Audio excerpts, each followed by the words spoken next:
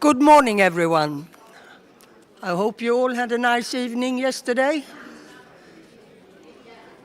Can we please go to our seats? Good morning again. Thank you. We have two matters from yesterday to deal with, unfortunately. And the first one is a joint proposal from the Commission, proposal number 2, regarding the general rules. And I give the floor to the Disciplinary Commission, and I think Sarah Johnson will talk for the Commission. Please.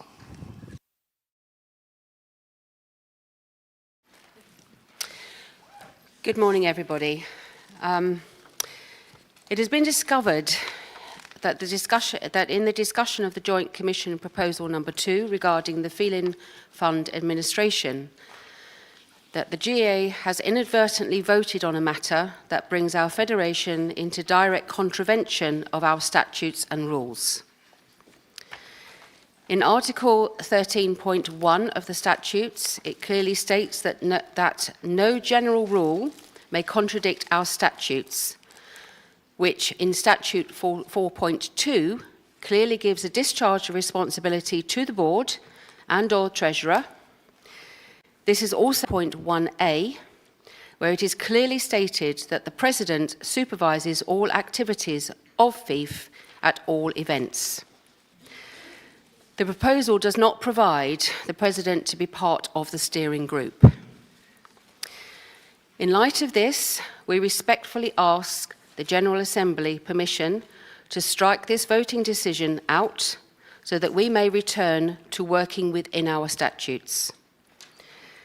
We further recommend that the Health and Welfare Commission work closely with the Board to formulate a working practice for a steering group which falls within our framework and comes with a new proposal to achieve this outcome. Thank you.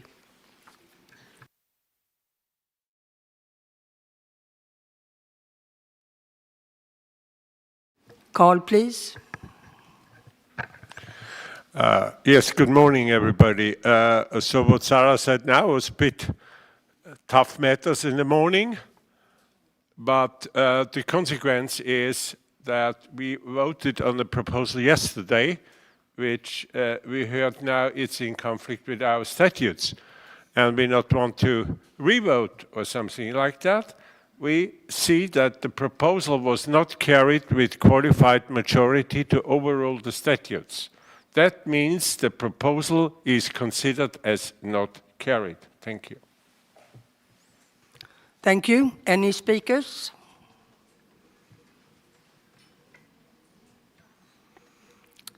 Okay, then we go on with the second question. Féline asked if it's possible to deal with their proposal number 3 again. And I agree with that. And I have the possibility to ask the floor, the General Assembly, if that is possible. This concerns a change in the proposal, and due to the late hour yesterday, it was forgotten. So I will, if you agree, I will give the floor to Féline and ask for a quick solution. Do you agree with this? Anyone against? Féline then, please. Good morning, all. Yes, I'm afraid I was really tired yesterday evening when we drew to the close and we treated our proposal, because I omitted to tell you that we had stricken part of our proposal.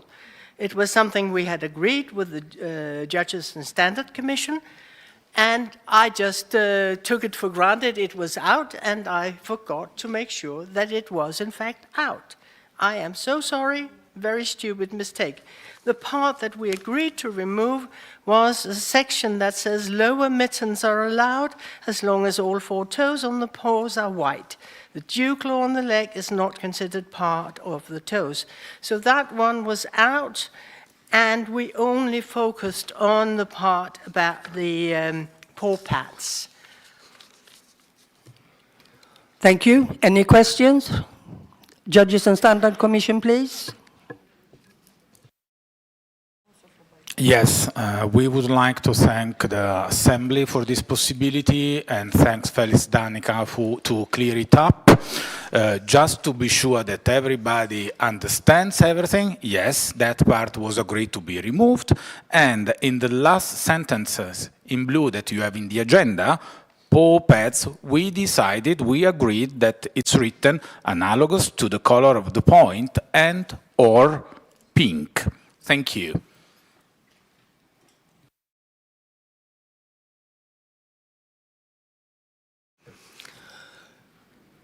Any speakers?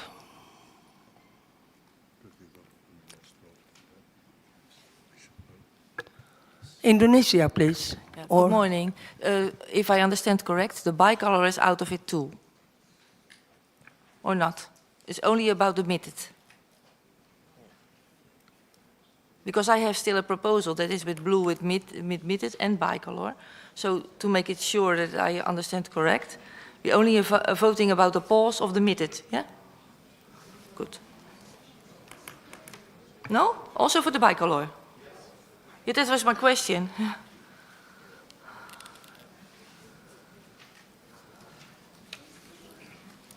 Charles, please.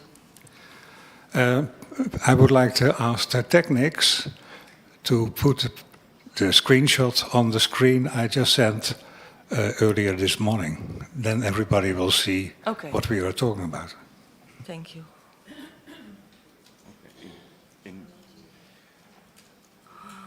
Denmark, please. Yes, we want to only remove the part about the lower mittens being allowed. Everything else is as we agreed yesterday.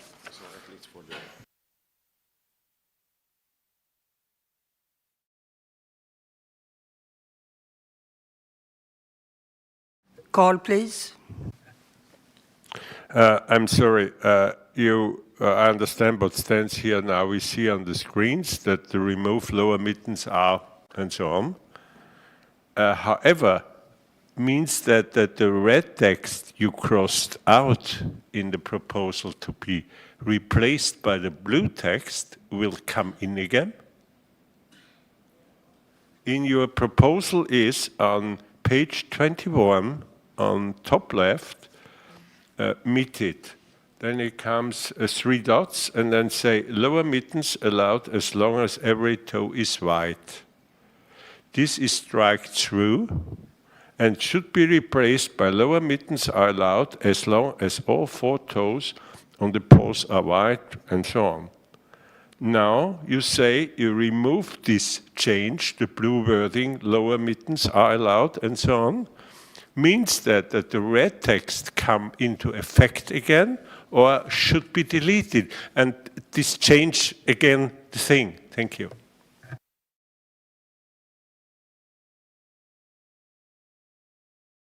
Denmark, please.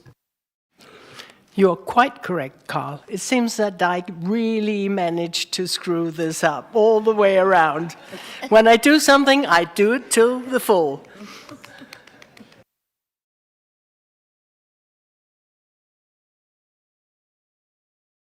And then I give the floor to Carl for the voting, please. Okay, now I have to repeat all this again. So we do that what stands there on the screens. I not read all that out again. And in the proposal, the crossed out text, lower mittens allowed as long as every toe is white, will come into effect. So this deletion will not happen. And that is what we are voting upon now. And I just say, please open voting now. Thank you.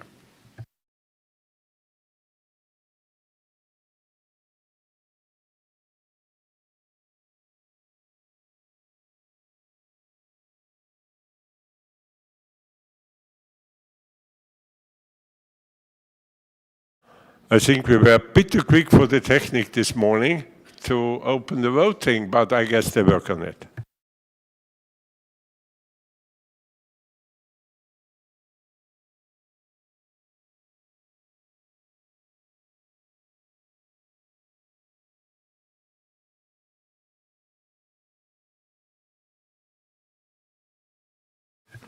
Can I ask the technique, please, to open the voting? It's not open yet.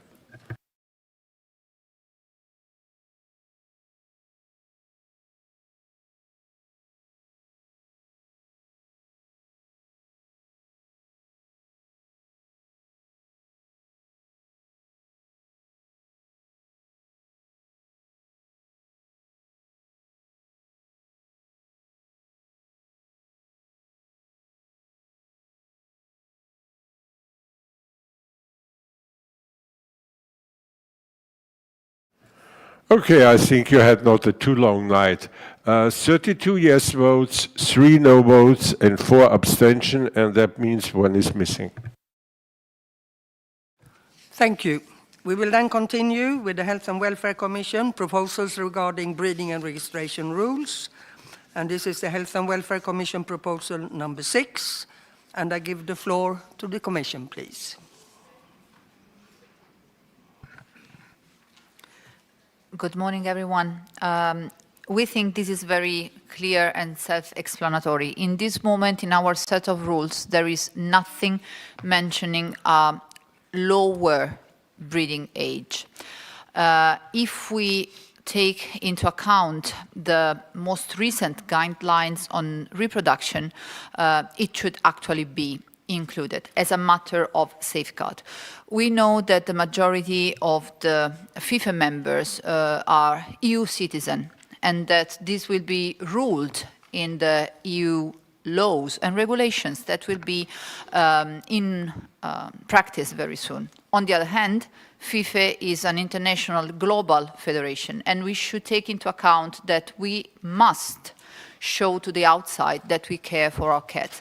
And even though we are well aware, thanks to the survey that we distributed to all of the members, that most of our members already have got national regulation to safeguard these, we feel it's a need to have it clearly stated in our federation rules. So we ask to include that minimum breeding age is 10 months, so that the first litter for a queen happens at 1 year.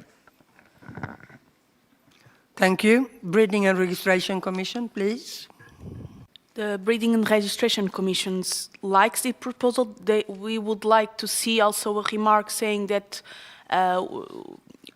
we can have an exception when there is a veterinary certificate, especially for the category 4 can be a little, we can have problems with this, but either ways we are in favor of this proposal. Thank you. Breed Council Administrator, please. Good morning, everybody. I have a few reactions from the Breed Council. The American Curl Breed Council, with 5 members from 5 FIFe members, is in favor. Then I had votings from the Neva Mascarade. 6 members from 3 FIFe members is also in favor. British Breed Council, 34 members for 19 FIFe members is also in favor. Burmese Breed Council is in favor. All of the members, I think. Let's have a look. 5 yes, 1 abstain. Then Persian Exotic Breed Council was in favor. So, a lot. Thank you. Health and Welfare Commission, please. If the room agrees with the addition, we can second the request from Breeding and Registration to put a remark that in those countries where the national law agree with that, with a vet certificate, it can be lowered. Because we know that in most countries this is not possible, but we are totally open to add this line. Thank you. Brazil, please. Sorry. We would like to see the remark on the vet cert, and we are not pretty sure that our rules should mention in those rules that it's possible, because the member can have more strict rules to follow the country rules, the government rules. So I think it would be just vet certs would be accepted as exception, and the member can deal with more strict ones. Thank you. Great Britain, please. Good morning, everybody. Thank you very much for BRC asking for the addition for the vet certificate. As we all know, a one-year-old cat would be the ideal point, but cats do not like to follow our plans. And sometimes breeders may have to do an earlier mating for the health and welfare of the cats, especially with breeds that are a little bit more promiscuous in nature. But we do know of an NFO who had Pio at 10 months old after only 2 heats. Cats, if only they would follow what we would like as rules, that would be ideal. So we need a little exemption for veterinary reasons. Thank you. Thank you. Any other speaker? Luxembourg, please. Good morning, everybody. Many thanks to Health and Welfare Commission for repeating Luxembourg's proposal from 2 years ago. It's so necessary to have more about the health of our cats in our rules. Please vote yes today. Thank you. Any other speaker? Estonia, please. Good morning, everyone. We support this proposal very much. We already have in our national rules fixed age for breeding, and we think it's really necessary if we talk about the cat health. Thank you very much. Thank you. No more speakers. I give the floor to Carl. No, sorry, Brazil, please. Just to be sure, do you have the addiction of the vet cert can be an exception? I would like to hear what we are voting on.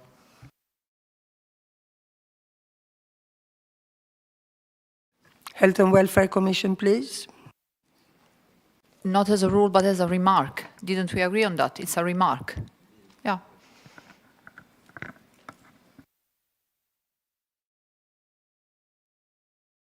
Great Britain, please.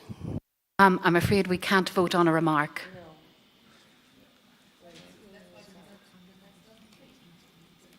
Then. Okay, I give the floor to Carl then for the voting, please. Yeah, sorry, I'm not quite clear now, or I maybe not understood everything. So we vote the proposal as it stands because remarks cannot come in the rules. Remarks are remarks. So we vote on the proposal as it stands. Please vote now.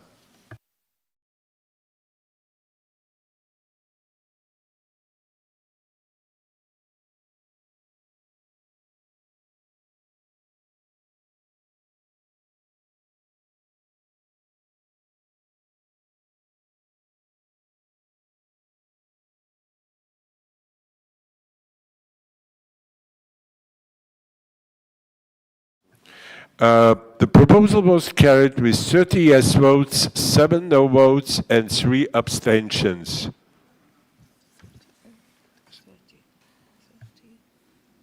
And can I ask the technique to put on our screens here also the agenda, what we had also on yesterday, that we see the proposals on the screen. Thank you.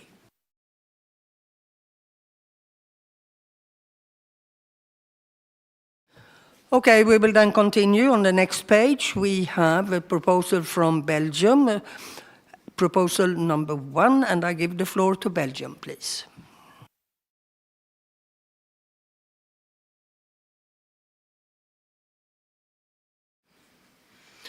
Yeah, the Belgian proposal, I think, is quite simple proposal.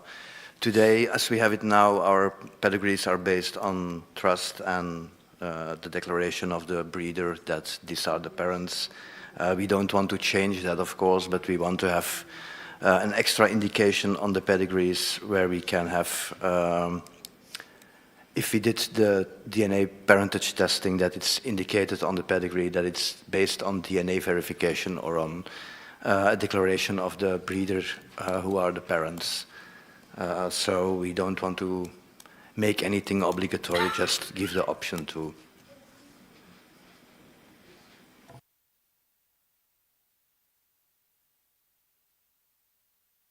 Breeding and Registration Commission, please. Breeding and Registration Commission has a problem with this proposal. FIFe pedigree should be a FIFe pedigree, and if we have some pedigrees that we say that they are DNA tested and some that say it's not, we will have premium pedigrees and not so important, and we would like to keep them as equal. A FIFe pedigree should have all the same importance because it's a FIFe pedigree. And you can have already, it's not, a breeder can test their cats and they can also share that genetic results with the buyers or with another breeder. So you can already have that tested. So we are not in favor of this proposal. Thank you. Health and Welfare Commission, please. Thank you, Felice Belgica, for a great first step. We all know that the gold standard to be sure about our work and selection is the parentage testing. And we know it from previous recent experiences that we are facing right now in the cat fancy, that this should be the direction to follow, and that some governments and laws already require it. We are in favor. We just ask, as a matter of rewarding, as commented in the open meeting, modify the declaration of honor in self-declaration, because we think it's a little bit more clear in our FIFE English. Thank you. Thank you. Breed Council Administrator. Yes, a few breed councils reacted on this. First, the British Breed Council, which consists of 34 members, 19 FIFE members, 17 no votes, 8 yes. Concern raised, DNA must be taken by vet and also the costs. Then the Burmese Breed Council was divided. They have 8 members from 5 FIFE members, 2 yes, 2 no, and 2 abstain. Then we have the Persian and Exotic Breed Council. They voted no. They consist of 70 members of 12 FIFE members. And the Ragdoll Breed Council was 45 members from 17 FIFE members. They voted 14 yes, 9 no, 7 abstained. Thank you. Thank you. Belgium, please. Yeah, to come back to what Sarah said, we have no problem in changing that. And sorry for the Breeding and Registration Commission, but if you want to have uniform pedigrees, maybe then we all should also have the same uniform layout. Thank you. Finland, please. Yeah, we also found this proposal a bit problematic. We also, of course, understand the sentiment behind it. When the rule would be written like this, it doesn't say anything who takes the test, how are they handled. And as I understood, in countries where this is already legislation-based, the owner can take the DNA swab test and send it. So in Finland, all the tests that we require, which are mandatory, of course, this is not mandatory. That's another point. But if you want something printed in the pedigree, it has to be taken by a vet who checks the microchip and confirms that this really is the cat we are giving the test results. And another thing is that when something is not mandatory, it's really tricky to be in the rules, because then some kitten buyers think that why is this DNA tested and not, because they don't know the reasoning we are talking here. Thank you. Thank you. Brazil, please. We also don't like the proposal as it's written. I think we should not put a question mark on our breeders. And the second point is that in many countries, the breeder can have it tested. It can be tested here and there. It would prove not really necessarily anything, and I think we should rely on our breeders more than anything. So we think it's not a good proposal. We should not go on that. Thank you. Estonia, please. We understood idea and we think it's really good idea, but we just are wondering why we need to keep every testing and every veterinarian measure in pedigree. We think we have a pedigree just for some mentions, but veterinarian thinks better to keep a veterinarian passport, not in pedigree, because we don't have enough species in pedigree to keep everything. Thank you. Thank you. Romania, please.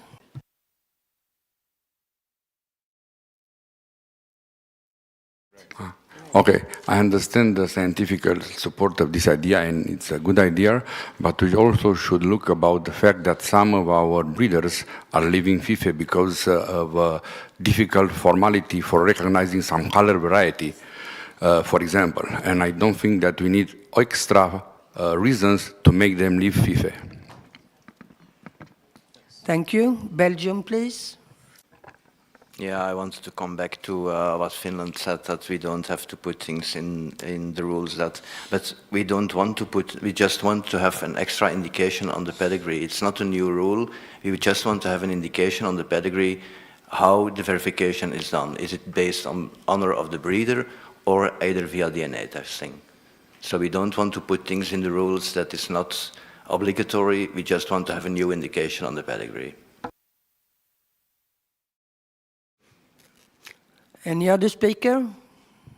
Show commission, please.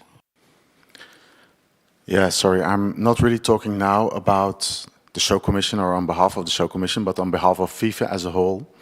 I hear here arguments about the cost is too high and we should not do this and we lose members.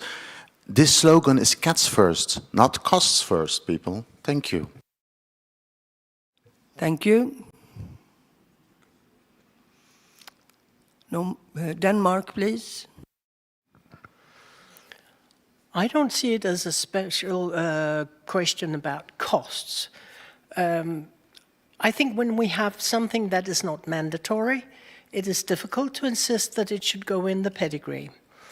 And when we have things, I totally agree with Finland, that when we put things in the pedigree, the DNA testing should have been done by a vet and it should have been verified against the microchip number. That's what we do with those testings that are mandatory for the breeds, and that's what we would insist on if we wanted to put parentage in the pedigree as well. Thank you. Brazil, please. Another thing I would like to bring here is that we should deal with FIFE matters, and I'm not pretty sure. I would like to hear Belgium, but I think it's a rule in Belgium now that DNA should be done. But I think that we have different realities, different costs, different politics on the vet, or the breeders can have the test themselves. So it's too different here and there to be a rule just because one of our countries would have it on a government rule. You can have it on Belgian pedigrees if it's a rule over there, but why do we must have it everywhere? Belgium, please, and after that we will go into voting. Belgium, please. Absolutely correct, Rodrigo. We have it in Belgium. Our breeders do it. They don't have any problem with it. But also with our proposal, your breeders would not be obliged to do it. You can still do it as you want. Thank you. Carl, please. We go into voting. We go into voting. Felis Belgica, proposal number 1, about the indication of the DNA parental verification on the pedigree. Please vote now.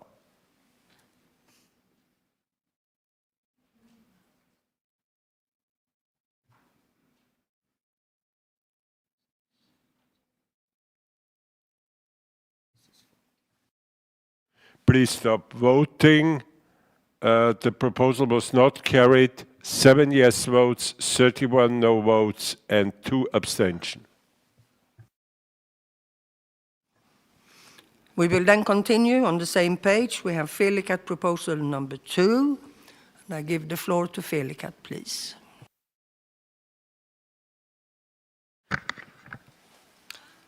I think the proposal speaks quite for itself. We would like, and we are well aware it only applies to a certain amount of breeds, that if a cat is bred from 2 purebred cats from the same breed, that and one of the offspring, or all of the offsprings, are born with non-recognized varieties, non-recognized traits, that it would still have the EMS code of that breed and not the non-recognized short hair, either long hair variety. If we would test a kitten in DNA, but you're very much opposed to that all, that kitten would show as that breed, not as a non-recognized short hair or long hair. And that's basically it. We can have the EMS code and just an X for non-recognized variety.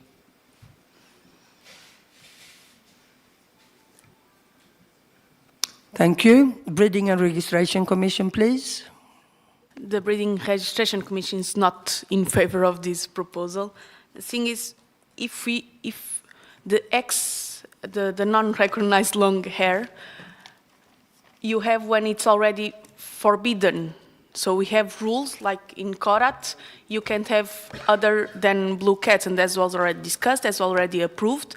That's when you have, if you have from the same breed a non-recognized variety, it's an X variety, not a XLH cat. Thank you. Judges and Standard Commission, please.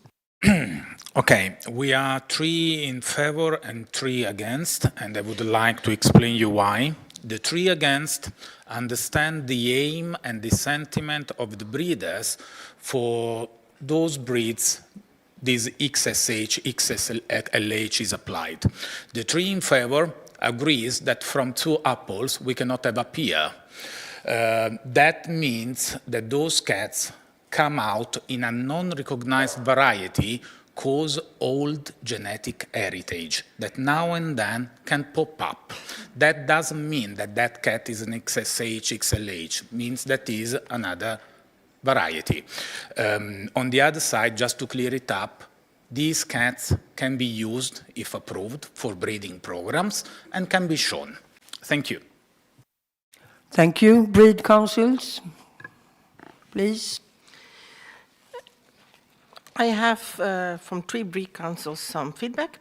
Russian breed council, 17 members from 9 FIFe members, they are against.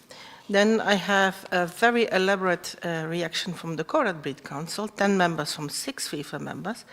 The Korat breed council is strongly opposed to Féline's proposal. I wish to specify that the Korat breed council wants the following statement to read out. The Korat breed council is strongly opposed because they have clear registration policy that does not exceed to be changed. Sorry, allowing other colors to be registered at Korat X would redefine the breed. Breeding Korats in only one color, blue, is neither emotional nor its limited genetic diversity. Korat breeders in FIFe as well as in other registries have imported Korats from Thailand to broaden the gene pool and avoid bottleneck situations, resulting in Korat to be one of the least inbred breeds. The FIFe Korat Breed Council wished to leave the registration of other colors in Korats as XSH, Kor, and follow the current breeding rule that only blue Korat shall be used, and only blue offspring from blue Korat parents can be registered as Korat. Thank you. Then the Ragdoll Breed Council, 12 against, 2 abstained, and 6 yes. And they have 14 FIFe members, some 17 FIFe members. Thank you. Thank you. Breeding and Registration Commission, please. Thank you, Francesco, because that's what I was adding. I forgot to mention that you can use these cats already in a breeding program, so we are not limiting the gene diversity. Thank you. Finland, please. Talking first on behalf of Maine Coons, I'm not sure if I missed, Natalie, the Maine Coon Breed Council opinion on this, but there was 22 no. I don't recall now the exact number of members. But then the Finnish point of view. We have two Russian blue clubs. One was in favor, one was against. But the great majority of the Finns participating in the discussion, our members and breed clubs, were against this proposal for many reasons, but mainly the ones that were already mentioned here in the hall. Thank you. Thank you. Breed Council Administrator, please. Thank you, Rika. You're right. The Maine Coon Breed Council with 27 members from 17 FIFe members, 20 votes no, 2 votes don't know, and 6 didn't vote. Thank you. Thank you. I have no more speakers, so Carl, please, will you take the voting? Féline card proposal number 2, a registration of progeny within the recognized breeds. Please vote now.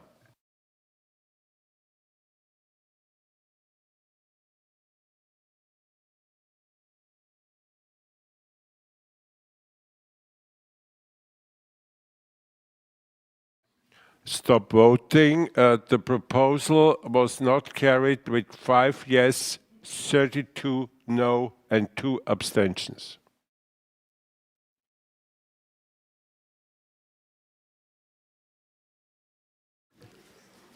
Well, we go on the next page. We have proposal number 1 from Switzerland, and I give the floor to Switzerland, please.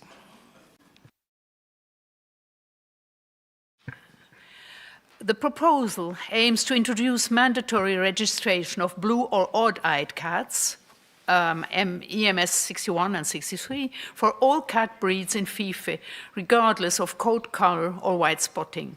The motivation behind the proposal is that blue or odd eyes are increasingly observed in multiple breeds, sometimes linked to dominant blue eyes DBE mutations. Since only some responsible mutations are known or testable get only in Maine Coon, systematic A-color registration could help breeders, breed commissions, and researchers monitor potentially problematic genetic developments or health issues over time. This is only for registration, has nothing to do with standard or show. To follow the problems with certain progeny of blue eyes.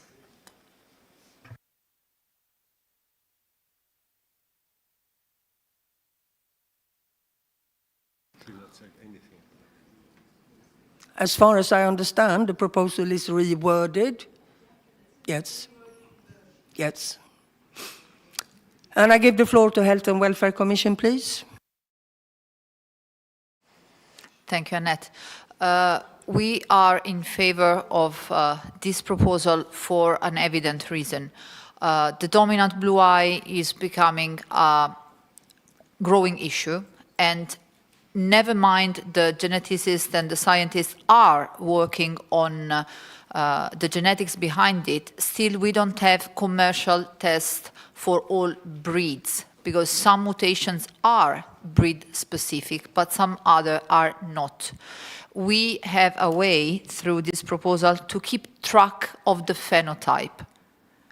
It could be beneficial in the next few years to have track, to build genealogy of which lines are involved. This has been helping a lot breeders and scientists to find out those breed-specific mutations that are nowadays discovered.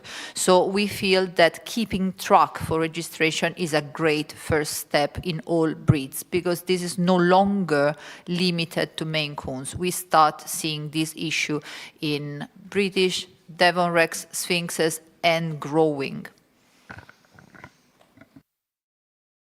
Thank you. Breeding and Registration Commission, please. We are in favor of this proposal. It's a reworded proposal, so also the rule it's not this one in the agenda. And we are in favor because it is a problem that is appearing, and we need to have registers of this problem arising in other breeds, the DBE problem. So we are in favor of this proposal.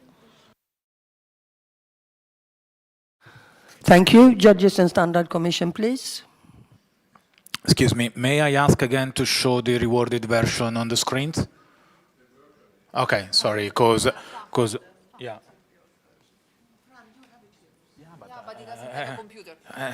Or I have the paper or the computer. Both I have no space. Okay. I saw the one that you shared with us, and for us is 6 yes.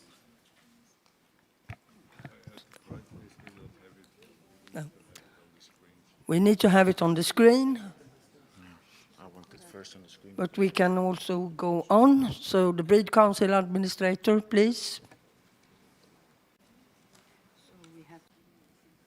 I had a few reactions on the old proposal. For this one, I cannot recall to the Breed Council on this short term. This is a pity. Thank you.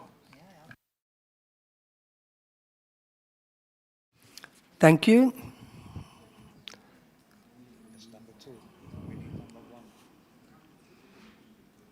Proposal number 1, it should be. This is proposal number 2. This is proposal number 2. We need proposal number 1, the other attachment on the screen.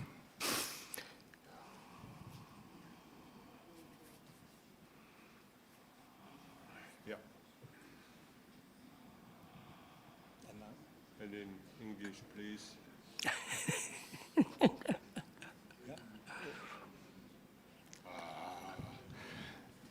Okay. Wow.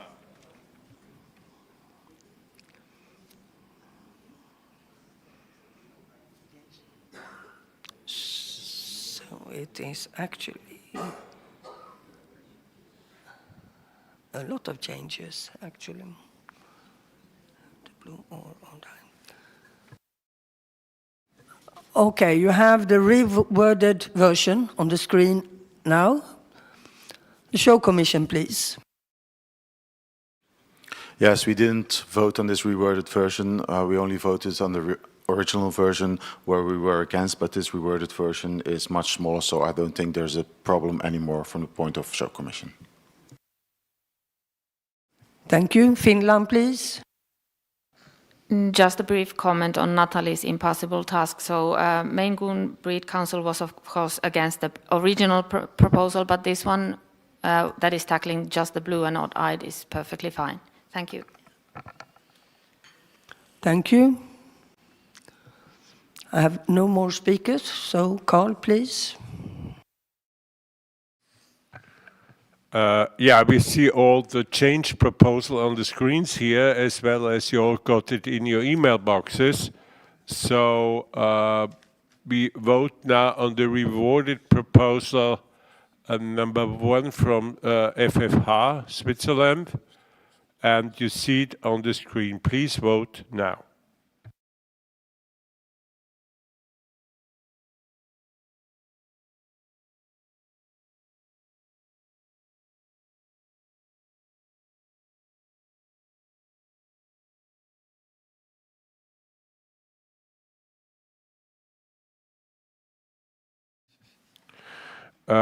Please stop voting. Proposal was carried with 32 yes votes, 4 no votes, and 4 abstentions.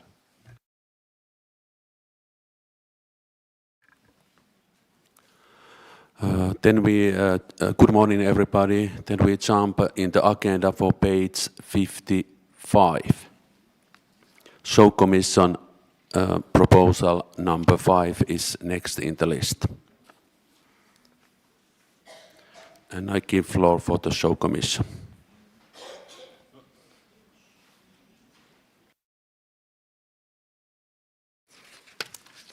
Okay, I wasn't prepared because I was still having the original agenda in front of me.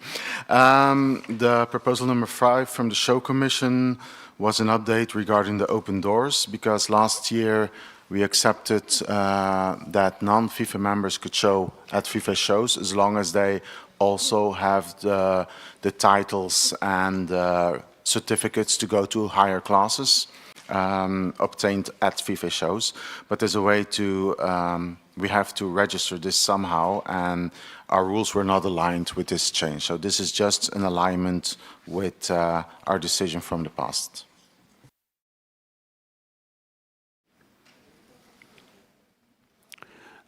Any commissions?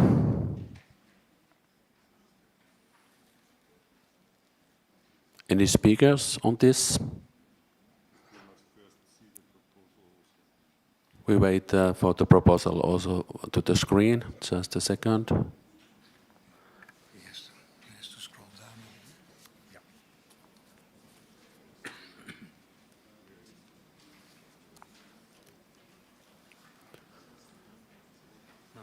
Show Commission proposal number 5, page 55.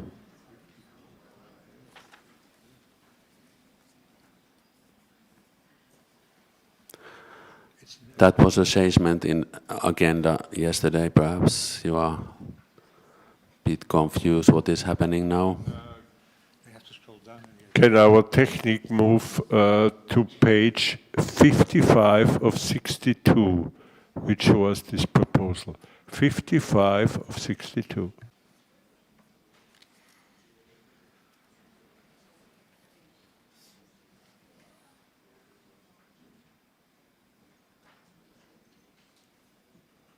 Thank you.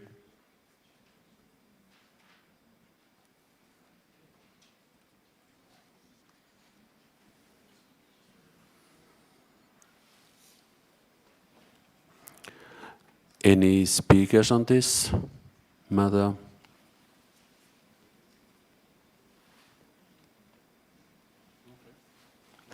If not, we can go for the voting. So we vote now for everybody. We made a jump in your papers. We are now on 55 on the lower proposal. This is Show Commission proposal number 5, update to open doors. Please vote now.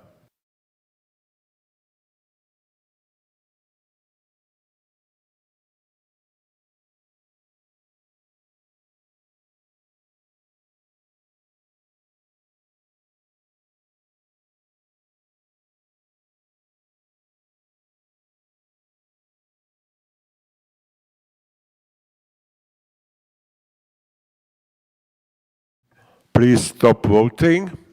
We have 34 yes votes, 5 no votes, 0 abstention, and 1 vote missing. The proposal is carried.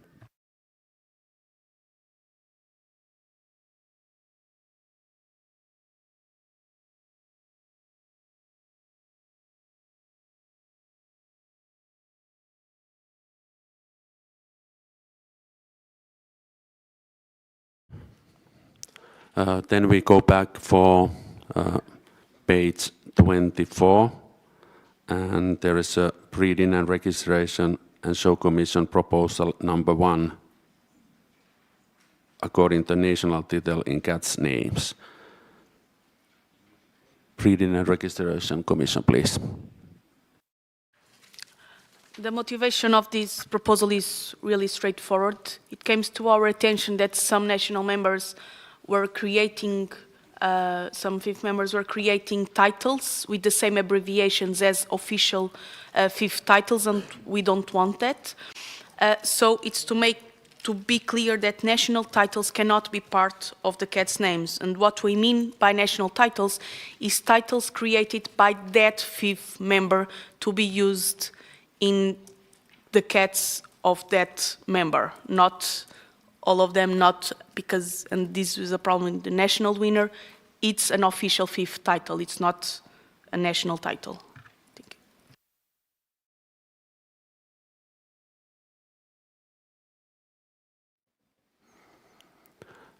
you. Commissions? Breed Council? No? Any speakers on this? Russia, please. The rule that's been said here is no national titles can be part of the cat's name. But if I come up with a name which doesn't even apply to a breed winner or a FIFe title, then we all against this, that I cannot use this special name in the cat's title?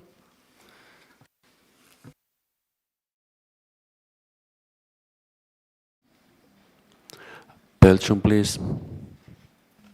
Well, we understand, of course, the motivation behind this proposal, but the way this proposal is written, as far as I know, a title is never a part of a name. It's a prefix or a suffix. So, as this proposal is written, it doesn't make any sense. Breed and Registration Commission, please. First, answering to Erin,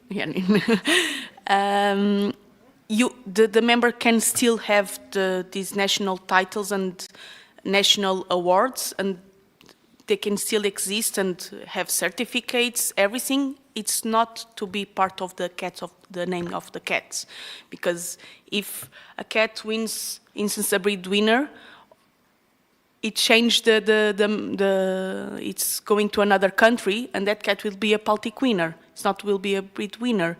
So it can't be part of the name, and okay, that can be another titles, national titles in another abbreviations, but we have to cover it all. We can't have, okay, if it's the same, we can't have it. If it's different, we can have it.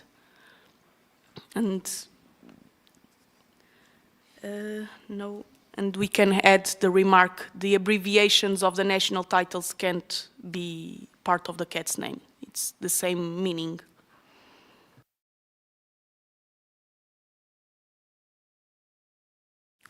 Slovenia, please. Yes. We have very strict rules what can be and what cannot be registered of the titles, because we have official FIFE titles. So only official FIFE titles are entitled to be registered on all FIFE pedigrees. That's why we have uniform rules about what should be on pedigree. So this sentence should be probably changed. National titles cannot be registered on the pedigree. And then we talk about what is, because they cannot be registered. It's not about part of the name of the cat, correct? They cannot be registered. You can put zillion diplomas or whatever. You can write on your Facebook everything what you want, but on pedigree can be registered only the official titles. So I think the crucial word here is registration, registered on a pedigree.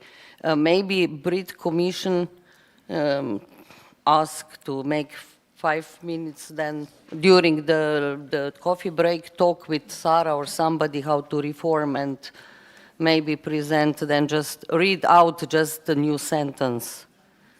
We did that already in the past. Thank you. Thank you. Felikat, please.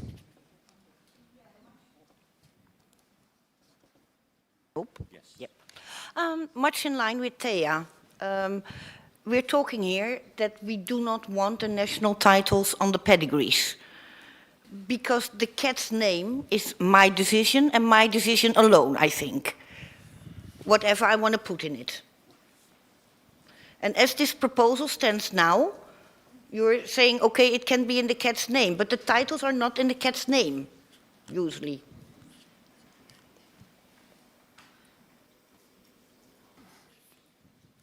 I think. Thank you. Brazil, please. I fully agree with Tia, and if I can suggest, I think registration commission could just change the sentence for national titles cannot be registered on a FIFE pedigree. It would cover everything. Tia is really right to the point, and we can manage just, I think, saying it, and everybody could vote now. Thank you. Belgium is the next in the list, please. Yeah, I'm listening to all these suggestions of changing the wording of the proposal, but I guess when I look in those suggestions that we come up with an à la minute new proposal which has not been on the agenda. Finland, please. I tend to disagree with Belgium because it's not a new proposal. The meaning of the proposal is exactly the same and the motivation stays. I fully agree with Tea's proposal. We don't have to mention FIFE pedigree because we only register FIFE pedigrees. But the wording, national titles cannot be registered in the pedigree, is absolutely correct for us. In Finland, we discussed if we should reword national titles with only FIFE titles, but national titles work with this proposal by Tea. Breed and Registration Commission. We would like to reword the proposal to national titles cannot be registered in the pedigree of the cat. Can you please repeat? Cannot be.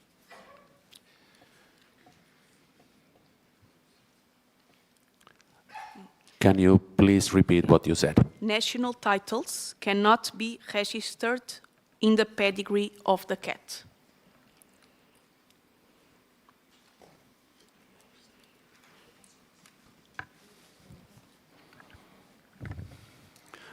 Thank you. Belgium, please. Yeah, I want to come back on my earlier comment. Now we change the proposal of registering titles. National titles cannot be registered, while the original proposal limited what I could name my cat. So this is a complete new proposal.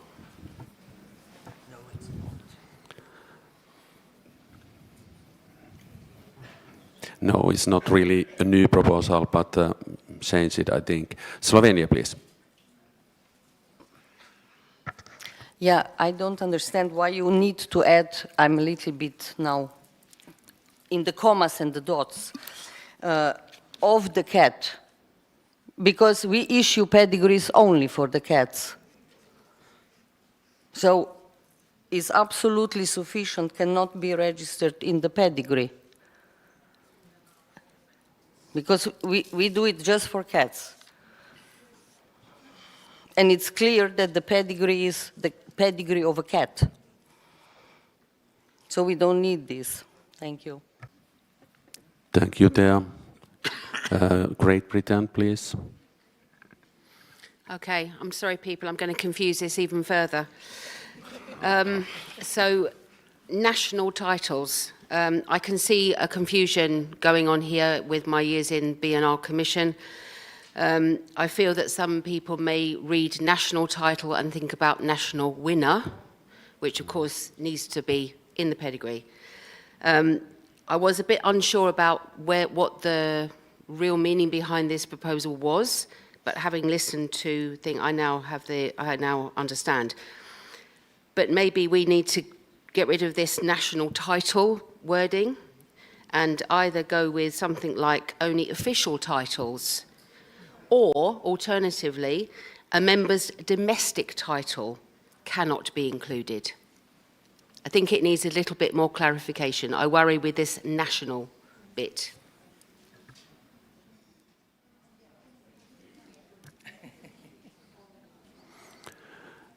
Did I understand correctly, Sarah? You wanted to change it like members' national titles cannot be registered in the pedigree.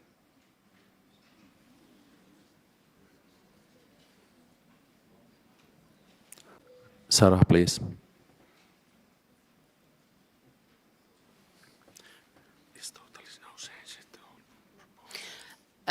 Yeah, what I was trying to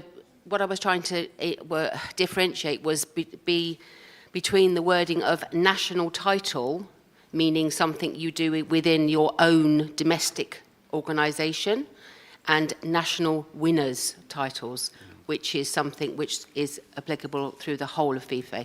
So I see there being a little bit of a grey area there with people who are not dealing with mother tongue language.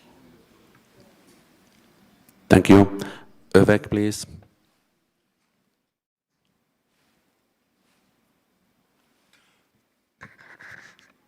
It was a misunderstanding, and now it's for me a little bit more clarified. Thank you. Breeding and Registration Commission. We would like to ask the GA for us to discuss this later after the coffee break, so we can, because it's a joint proposal, and we'd like to reunite and talk and come back with a reworded proposal after the coffee break.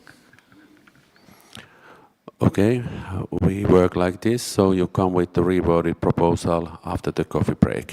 Thank you.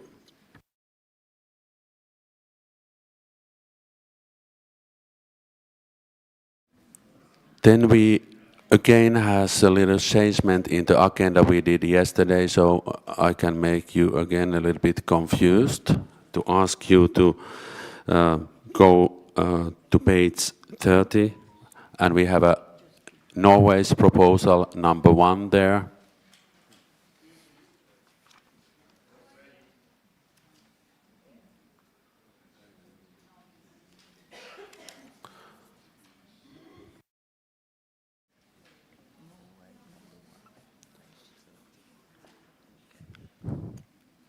So we have a changement in agenda. Norway number 1 is now on the table. Page 30.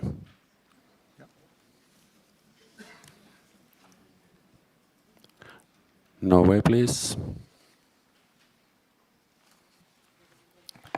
Yeah, thank you, Veiko, and good morning, everybody. And Norway's proposal is one of a few with more or less the same a goal, and that is to have a bit control over the ragdoll breed, as we also spoke about in the open hearing. This breed is also one of the oldest breeds we have in FIFE, and it's a very popular breed. And additional, the gene pool is large. So we would like to stop the novice class. For them, we also have spoken with Mundikat, our friends here beside me,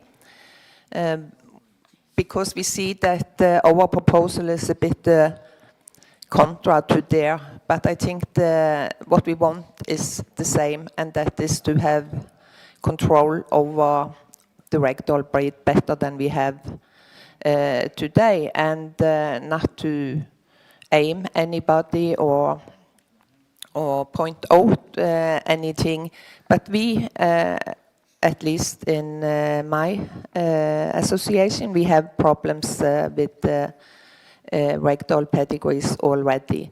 And we not speak about closing forever, but if we can take a break now, close it for a couple of years, and then again look at it and see where we stand.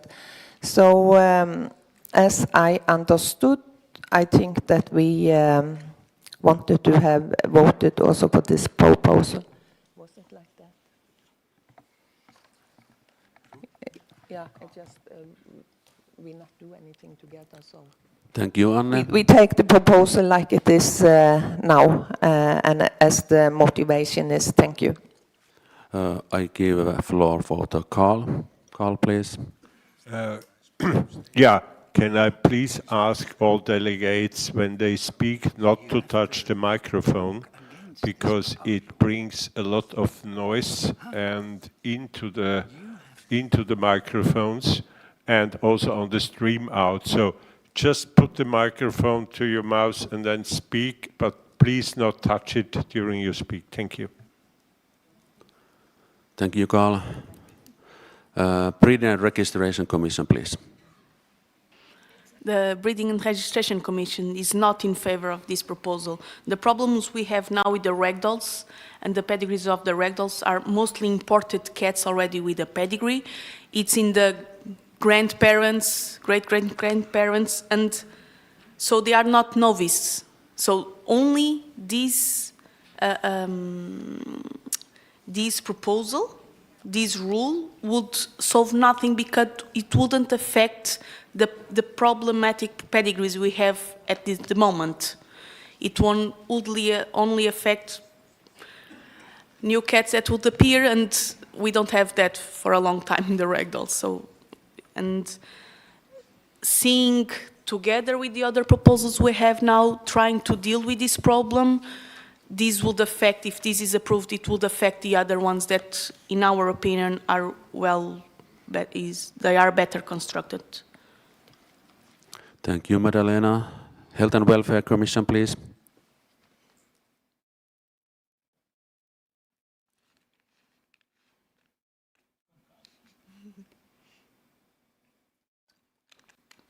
Thank you.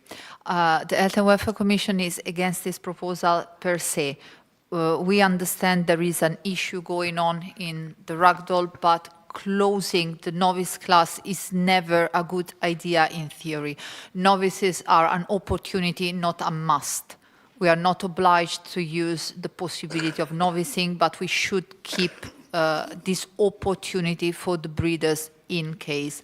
And we agree with the breeding and registration that looking at the other proposal on this matter, this is probably not the best one to deal with the already existing issues because those pedigrees already exist, are not novices. Thank you, Sarah. Next is Poland on the list. No, breed councils, perhaps, before that. I have a word from the Ragdoll Breed Council. 45 members, 17 FIFe members, 21 yes, 4 no, and 5 abstains. Thank you. No, the order changes here, but I give it the floor for Poland first. Thank you, Veika. Yeah, we are all aware that this proposal is connected with proposal of Felis Polonia and Mundicat regarding fake pedigrees. And of course, Felis Polonia is strongly against this proposal as we want to keep the novice class for ragdolls and give them still opportunity to get the pedigree in the future. Thank you. Thank you, Sebastian. Mundicat, please. Good morning, everybody. Yeah, I just can agree with Poland because it's the biggest problem in pedigree cats is a gene pool, and it's never wise to close a novice class. So we are very against it, the principle of closing a novice class. Thank you. Do we have any speakers on this? If not, we can go for the voting. Norway, please. Yes, it's never good to stop a novice class. I do understand that, and we don't want to do this forever. We speak about a couple of years, and I think also it's important to listen to what the Breed Council is saying. The large majority of the ragdoll breeders want this. They want this. Thank you. Finland is next. Riikka, please. Just to add the Finnish ragdoll breeders' point on this, and they are warmly favoring the Norwegian proposal of closing the novice class.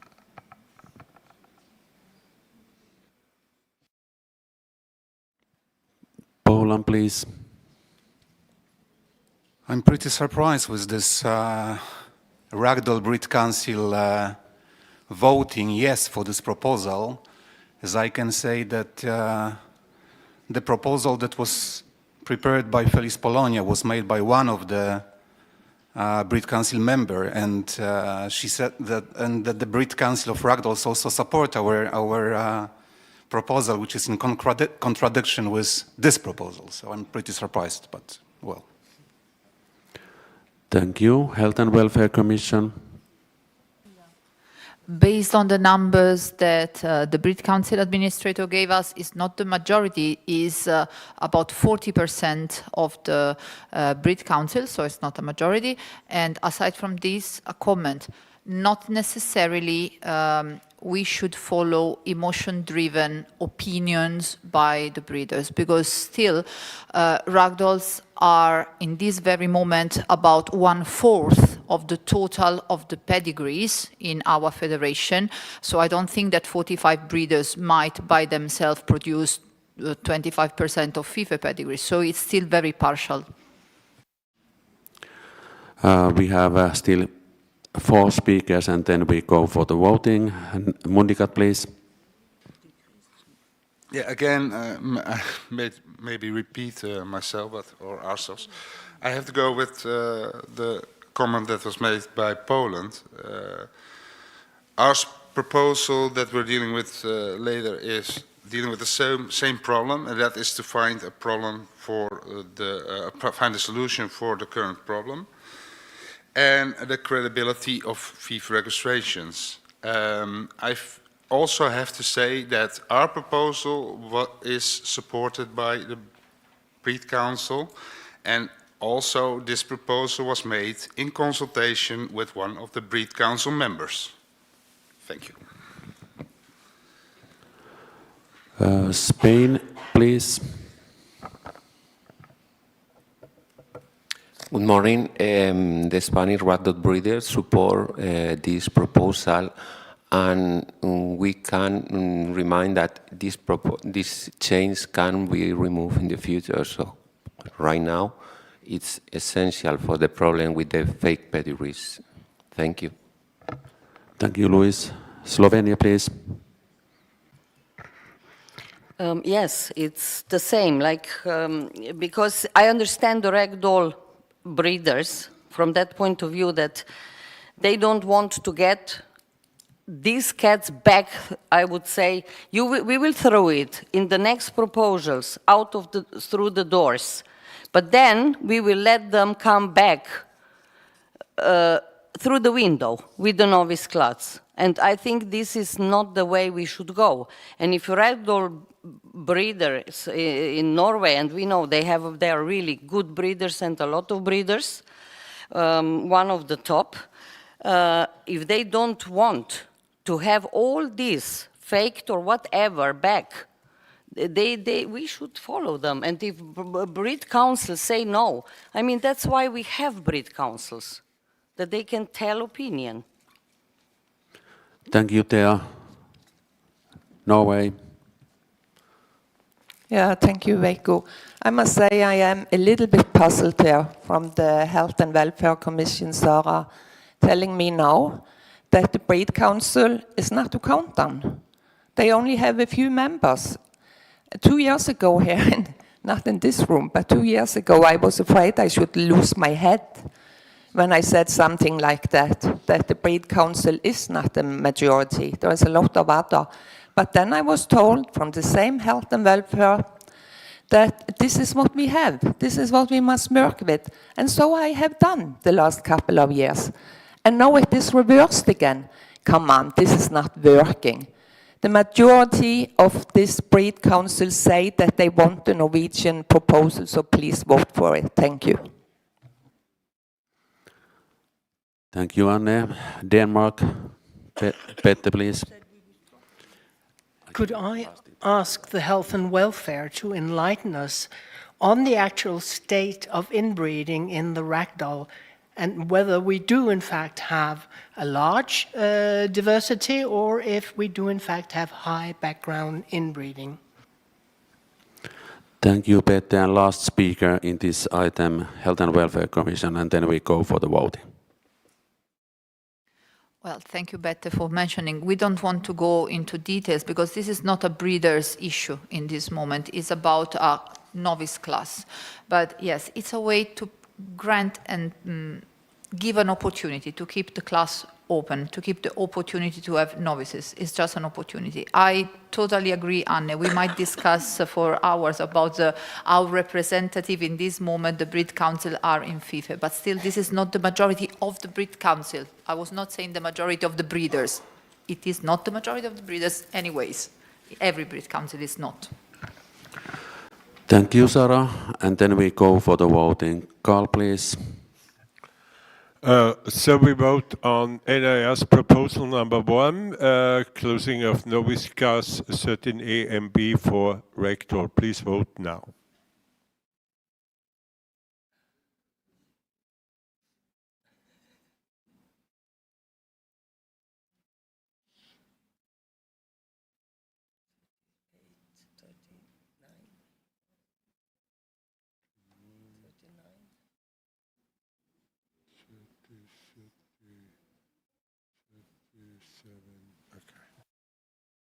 Please stop voting. The proposal was not carried with 15 yes, 22 no, and 3 abstention.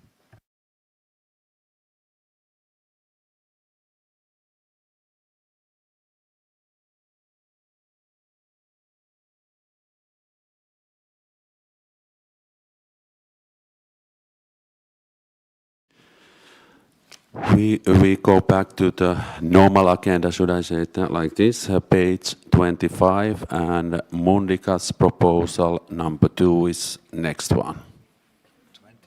25 is the page, Mundikat proposal number 2. And I give floor for the Mundikat.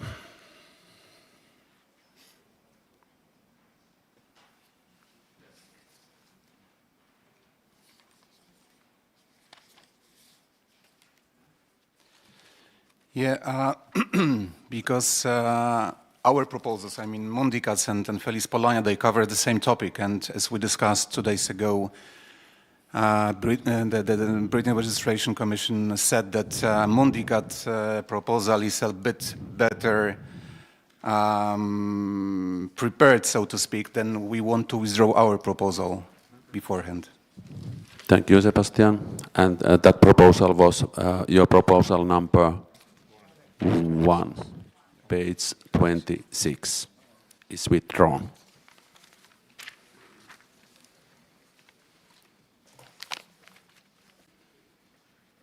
About the fall schedule is withdrawn. Yeah, this one. This one, yes. So, Mundikat, please.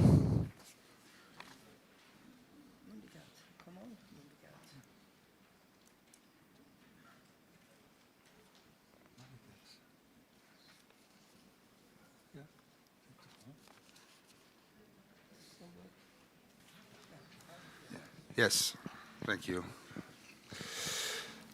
Yes, our proposal deals with more or less the same thing. I think we've seen in the last couple of maybe years that there's a lot of pedigrees that are not correct.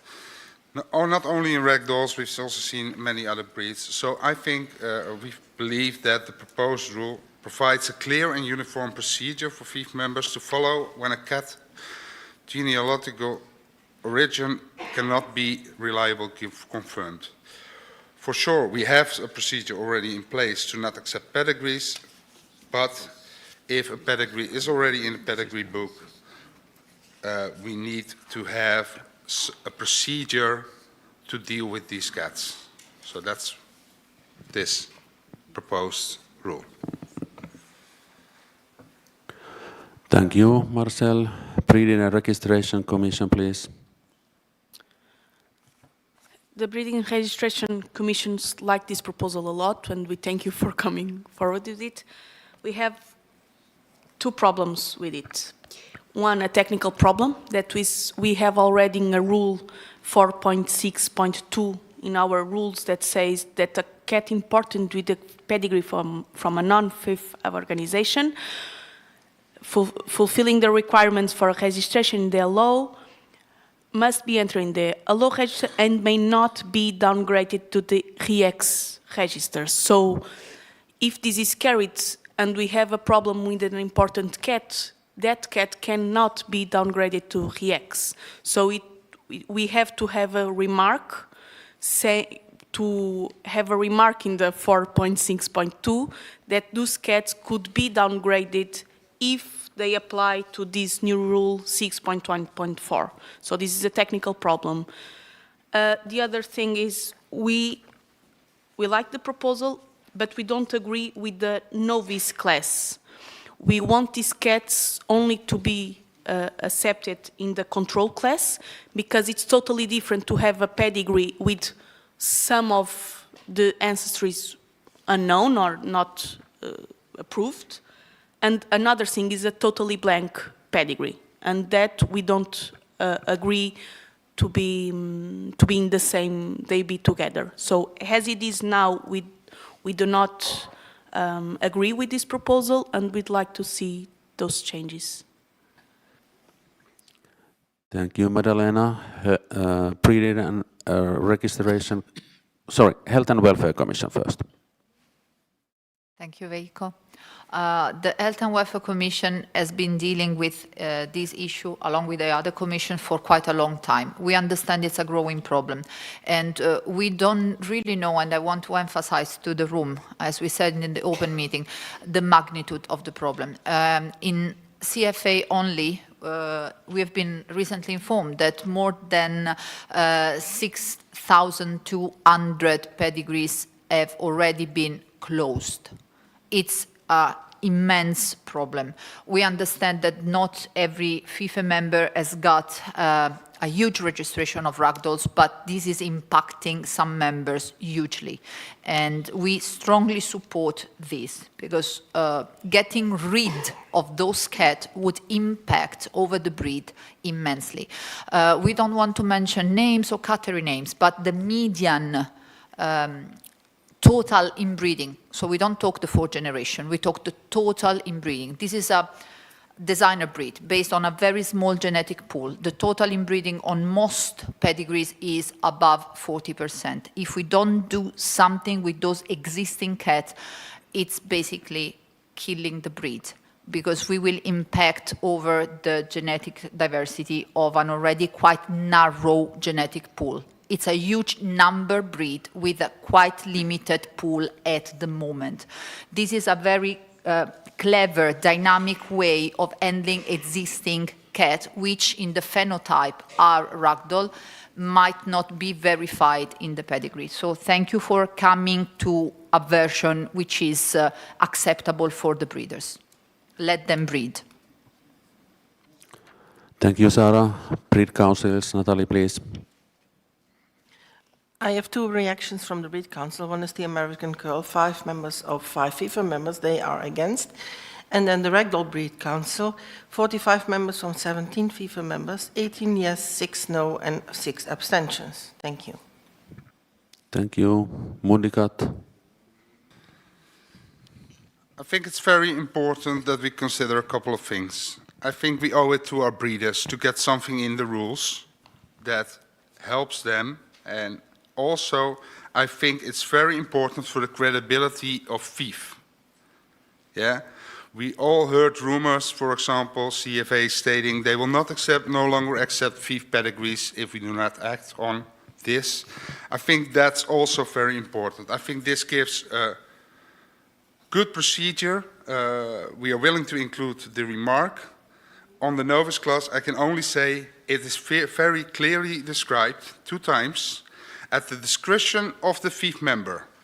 And on below it says, once the verification has been completed, the FIFe member may restore breeding. So, okay, we have this in, but it's up to you guys, all of us, the FIFe members, to decide, do we allow this for this breed or not? And that's, I think, is the main point. Thank you, Marcel. Indonesia. Laura, please. Yes. As a breeder of a breed who has this novice class closed many years ago, I know that's a really bad thing to do, because we almost lost our breed because of it. You can always, as a breeder, avoid the cats that come from the novice class. You're not obligated to use them. But the people who want to have this wider gene pool, please let them. It's so healthy. Thank you. Norway, please.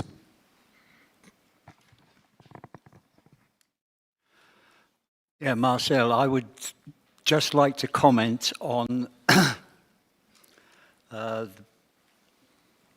with regard of the selection of the class here. The novice class in FIFe is always been for cats without pedigrees. These cats that you want to get re-registered, they have a pedigree. The pedigree may be blank, but they have a pedigree and a pedigree number. This is why the Breeding and Registration Commission would very much like you to just remove the novice class, and then we have no contradiction of the FIFe breeding and registration rules. Thank you, Stephen. Breeder Registration Commission, next. Thank you, Stephen. And also I would like to confirm, did you or did not added the remark about the 4.6.2 rule? I didn't understand it. Next speaker is Slovenia, please. Yeah. Of course, we all want this proposal, and not only for ragdolls, because I think there is quite some cleaning up to do in FIFe, not only in ragdolls. The problems I see here, first of all, depends on the breed you have. There are some pedigrees running around with simply written unknown in the pedigrees, and the cats are used for breeding.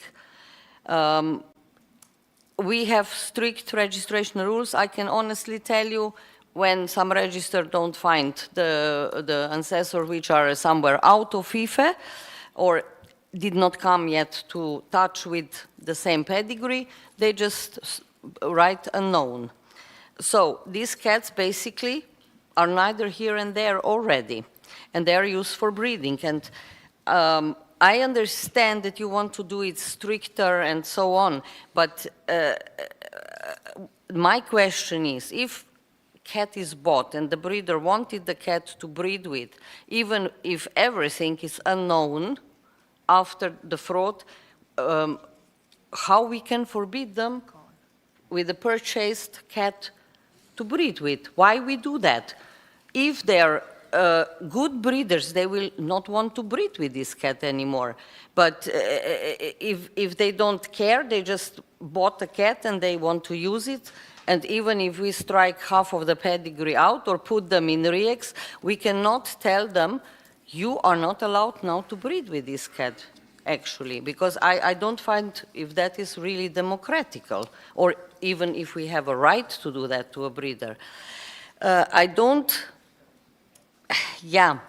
Control class. I really don't like this idea, because we threw them out of the door and then we take them back.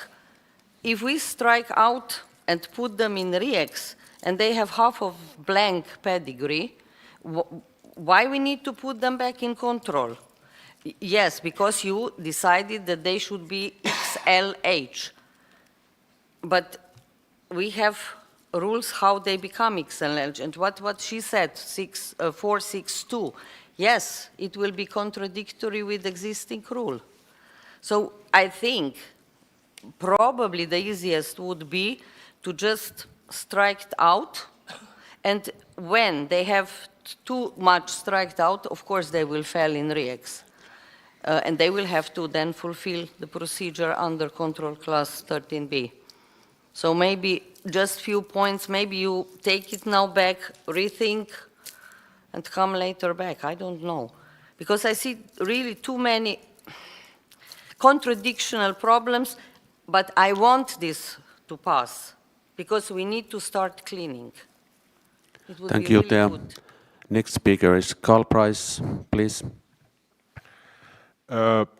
This time towards the proposal, and I speak as but also in the registry of our club.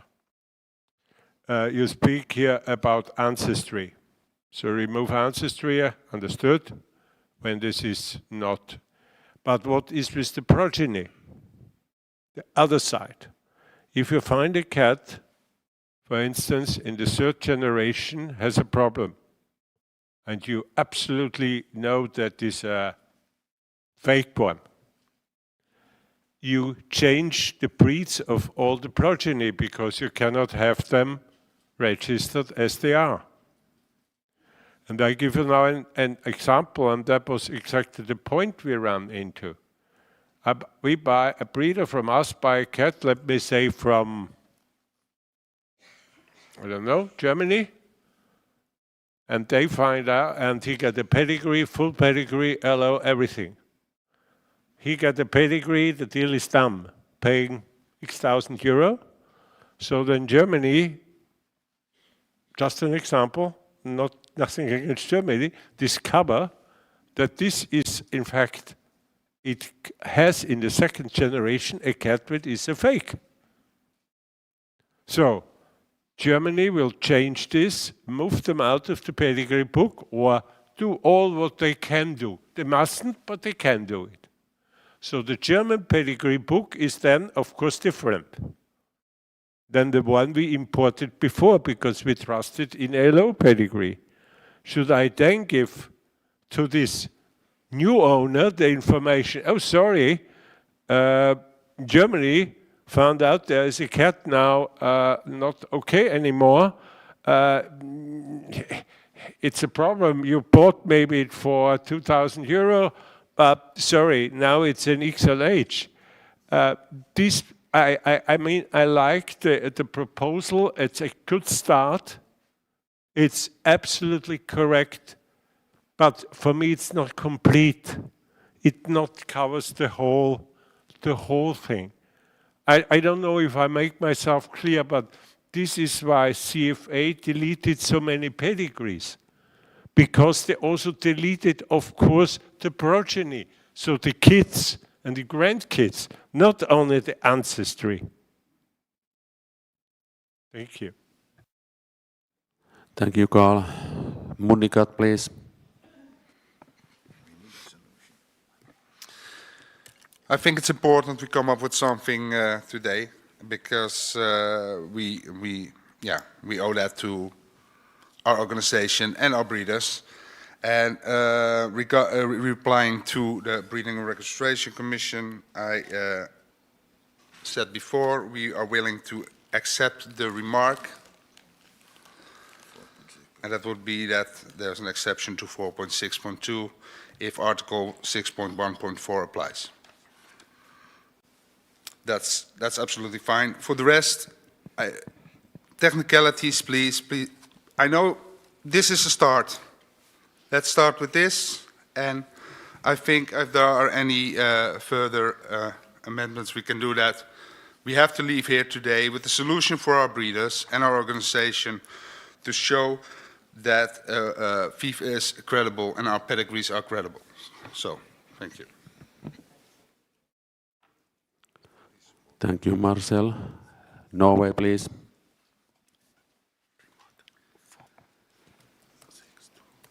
Yes, I totally 100% agree with Marcel here. We have to start somewhere. This proposal, although it's a general proposal, has been brought to tackle the first problem. To Carl and Tia, yes, we know there is problems in other breeds, and there's always problems with fake pedigrees, and there will continue to come new challenges. This proposal here is thought to cover the first identified challenge, but also can be a framework for future challenges. But you can't predict what the future challenges are going to be. So, yes, this proposal should be accepted, and it can be modified when the new challenges come up. Thank you. Thank you, Stephen. Felikat, please. Yeah, Marcel, just for my thinking, the verification fails, right? We have fake pedigree. And then we go to point B, we re-register, and we start verification again. I think verification already failed, but okay, we start verification again.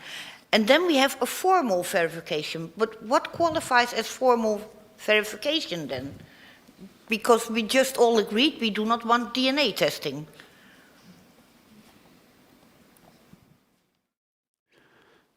Thank you. Brazil, please. First, I would like to say that I really like the proposal, and Brazil really wishes to vote in favor. I just would like a clarification or an instruction from the Breed and Registration Commission. When I read it here, and I'm asking this because of Carl's speech, should I understand that this is a procedure when I import a pedigree or at any time? So if I already have now a cat that have had offsprings, maybe grandchildren, how can I deal with, I don't know, 20 cats in a bloodline?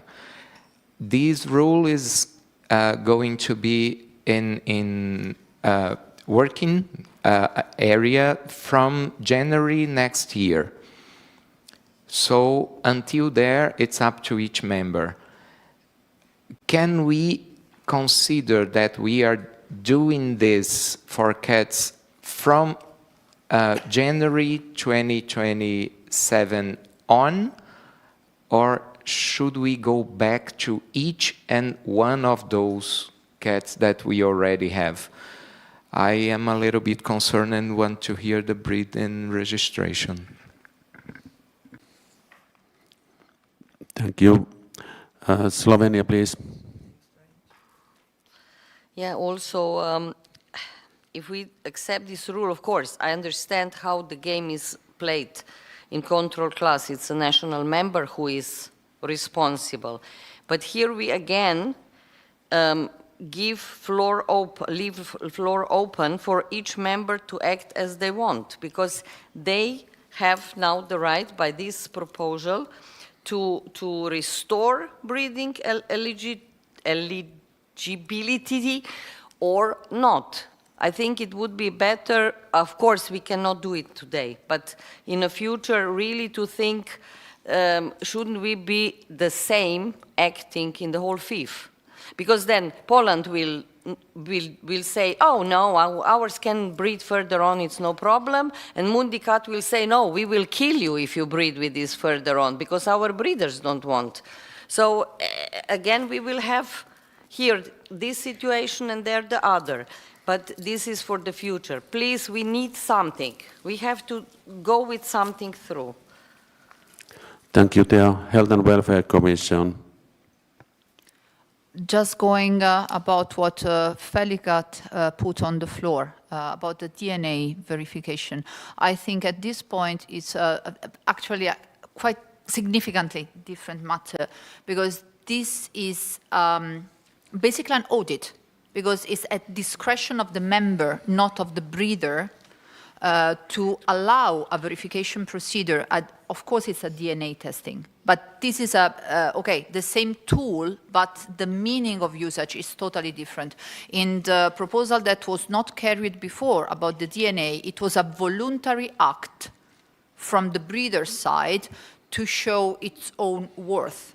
This is a formal procedure that the member wants to put in place, or should actually put in place, to grant that what is stated in the pedigree is verified. It's maybe what happens if we want a random check on a doubtful litter. So I think it's the same tool, but we use it very, very differently. Thank you. Breed and Registration Commission, please. To answer Rodrigo, it's not our proposal, it's Mundicat proposal, but since you asked us, we can answer. The idea is, yes, if you have a fake grandparent, yes, all the progeny will be also in these terms, would lose their law. Thank you. And we soon need to go to the voting. Romania next. I think also I understand the point of Sarah, but it's not about finding some tools to sort these things out. We are not dealing now with, in FIFe, a cat is belonging to a breed if the cat have a pedigree, a legal pedigree, from our point of view. And also we should look to the real life, if I could say like this, if a document, if some paper that is based on the forgery, everything that is built up to this is falling down. We could not admit false pedigree just because they look like the breed or thinking of the consequences that could last. A false is a false, period. Thank you. Then we can go on for the voting and proposal. Carl, please. Voting on Mundicat proposal number 2 as it stands, please vote now. It is about procedures when generally origin is failing.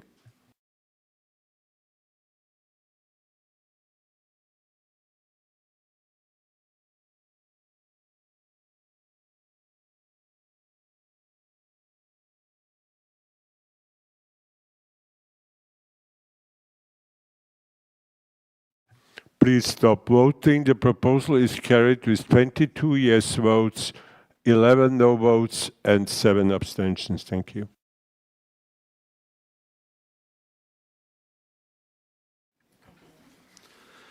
Next proposal is Breeder Registration Health and Welfare Commission joint proposal 2 about Burmese. Page 27. Poland was withdrawn on the way.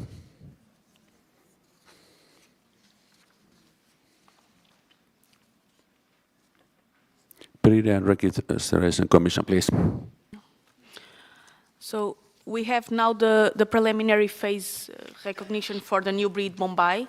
So, and it's permitted to outcross with the Burmese. So we are having new outcrosses XSH31 Bombay that they are Burmese, but it's an outcross, and will be very helpful for the Burmese breed to be able to use these outcrosses to maintain the gene pool and to continue with their breed. Thank you. Health and Welfare Commission. We strongly support, and that's why it's a joint proposal. It's a very healthy way of granting genetic variety in a breed with a quite narrow genetic pool and some well-known issues. And we thank the breeding and registration and especially the 2 involved breed council for a very long and proactive session to bring this series of proposal. Thank you. Breed Council. Yes, of course, the Burmese Breed Council, which is 8 members from 5 FIFe members, supports with 5 yes and 1 no. The Bombay Breed Council, 9 members from 7 FIFe members, 4 yes and 1 no. Thank you. Any speakers on this? Luxembourg, please.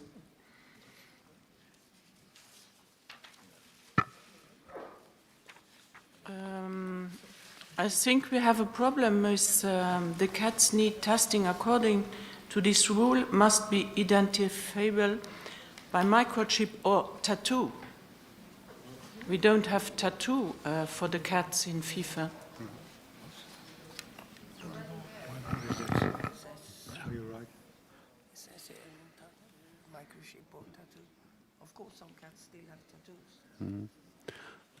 But this is not a change, but it's still in the rules. This is the existing rule. Existing rule. Finland, please. A question. Burmese and Bombay have different gene tests. So will this bring something, and should they be somehow uniformed in this case?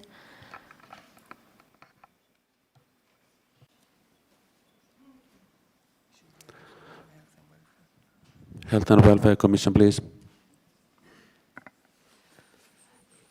Yeah, Rika, you're right, because every cat which is used for breeding, of course, must go into the breeding rules. So even the breeding testing, yeah, so it's already included. When breeding Burmese, if you include a different cat, it must go through the GM2 testing. Yes, definitely. And sorry, may I add a short reply to Luxembourg as well?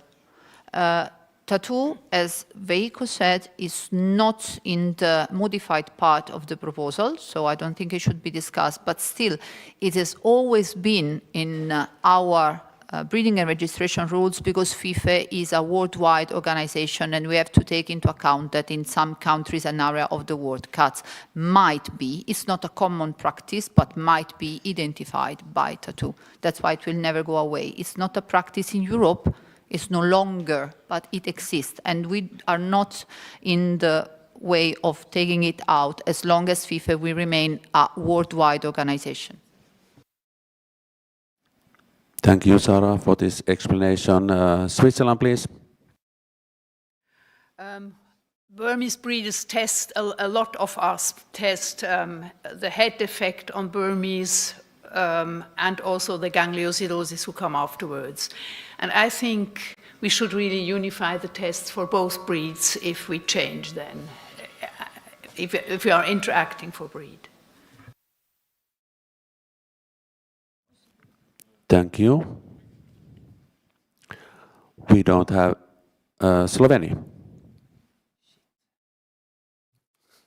Of course, outcross for Burmese or whatever, it's very good. But now I'm questioning one thing. We know that Bombay, the original Bombay from States, CFA, they were built on American Burmese, which was the one actually who brought all this GM problem into FIFe. This is the original how they started. Then they became preliminary with us. We start to mix them with our Burmese. So basically, every Bombay in FIFe has our Burmese in. Now I'm a little bit puzzled. I'm always in favor for such permitted outcrosses. But first we implanted or used Bombay, our Burmese gene pool to create Bombay, and now we will use the same Bombay based on the same cats back to be outcross for the same Burmese gene. I'm a little bit confused. Sorry. Thank you, Thea. Indonesia, Laura, please. I breed them since '88, so I have a lot of experience with this kind of shit, let's say it like that.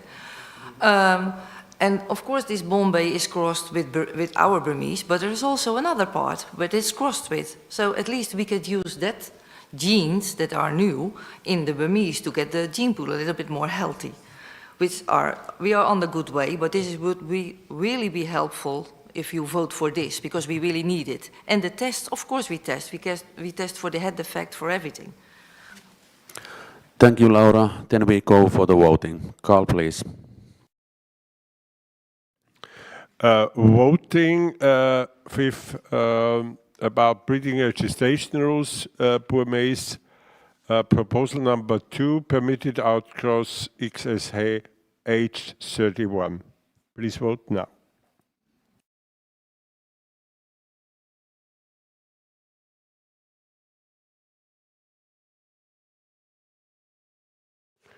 So we stop voting. Proposal accepted with 32 yes, 4 no, and 4 abstentions.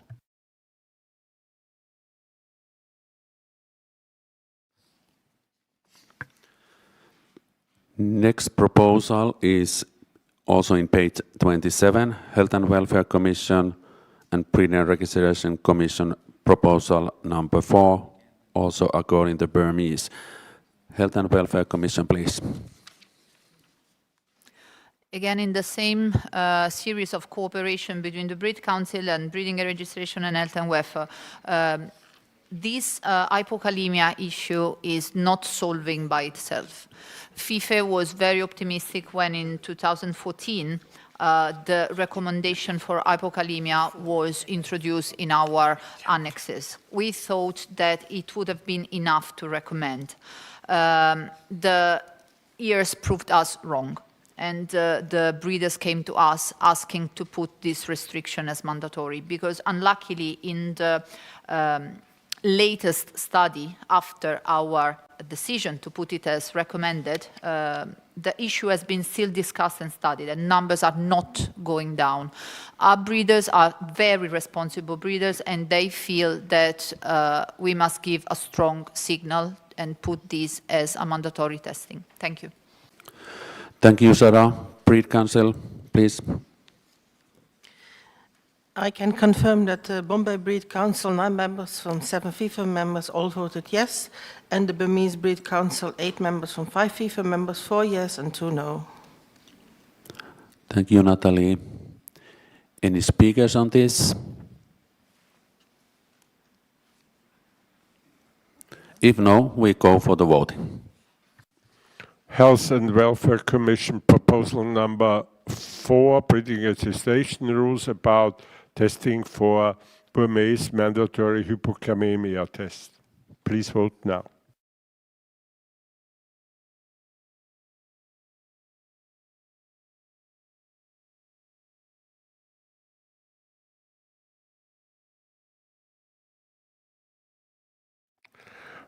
Please stop voting. The proposal carried with 34 yes votes, 2 no votes, and 4 abstentions.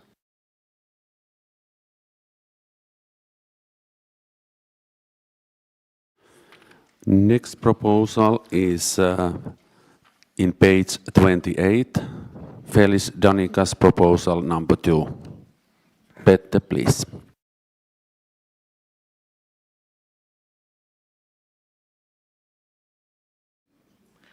Thank you.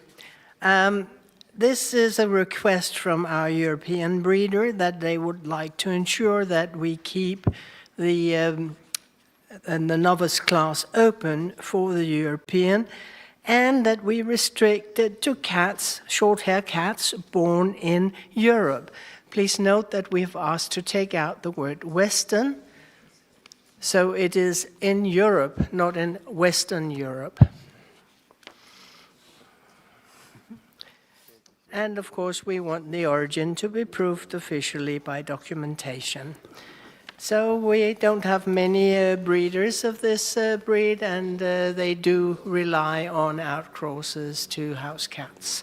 So please vote for this. Thank you. Thank you, Petter. So proposal is like it is, but the Western word Western is taken away. Breeder Registration Commission, please. Thank you for the reworded version. This way the Breeding and Registration Commission is in favor of this proposal. Health and Welfare Commission, please. We second the breeding and registration with modification. We are absolutely in favor of this. It keeps the genetic diversity. Thank you. Thank you, Sarah. Great Britain, please.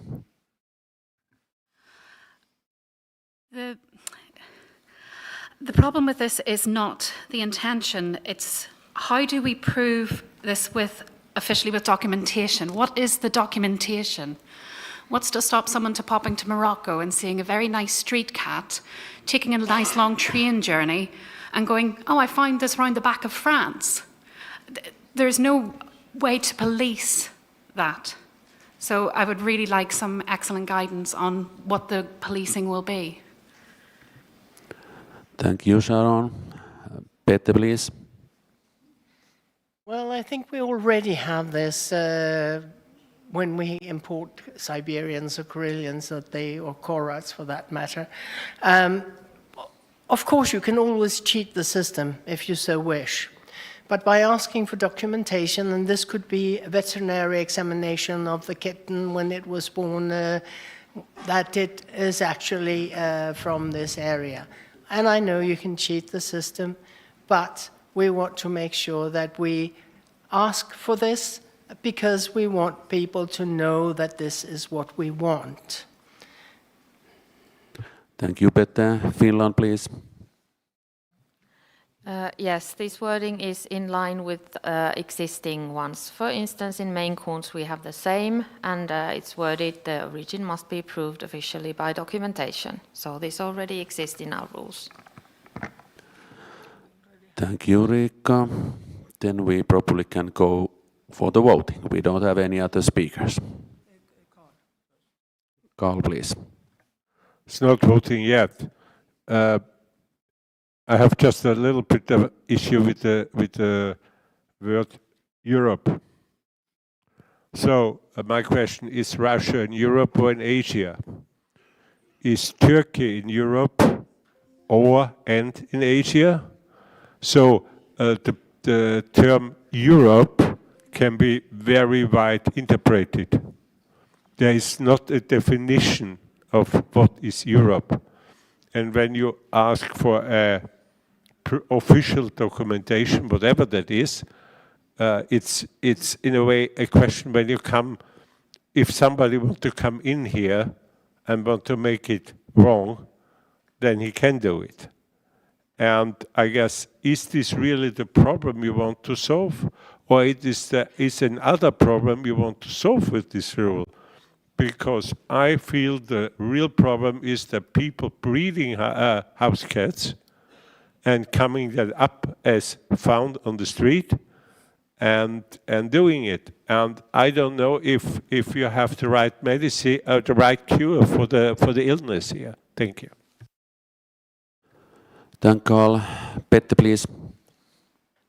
We are not talking here about house cats. We're talking about Europeans and the chance to bring in a house cat, a found cat, into the European breed through the regular procedures we have in FIFe. And if that cat has been actually produced by somebody in their back garden by breeding 2 house cats, that doesn't really make any difference in this respect. If the cat looks like a European and is accepted by our judges as a novice into the European breed, then that is fine by me. But if we don't want to have types of cats that are very far away from the European to be brought into the breed. That is why they've asked to specify a region. And yes, of course you can dispute what is America, what is Asia, what is Europe. But I think it is a sort of limitation that we can work with. Thank you, Petter. Last speaker on this is Finland, and then we go for the voting. Riikka, please. United Nations has listed 44 countries to the list on the Europe, so I think that is very logical way of talking about Europe. Thank you, Riikka. Then we go for the voting with the reworded version of Danish proposal. Western is taken out and rest is like it is. Carl, please. So please vote as Veikko already said. Fédération proposal number 2 with the change that Western is removed.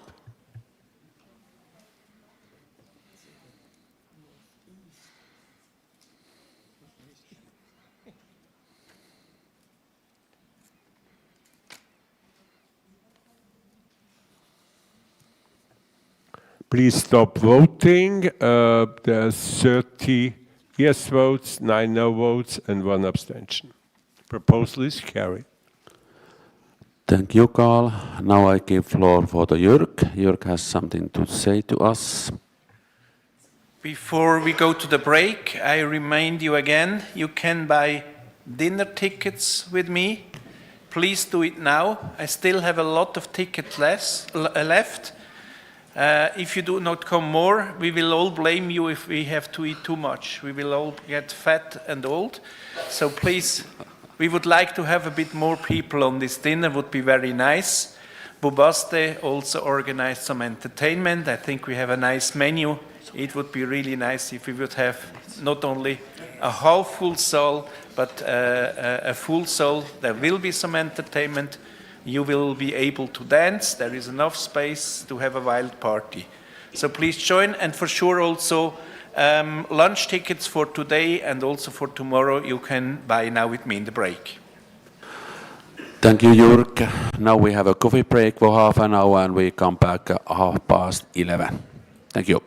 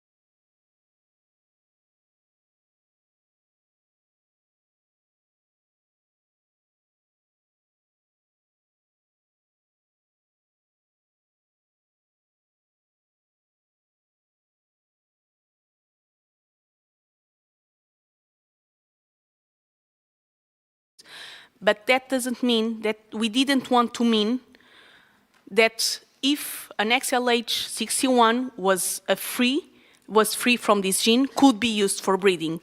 And during this year, a FIFe member had this question, and we had to clarify this, so we had the need to also clarify it in the rules that it's not contrary, it's just a continuity, and we don't want to use XLH61 Maine Coon.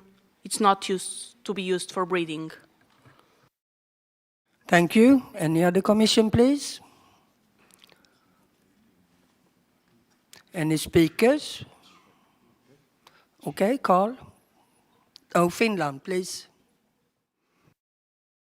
Yeah, I had this question already in the open meeting, because we, of course, fully support the proposal as such, but there was a question, if this still can be misinterpreted so that these XLH61 cats are excluded to have this gene test and can be used for breeding.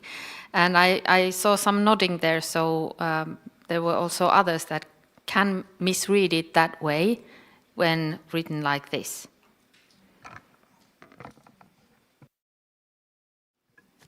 Any speakers about this? Great Britain, please. As a native English speaker, we agree with Rika. She is quite correct. Breeding and Registration Commission, please. We can reword it a little bit, and after, it's not here in the agenda, but the rule 6.15, before this, when breeding Maine Coons, when you say XLH61 cannot be registered or used for breeding, comma, even when they follow these lists of breeding rules. I don't, Sarah, help.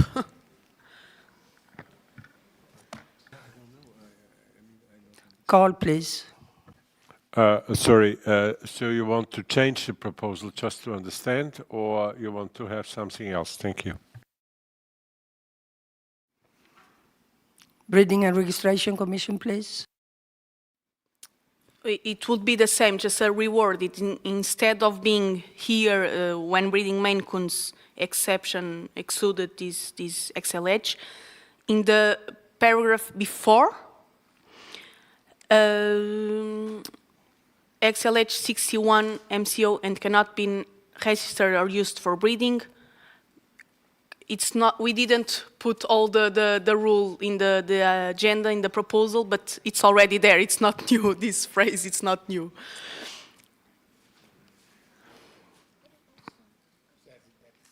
Mundikat, please. Yeah, we have no problem with the principle of the proposal. However, during our hearing, our members asked, or our Maine Coon breeders at the hearing, asked the question whether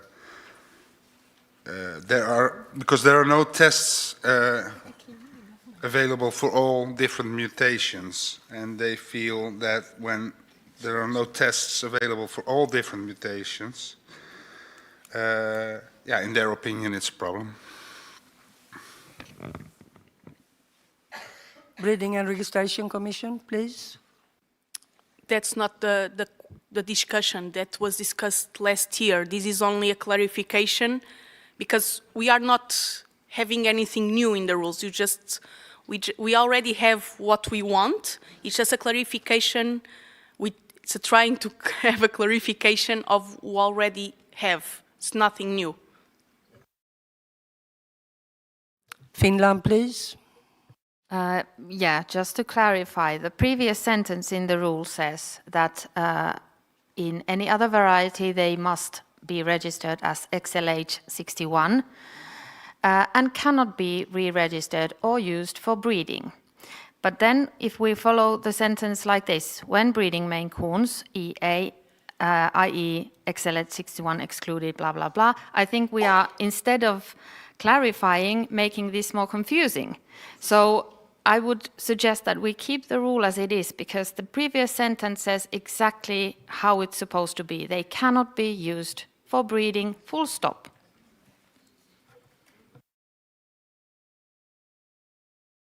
Carl, please.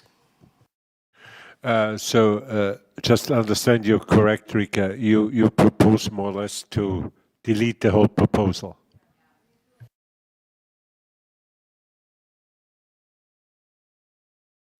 Madalena, please. We would like to withdraw the proposal. So, Breeding and Registration Commission proposal number 4 is withdrawn.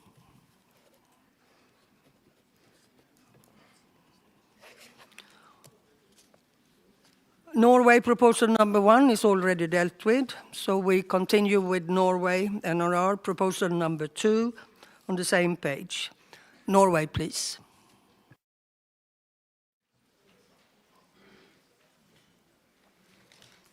Thank you, Annette.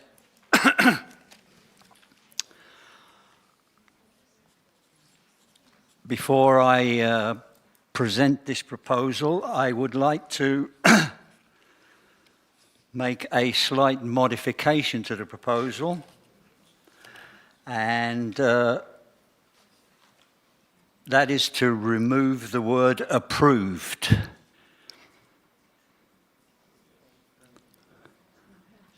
So it should read from a heart specialist veterinary cardiologist. Just remove approved. The other thing that I would like to explain is the intention that NRR had in our remark, because in our remark we state that the Health and Welfare Commission of FIFe should update the Appendix 1 in the breeding and registration rules. This is the appendix which includes all the testing that we require. And our intention there was possibly not properly explained, because what we intended there was for the Health and Welfare Commission to develop a protocol, a FIFe protocol for HCM testing. You can see in our motivation we have included a protocol from paw pads, but we believe that it would be a good idea for FIFe to have its a written down protocol. Okay, to the proposal itself. We all know, I think, that the Sphinx is one of the FIFe recognized breeds which is under attack by animal welfare organizations. It is NRR's opinion that some of the things that the welfare organizations are using are just personal taste. They do not like naked cats. But one of the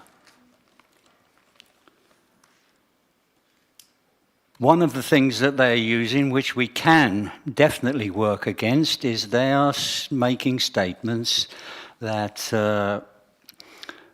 the Sphinx breed is one of our breeds which is most has most problems with HCM. So we believe that by introducing this, at least we can answer or show that we are taking HCM seriously in the Sphinx breed. Thank you. Thank you. I give the floor to the Health and Welfare Commission. Sarah, please. Thank you, Annette. I apologize from the start. I know it will be long, sorry, but we have a caffeine boost. I will start from the last sentence, that we want to show that FIFe cares for HCM in the Sphinx. FIFe cares for cats, all cats. When the Appendix 2 was updated, last September it was published. I'm sorry, because I know that not many of you went through this. But Appendix 2 now states, prior to breeding, all breeding cats, both male and female, should undergo an examination by a specialized veterinarian. These include an electrocardiogram or ultrasound examination for heart disease, including, but not limited to, HCM, and then goes on. So FIFe does care for HCM and all related issues for all cats. And that was the last. But going to the proposal in detail, please, we do care for sphinxes, but this is not a statement. This will be a rule, and rules must be implemented. So, sorry if I would say something not really Oxford Dictionary, must be implementable by our members. I do not see a procedure. So basically NRR is making a proposal which will go in the rule, if approved, that doesn't tell us what to do. They must have, because we use a must, is a strong statement when we say must in English, must have an ultrasound examination without any remark. Well, this is not a test, this is an examination. Examination do have shades. We can put something mandatory when it is black or white, carrier free. But this is an examination. These cats might come out as equivocal. It doesn't say what we do with that. What if 1 year after such cat with a remark comes out clean? It doesn't say what to do with that. Can we use 2 equivocal cats? It doesn't say what to do with that. Because without any remark is a very strong statement for a non-genetic test. So what we feel as Health and Welfare Commission, we are going to very large gray area, and we risk to do the same emotional-driven decision that some years ago was done for the hip dysplasia. Because we all in this room care, and I want to make it clear, we do. But this is not the way to act, because we are not giving our breeders, neither to our registrars, a tool.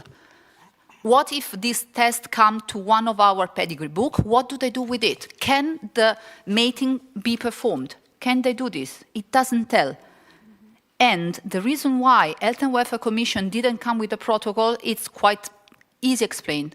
First and foremost, we are not a veterinary body, so we might give indications, and they are already in the rules, Appendix 2, for all cats. Secondly, this is not a genetic test. We would be very happy to have it. We still do not. And it's not coming out. So we cannot tell breeders what to do with their cats because there is no answer whatsoever. People much more clever and talented than me do not have an answer. Why should we come with one? So this, unluckily, is not an answer because it's not giving a tool. Still, we do care for Sphinx, and we strongly encourage all breeders of all breeds, including Sphinxes, to test. It's already in the appendix. Thank you. Breeding and Registration Commission, Madalena, please. The Breeding and Registration Commission is in favor of this proposal. Breed Council, Administrator Natalie, please. It will be a while, sorry for this. The Sphinx Breed Council consists of 12 members from 8 FIFe members, and they say, we welcome and support the intention of this proposal as an important step toward improving the health and welfare of the breed.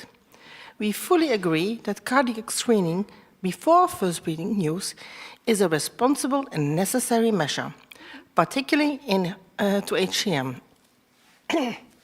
which remains a relevant concern within the breed. However, in our opinion, requiring only one examination before first breeding use is not sufficient. HCM may develop later in life, and a normal result in young age does not guarantee that the cat will remain free. from cardiac disease in the future. For this reason, a single lifetime examination provides only limited long-term value as a breeding safeguard.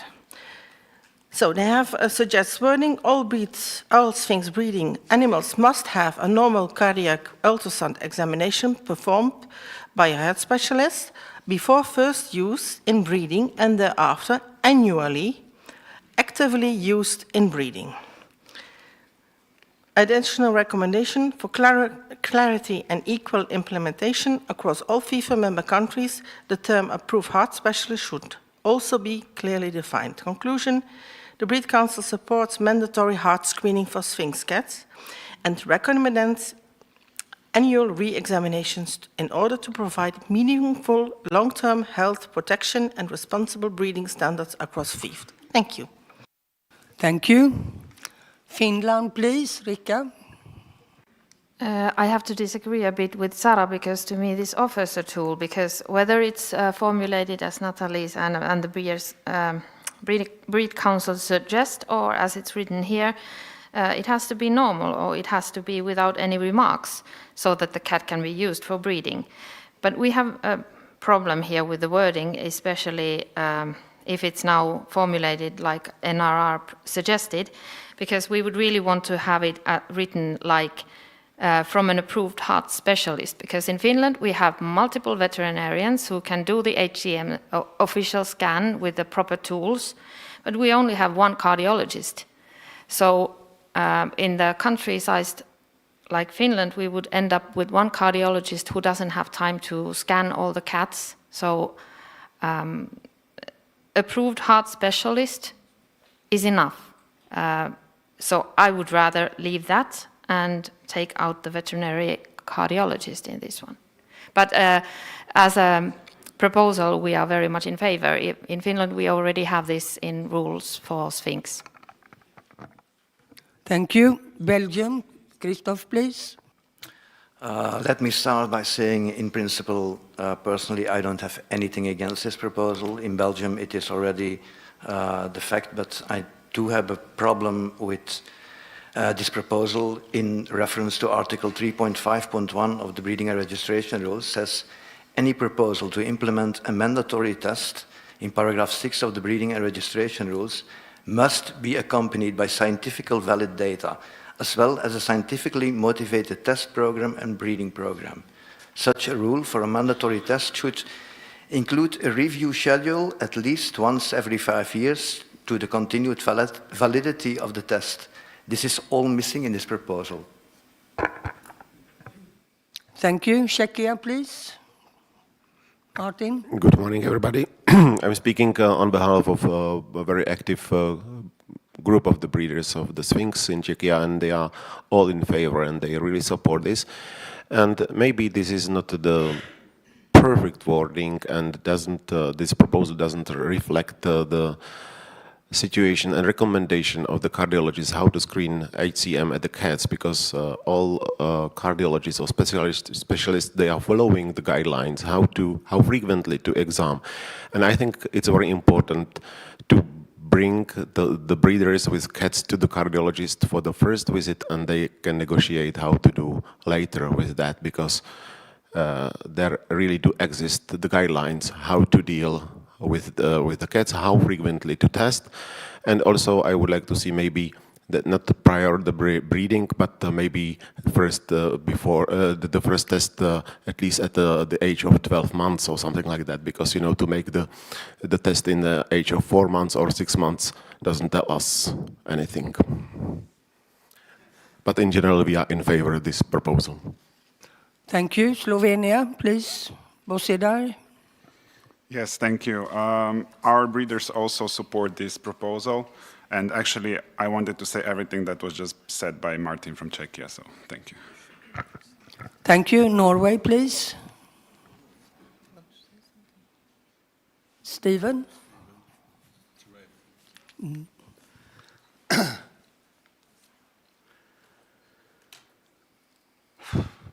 Okay. NRR took account of all the comments that we got at the open meeting, that certain members come with comments now that were not registered at the open meeting gives us a little bit of a problem. I mean, of course, we are open. This proposal was actually written by a Norwegian member of the Sphinx Breed Council. So then, when we get comments from the Sphinx Breed Council, this surprises us a little bit. Also, that when we're getting additional comments from Czech Republic and Slovenia, if we'd have got them 2 days ago, we could have done something about it. Do you want to delay this and come back later? Yeah. Okay, we asked the General Assembly if we can delay this proposal such that we can see if we can incorporate more of the other members' comments. Is that okay? You mean you want to come back with a proposal after lunch or something like that? Yes. Okay. Then we go on. And this proposal will be dealt with after lunch, and that is NRR proposal number 2.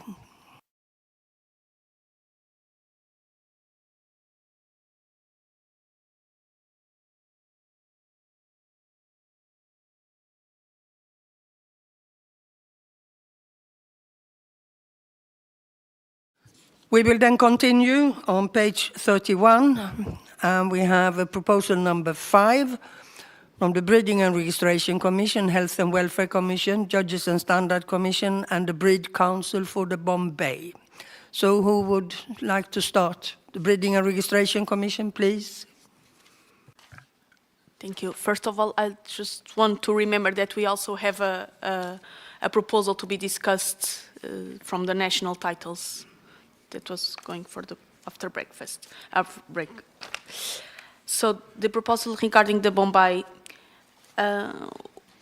what we intended together with the Bombay Breeding Council and the other commissions is to have the rules, and without crossing all these boxes and special rules, is to have a more unified way of breeding together with the other breeds. So all outcross breedings and registers of kittens must follow 9.1 and take out all of these restrictions we had.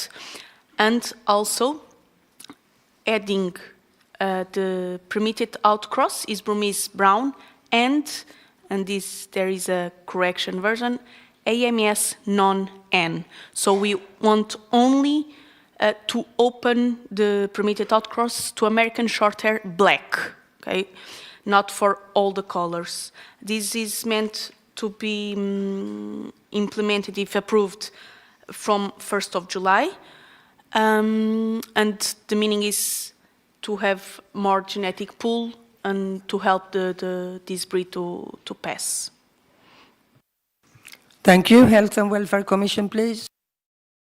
We know it is the first time that something is modified in the permitted outcross during a preliminary recognition phase. The reason being that the working group of active breeders on such recognition is quite limited, and the genetic pool they have an access to is quite limited. So we feel that giving them an harmonized way of permitted outcross is the way to support them in this recognition. Thank you. Thank you. Breed Council, please, Natalie. The Bombay Breed Council, 9 members from 7 FIFe members, fully yes. The Burmese Breed Council, 8 members from 5 FIFe members, 4 yes, 2 abstained. Thank you. Thank you. Mundikat, please. I have some questions maybe for Natalie and also for the commissions. Because the original proposal was just the American Shorthair, and I understand we only want the black. But I'm really wondering how many American Shorthair blacks there are, because I don't see them a lot.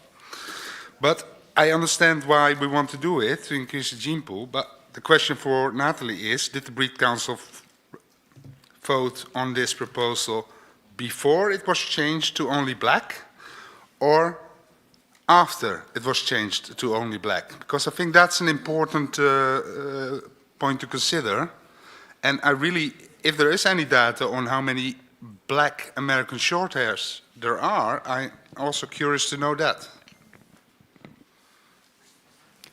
Breed Council, Natalie, please. Think that they know that they only can use the black one. So it's logical that they can only use the black. But it was not asked to them. Yeah, you can. Breeding and Registration Commission, Madalena, please. The Breeding Council were the one to ask us for this change.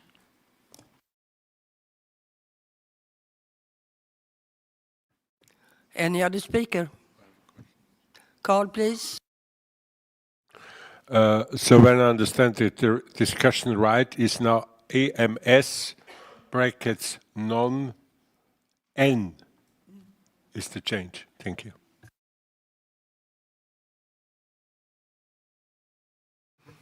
Okay then, Carl, please, for the voting.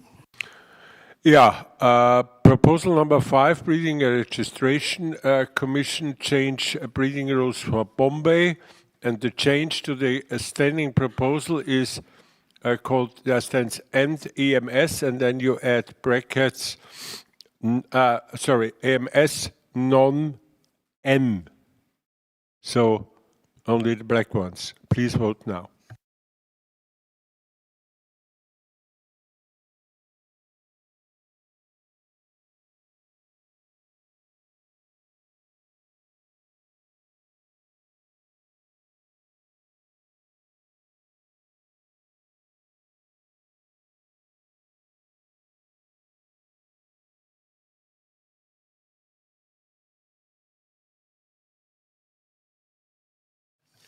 Please stop voting. The proposal is carried with 33 yes, 3 no, and 4 abstentions.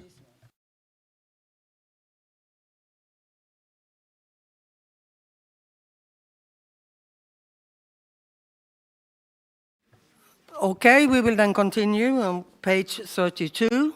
And there is the Breeding and Registration Commission, Health and Welfare Commission, Judges and Standard Commission, proposal number 6, and this is about full recognition of Korean varieties. And I think all of you have been got these reworded papers. I think it was handed out, and I ask also this to be on the screen, please.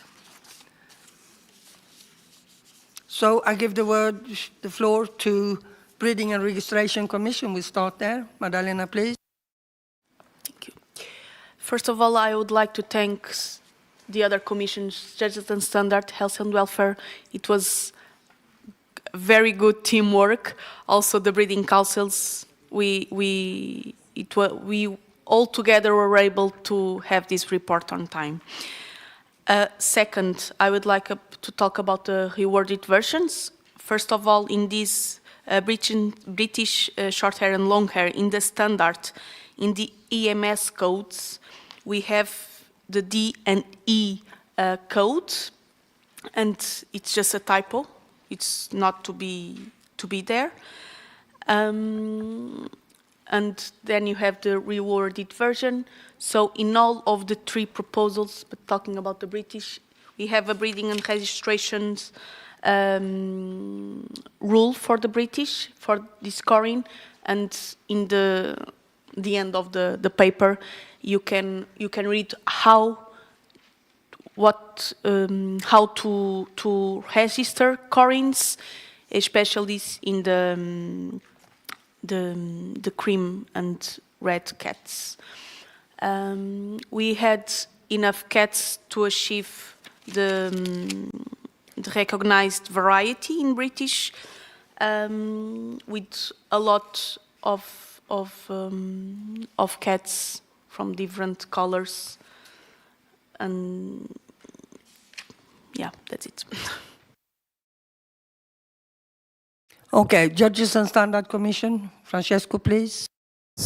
Yes, thanks. Again, as Maddalena said, thanks to the commissions and to the breeding councils for the help they gave us. It has been a lot of work, but the breeders have been really active, so we were able to do this on the times we planned. As Maddalena said, from the paper version that you have at page 32, D&E will be not in the EMS list, because they are just for registration purposes, and we still go on asking that this goes in charge from the 1st of July, because we think that we are ready and the breeders deserve to show the cats properly. Thank you.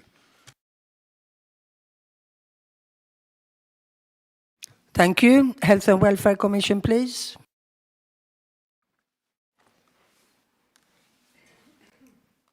From our side as well, thank you to all of the involved parties, especially to those at home who are watching us, because they made a great effort to give us these tools. I want to highlight that for the first time in our recognition, we had a very thorough health report, and we asked for support to 4 external experts who, of course, contributed for free for FIFe, Dr. Leslie Lyons, Dr. Mark Kittelsen, Dr. Jens Akstrom, and Dr. Maria Bitbol, who gave us, in their respective fields, their own opinion. So we feel very safe in saying that this variety is healthy and can be recognized. Thank you. Breed councils. Natalie, please. It would be strange if the Breed Council would say no. They voted 28 yes and 6 no votes. They didn't even vote, so yeah, they don't, I think they didn't see or something. But as a Breed Council administrator, I'm very proud of all 3 Breed Councils who worked very hard and very diligent and very fast on these recognition processes, and also in excellent communication. Thank you. As you can see on page 34, there is the Judges and Standard Commission recommends the full recognition from the 1st of July this year, 2026. So that is already in the actual proposal. Any speakers? Belgium, please. Yeah, of course, as you can see, some of the cats worked with it were from Belgium, so we have, of course, nothing against this proposal, but just one remark, or rather a question to the commissions, because I see some unfairness in our recognition process, because, well, in the case of the British, we will get 126 new varieties, and I hope they will be accepted, but some of these varieties haven't been shown. So I feel there is a little bit of unfairness, like other breeds where we have only one variety, that they have to have this number of 20s. But it's just a side note, a question to the commissions to maybe think of some modernization of that process.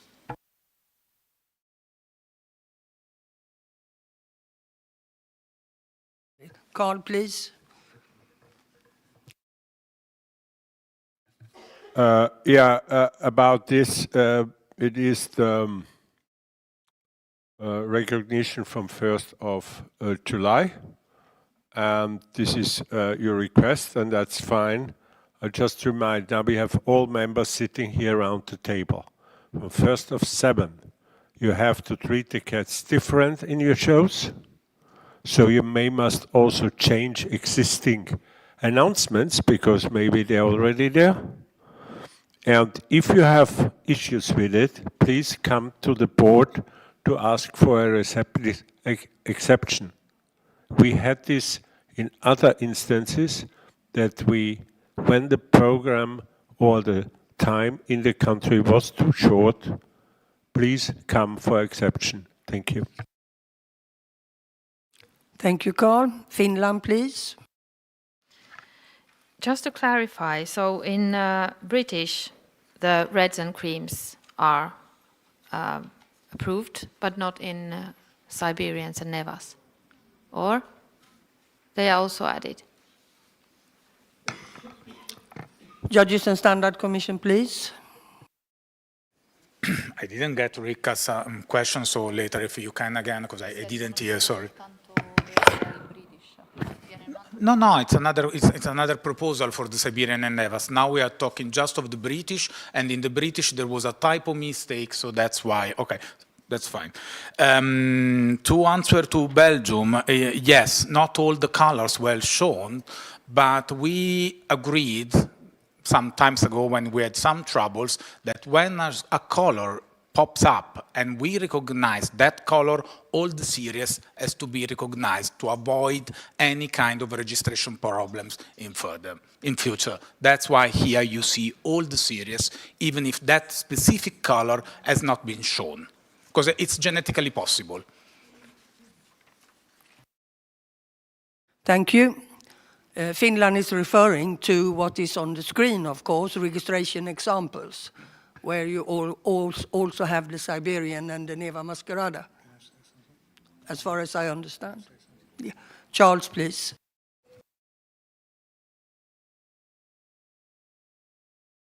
Oh. Okay. What you see here in the blueprint is how this breeding and registration article would look, this new article, after all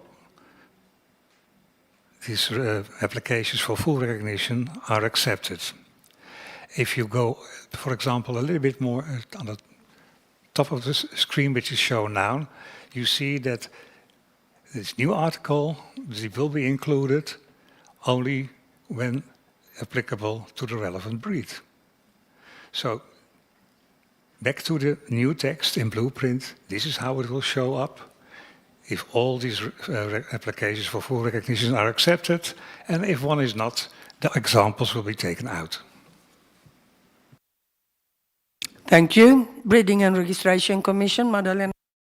Answering Rika, I don't know if the confusion was about me saying that we will take the D&D in the British in the beginning, because what we are talking about is the D&D is only EU is only for registrations purpose, not to phenotype. But in the report, in the standard, in page 32, we have the MS code D and E to show, and that's a mistake. So that's what we are taking. We are not changing anything more.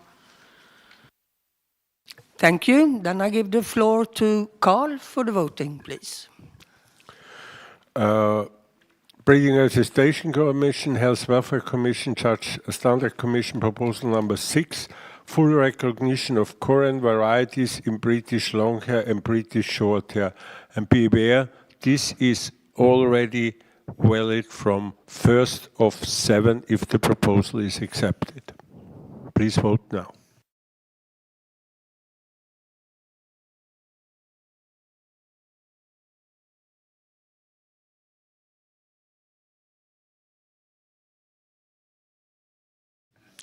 I can only say welcome Corinne, 37 yes, 1 no, 2 abstention.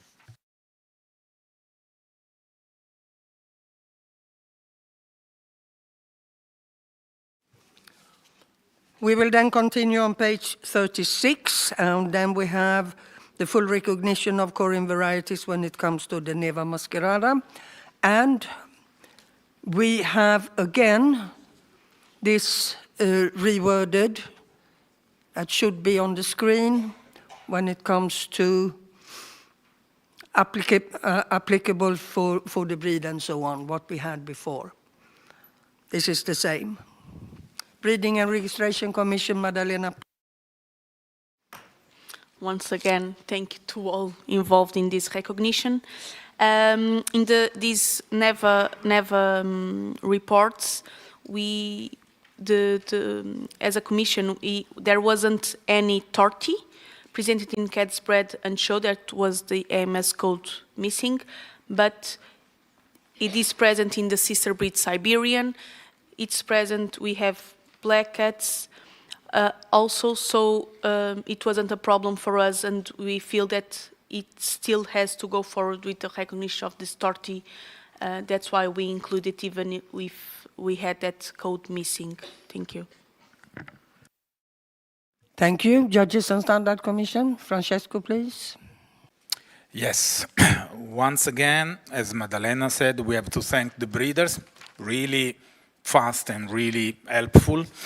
And again, we ask for the full recognition since the 1st of July as for the British. Thank you. Health and Welfare Commission. Sarah, please. Again, we reiterate the thanks to all the involved breeders included. They made a huge work showing their own cats. This is a safe mutation. It's certified by approved external expert, totally independent by FIFe, and we give a green light with pleasure. And Natalie for the breed councils, please. Yes, the Neva Masquerade Breed Council is not the biggest one because they were separated from the Siberian Breed Council. But they are with 6 members and 3 FIFe countries. But they did an exceptionally fantastic job and they fully support, of course, this proposal. And thank you for their massive work. Thank you. And then I think we can go into voting. Carl, please. Proposal number 7, breeding registration rules, full recognition of Corin varieties in Neva Masquerade, and I said the valid, if you accept it, is already valid from 1st of July 2026.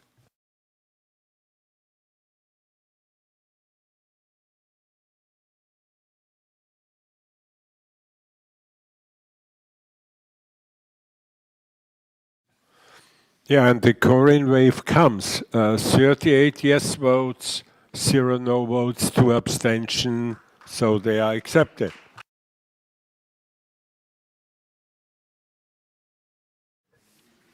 And then we continue with the full recognition of Corin varieties for the Siberian.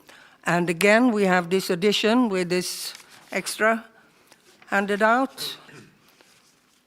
And I give the floor to the Breeding and Registration Commission. Maddalena, please. Again, I just want to thank the amazing work of everyone.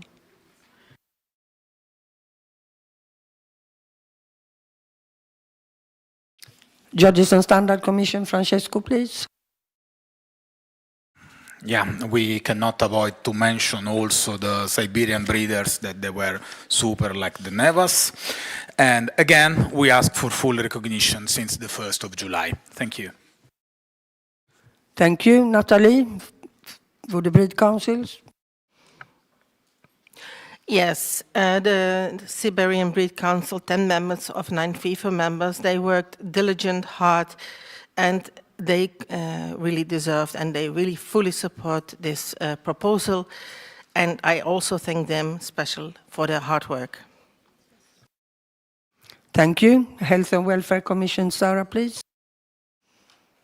We think that thank you is a word you can never say enough when you have such level of cooperation. It's in the spirit of FIFe. So thank you to the Commission and to the breeders. And again, we want to emphasize that this is a safe mutation and we fully support.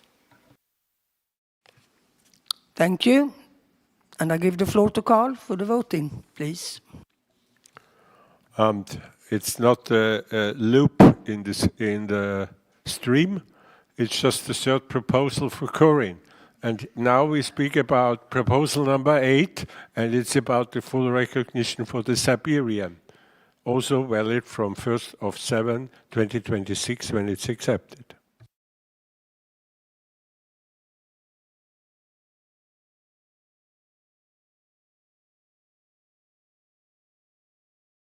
And of course we should vote.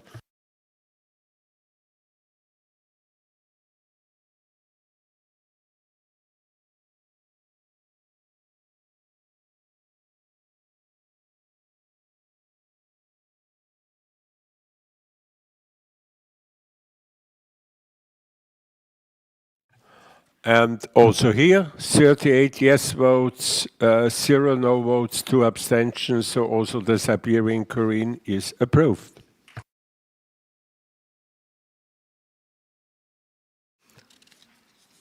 Norway, please.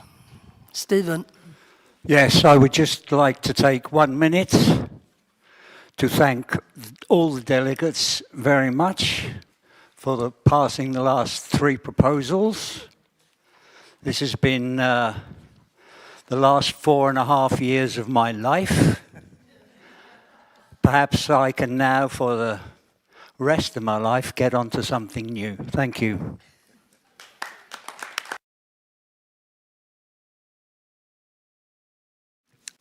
Thank you, and thank you, Stephen. We will then continue, and we are on page 43, proposals regarding the Breed Council rules, and we have no proposals submitted. So we go on to the next page, and there we have proposals regarding the rules for judges and student judges, and we have the first proposal from the Judges and Standard Commission. And as far as I am informed, this proposal is reworded. So do we have the new, do we have the reworded?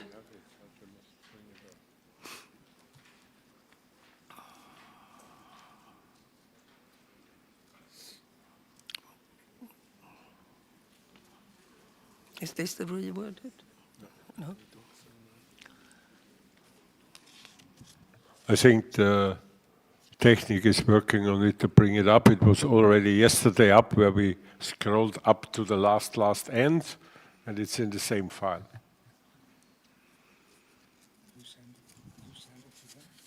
It was yesterday with them already. Okay, but I will give the floor to the Judges and Standard Commission, Francesco, please, and we are still waiting for the reworded version. It will come in a minute or two, but Francesco, please. Yes. So, we decided to accept the suggestions that we got from the open meetings, and thanks to all of you for them, because obviously we come from different countries and the things can be slightly different. This proposal comes from the needs that we got by our judges and by some members not to get the requirements more difficult, but just to make them a bit slower, because we would like, and this is the request that we got, more awareness in our student judges, to understand them more where they are, what we do, how to manage a cat. So we made some changes in the numbers to create this awareness. We are well aware that we should also change something in our training system, but to modify the training system is a bit more difficult and needs more time. So, what we did, before we had 5 years being an active member of the FIFe, we changed it in 7. 7 because there is also then a limit of liters that a student has to have. So that is in proportion to that. Then there is a minimum age. Why a minimum age? Because we want the candidate to be responsible of his own cats, economically and practically. And when somebody becomes economically and practically responsible for the cats, when they live alone, when they have their salary, and then they can really get care of the cats. Apart from this, obviously, members can always ask for exceptions. We understand that there are exceptions. We understand that there are talents. We understand that there are people that have been living with cats since they were 2 years old. But for those cases, there are exceptions that can be asked. That is not a problem. We always had exceptions on something. But nowadays, we see exceptions also on the number of certificates sending the application. Now students need 20 certificates to apply, and sometimes we have 1 missing and they apply for being a student. Isn't it a bit too fast? Scrolling the numbers, again, 10, 20 or 40, what does that mean? 20 show weekends. In a couple of years, how many times we are in 10 show weekends? Easy. We removed the reference to the World Show and to the Winter Show, as asked by, I think, Finland. We also removed the reference to the chief steward as asked by Denmark. And for the rest, everything is almost the same. The only thing that we also changed is that the preliminary examination can be held by the member, but we would like one international judge, not of the country, to be present in that moment. That's to guarantee the same treatment to all our pupil judges. That's all. Thank you. Thank you. Show Commission, please. Yuri. Yes, thank you. Show Commission, of course, discussed this proposal, as this will have a major effect on the shows as well. From show organizers' point of view, it is important to have new judges and to have a steady flow of judges, because unfortunately we do not have eternal life. Some of us pass away or stop or whatever, so we need to have a new regular inflow. And if we want to attract young, new people to our organization and to continue and grow as a judge, we need a proper education system, which Francesco already said, but we don't need more blockage of young people and demotivating them to start. This proposal, in our opinion, from show organizers' point of view, is in every way blocking new people or giving extra criteria to people to demotivate them. So we believe this is totally the wrong signal, and we are very much opposed to this proposal. Thank you. Judges and Standard Commission, Francesco, please. Yes, we obviously have a different opinion on that, because if you see the proposal, that means that you will have more stewards for your shows, and we also know that we have a lack of stewards in the shows. And then, if we have to have new young people just because they want to become a judge, maybe we have a problem, because where is Katz first? Is Judge first now? Thank you. Any other commission discussed this? I don't believe so, but I have to ask anyway. But Finland then, please, Rika. Yeah, in the open meeting, Finland had even more comments than just the World Show. But for this whole proposal, we are very strongly in the opinion that we should not add criteria and to make things more difficult to people get started. If we have young, enthusiastic people, why should we add more and more criteria to become a student judge? It's just about becoming a student judge. Then the next step, that is the most important part where we should focus on. We should really start working on how we train the students, because that's the part where we start to build the expertise of a judge and how they become as judge. So totally not in favor of this proposal. Thank you. Belgium, please. Christophe? Belgium is also absolutely not in favor of this proposal. The future of our beautiful organization lies with the youth, and let new people come in, please. Our exhibitors want new faces. They don't only want middle-aged judges. Thank you. Thank you. Slovenia, please. Bosidar. Yes. I couldn't agree more with the speakers before me. We are also completely against this proposal. Not to mention that if we want young people in FIFe and working for FIFe as judges and motivate them, let's not forget that at the same time they're building on their careers, on their families, and to add these extra administrative obstacles for their passion is killing the passion, not making them learn more. And if the Judges Commission thinks that judges coming out of the process of learning don't know enough, then the process should be changed, not the criteria how to become a student. So you should have mentors who should advise to the students well. Maybe the exams are not well, or examination processes are not done in a proper way, but not the criteria. Thank you. Great Britain, please. Sharon? Thank you. It's not an administration requirement. It's giving a better education basis to start from. This is what the increased requirements are for. And they're not extraneous. We're asking for 20 national or international shows where they present their own cats. That's 10 show weekends. That could be done in 2 years.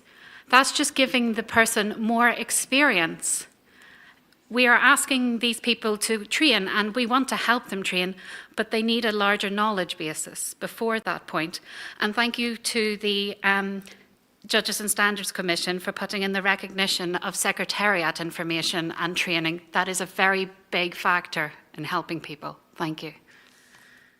Thank you. Norway, please. Annette. Yeah, thank you, Annette. We think that this is making it more, what I should say, only for the few people to come in. We make it more difficult and we close our organization instead of making it open. And I don't see what we reach with this because it has a lot to do with the member, what the members can do for their pupils, that they are aware of there are some pupils and to do something there, and not making it difficult and just take the motivation from these people which really want to do something in FIFe. Thank you. Judges and Standard Commission, Francesco, please. Yes. We are online, so I have to avoid to say something.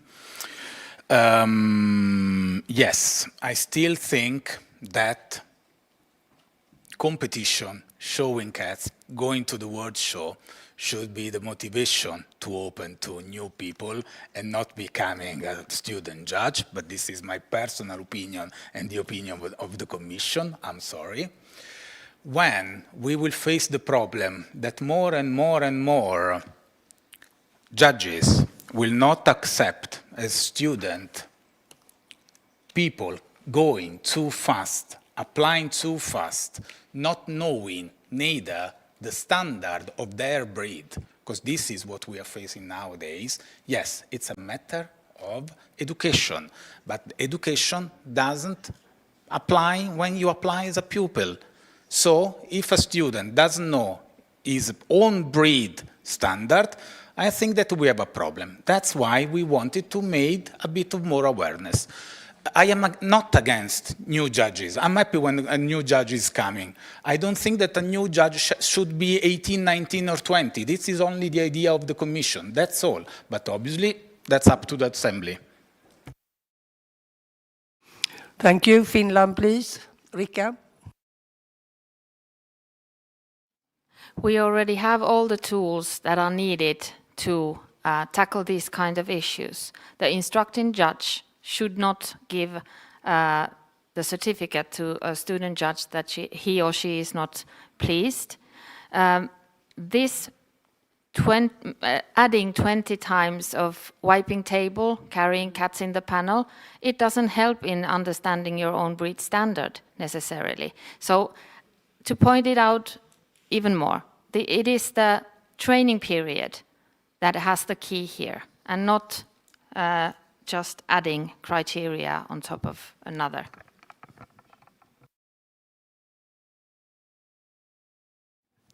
I have Belgium, Slovenia, and Felicat on my list, and after that we will close this discussion.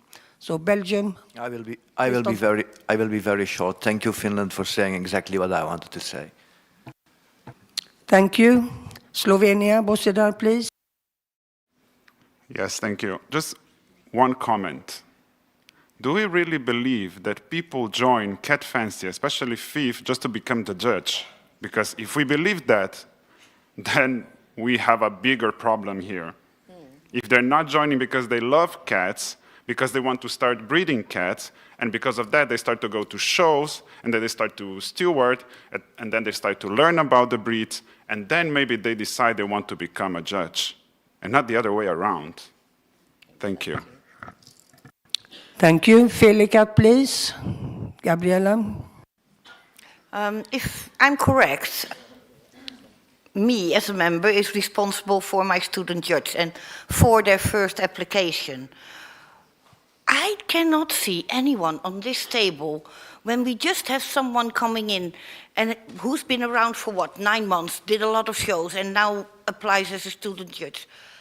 Of course we will not say this is a good idea. We will wait and say, walk around for another 2-3 years and get to know the thing. Please leave this to the members who are responsible. Thank you. And then I give the floor to Carl for the voting, please.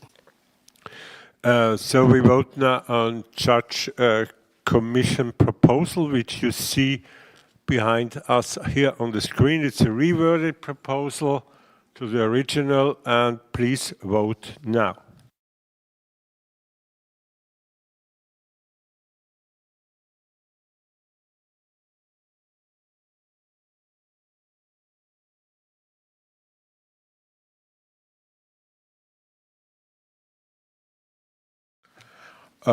Please show the result. The proposal is not carried with 6 yes, 33 no, and 1 abstention. Okay, we will then continue on the same page, and that is 45, page 45. We have proposal number 2 from the Judges and Standard Commission, training seminars. So, Francesco, please.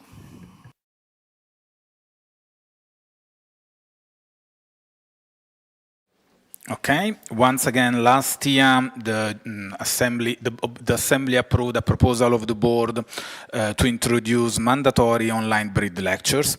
They are lectures like the other that needs the same effort and the same commitment from the lecturer. So we just ask that they are treated as the others listed in the article 2.2.3. Thank you. Any speakers? Call them, please. This is now proposal number 2 from Judge and Standard Commission, which is on page 45. This is an unchanged proposal. It's not what you see on the screens here, so please look at 45. Please vote now.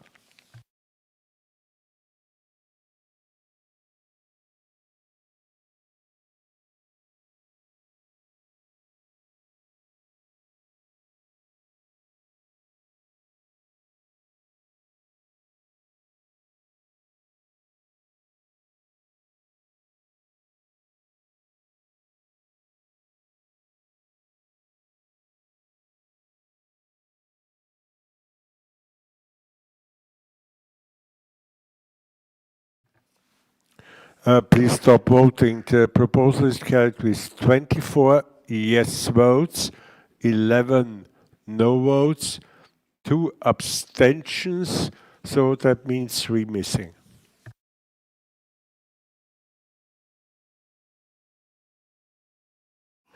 We are then on page 46, and there we have proposal number 3 from the Judges and Standard Commission. So I give the floor to Francesco, Judges and Standard Commission, please. Yes, this is, yes. Thea, is it better now? This is just a clarification of the article 2.7.3. We just wanted to keep it a bit easier, and I followed Thea's opinions from the open meetings. Is it fine? Yes, okay, thank you. Okay. We have no one, so okay, Carl, please. So we vote now on the reworded proposal, which you see on the screen behind us. So it's rather similar to the original with some slight adaptations. FIFe Judge Commission proposal number 3, question for the theoretical exam. Please vote now.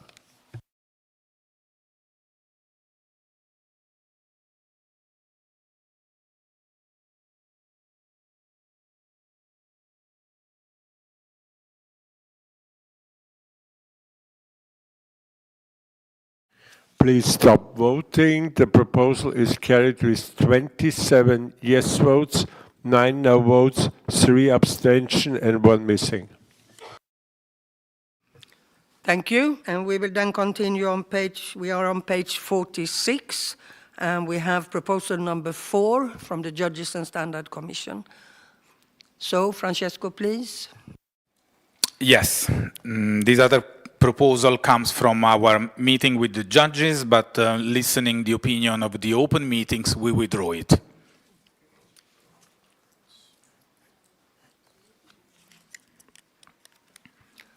We will then continue with proposal number 5, starting on the same page and continuing on page 47. Francesco, please. There's a reworded version on the screen. We accepted all the opinions from the open meetings, so we leave the article as it is. We just add the... down, please. Okay, we just add what is written in blue. So we add the case of the resigned judges, because it's something that it's not written for the moment in our rules. And in this case, if we have a judge who has resigned, as it happened, to come back judging, he has to start again the training process. Obviously, also in these cases, the board has the power to make exceptions in specific conditions that the board will evaluate. Then there is another case that was a disciplinary commitment, a disciplinary commission matter. So if the person involved goes away and comes back, we think that the suspension cannot be considered completed, and so has to be considered completed before coming back as judge. And the last one is related to another situation that we have of judging reactivated too many times without judging 2 FIFE shows, but judging in other federation. And we think that this is not acceptable. So if they want to be reactivated as FIFE judges a second time, they should judge in our federation. Thank you. Any speakers? Yes, we have the show commission, please. Yes, on this reworded proposal, we did not vote because we didn't have the chance to look into this together at forehand. We were very much opposed to the previous proposal, but this is very different than the original proposal, actually. But personally, as chairman, and my colleagues are sitting in the table, so they can confirm or not, the full training program and exams for each category have to be repeated when a judge has resigned. If somebody sees light and wants to come back and finds our federation the best one, I think we should not have an all-breed judge who left us after 3 or 4 years, have him repeated the entire training program. Sorry. Thank you. Great Britain, please. Sharon? Thank you. There is a bit of a disparity with regards to reactivating a judge. A judge becomes dormant if they do not judge 3 times at a FIFE show in a year. And here we're only asking for the second time for reactivation for them to judge once at a FIFE show. It should be on parity, and it should be 3 times. Thank you. Slovenia, please.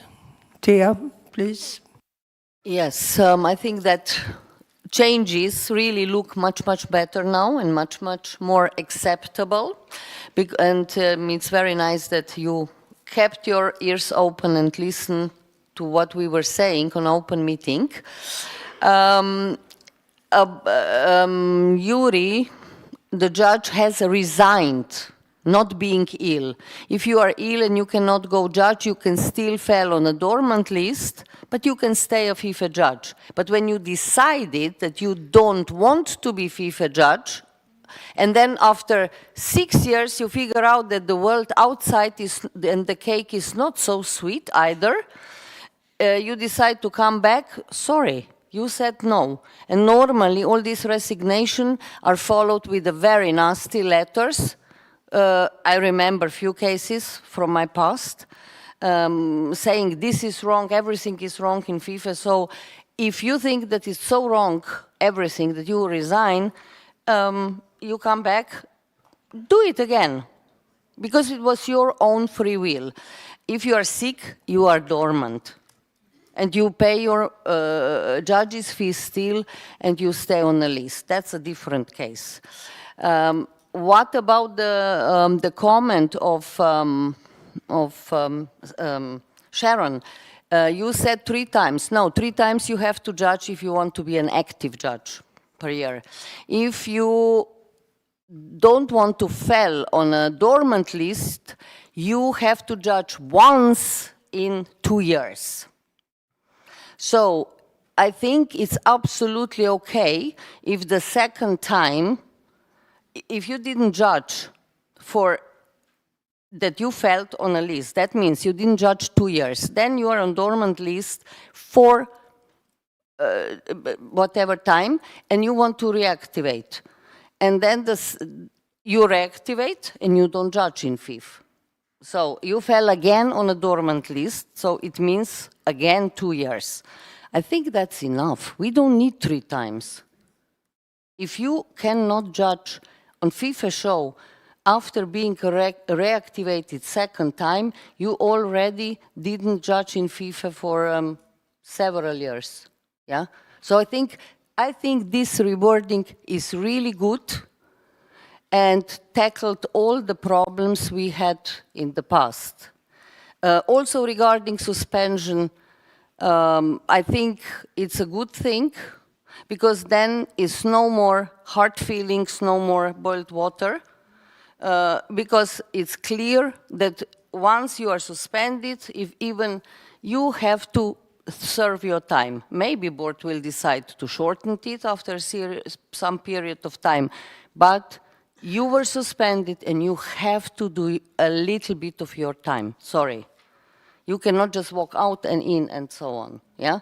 You have to fulfill your duties, because come on, how many judges we suspend? You must really do something wrong as a judge. So I think this proposal is good. I like the rewarding, and I think we have good ground to work in a different cases with it. I really support, and I hope you will see what I see in this, and we can really vote yes.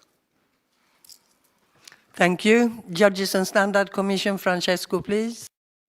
Yes, just a clarification to show Commission.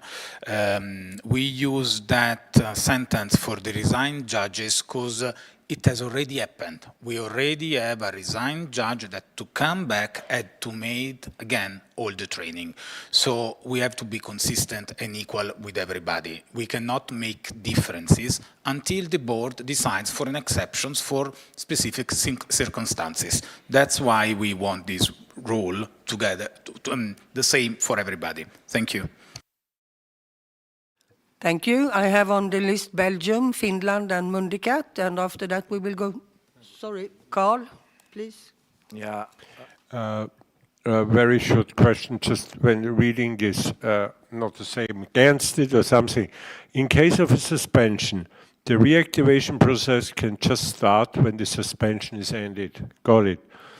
If in the meantime a resignation occurs, right, the suspension is considered not completed and must be fulfilled before the reactivation or retraining can start. It's only retraining. You cannot reactivate in the case this case cannot apply.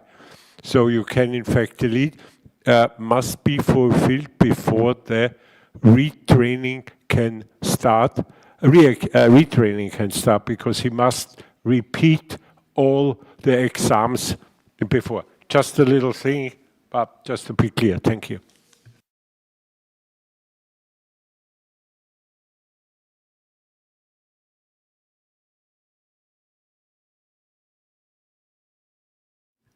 Okay, then I have Finland, Mundicat, Belgium, and the Judges and Standard Commission, and after that we will go into voting. So Finland, please, first, Rika. Just to be absolutely clear, so all the requirements that were in the original proposal of the dormant are crossed out. Thank you. Then we are in favor. Mundicat, please. Same here. Fully agree with what Thea has said, and we are also in favor of this. Belgium, please. Belgium dissents of that opinion. We are not in favor. I was not on the open meeting, but when I read the original proposal, I was shocked. Also here, if the judge has resigned, the full training and exam for each category has to be repeated. I can imagine we have some judges who live in Americas. What if they say, okay, I live here for 10, 15 years and now I resign and I come part of another organization and then I want to come back, and the full training and full exam has to be repeated. When I took an exam as a doctor, I will be qualified for life and I never have to do a new examination. I think this is a little bit too much. Yes. Okay, the last speaker on this proposal is the Judges and Standard Commission, Francesco, and after that we will go into voting. Francesco, please. Yes. Sorry, it's better to avoid. Okay, thank you.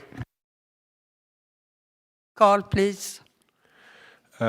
Voting on the Judge Commission proposal number 6 about the dormant judges as we see it here on the screens.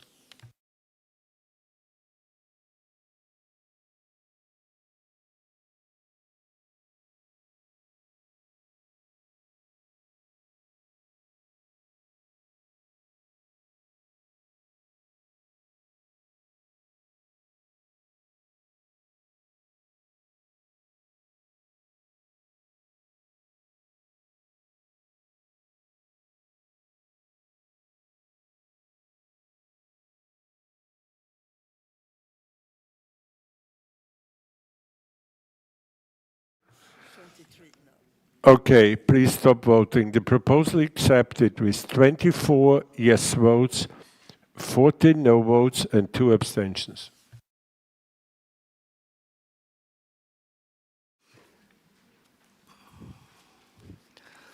And we continue on page 48, and we have proposal number 6 from the Judges and Standard Commission, Judges Online Meeting. So, Judges and Standard Commission, Francesco, please. Okay, first of all, thanks again for the previous one. I think that will solve us some problems, not a lot, luckily. So, now, coming to this proposal, I want to be clear.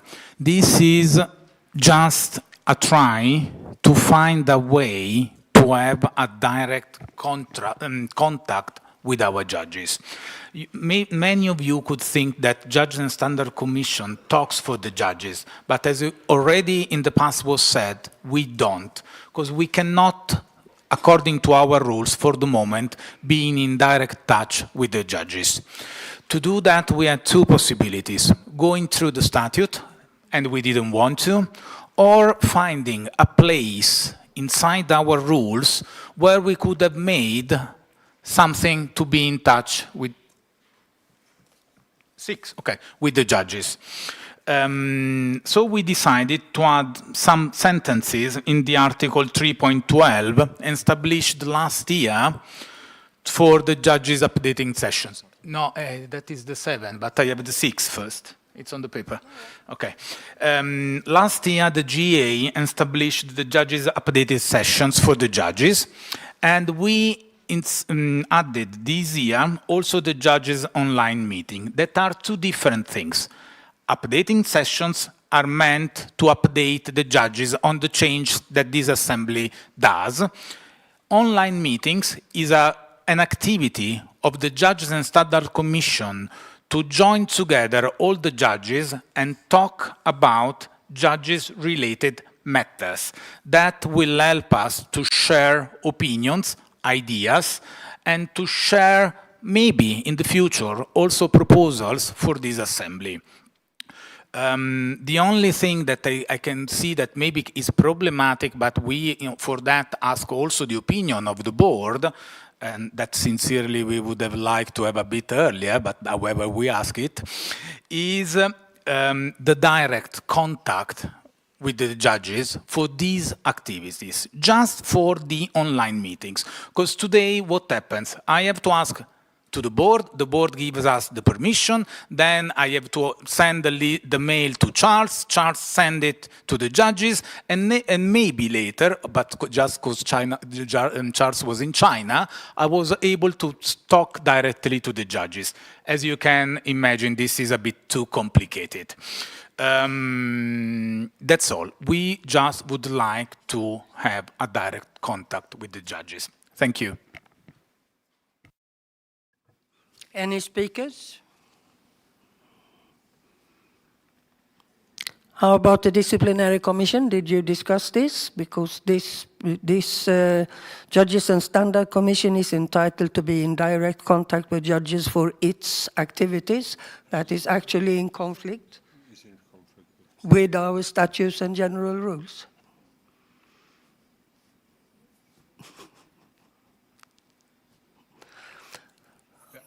Okay, disciplinary commission, please. And after that, we have the judge. We have some more, but disciplinary commission, please. Okay, fine. Actually, we didn't discuss this.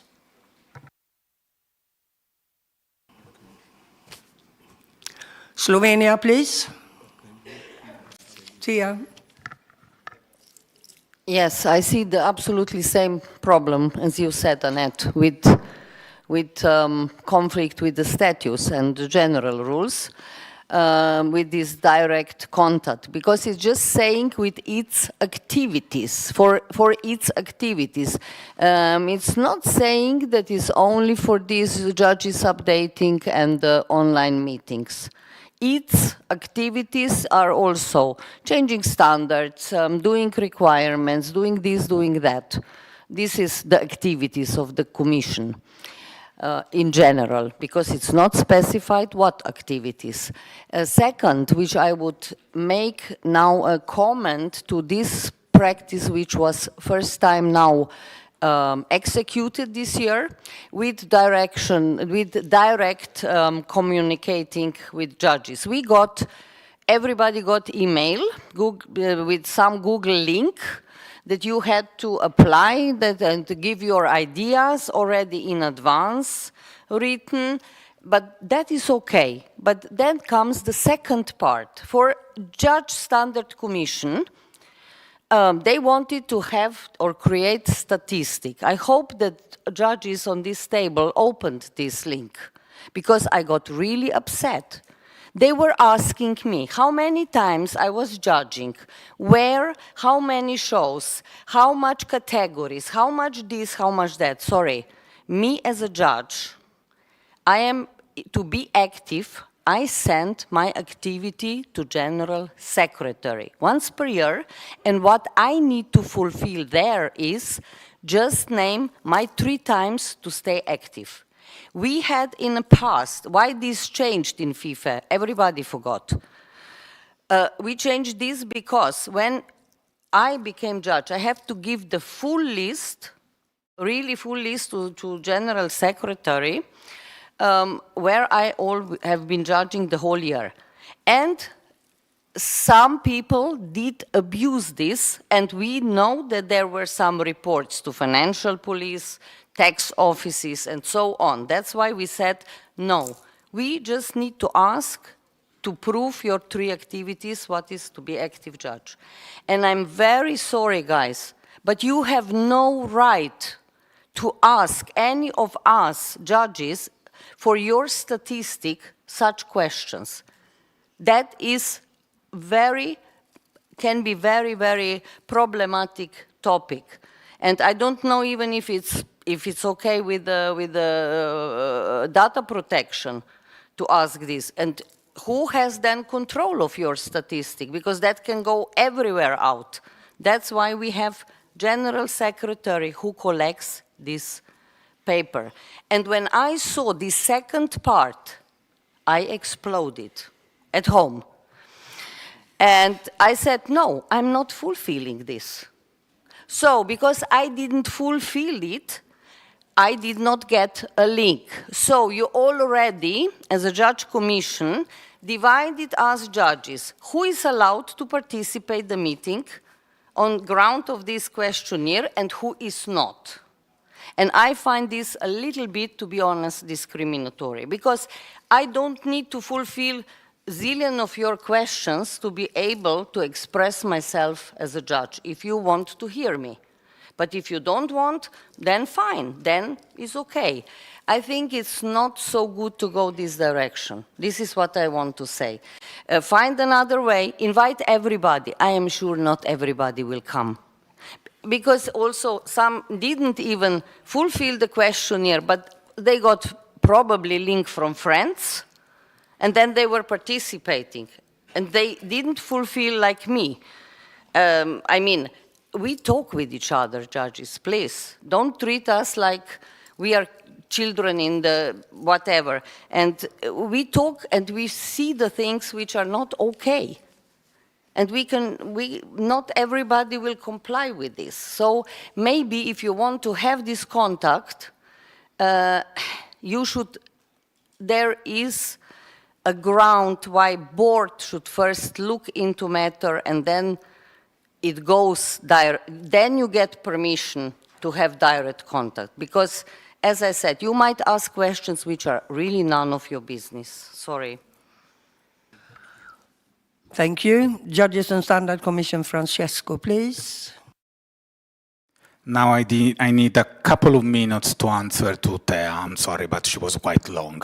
First of all, about the question that the board did us, yes, that's why I asked for your support, because before this proposal, obviously, because we are not stupid, we checked the statute, and in the statute it's written that members of members should reach the commissions or the board through the general secretary.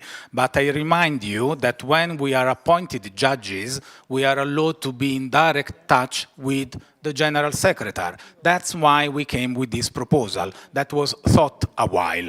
Then Thea, sorry, I really appreciate what you shared with the ground, but if our email, and was not our email, that mail was sent by the General Secretary, was not clear for you, you could or should have called one of us and asked for info.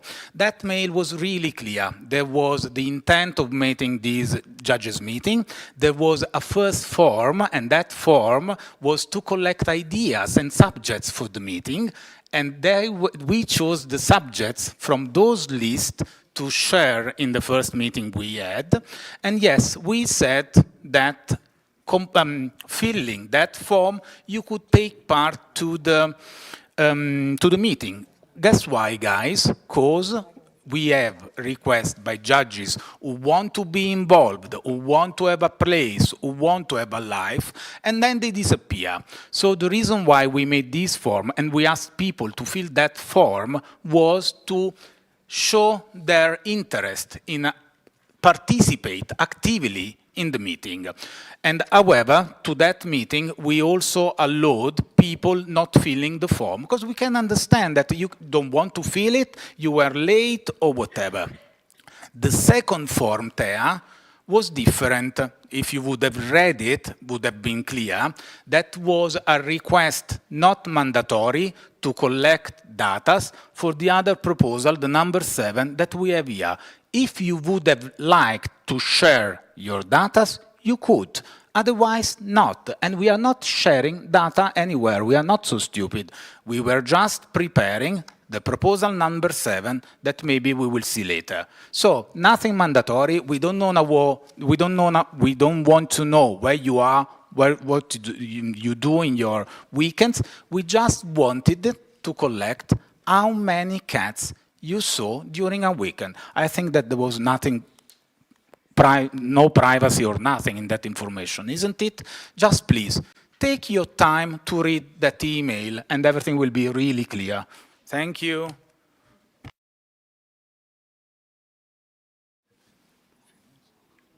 Thank you.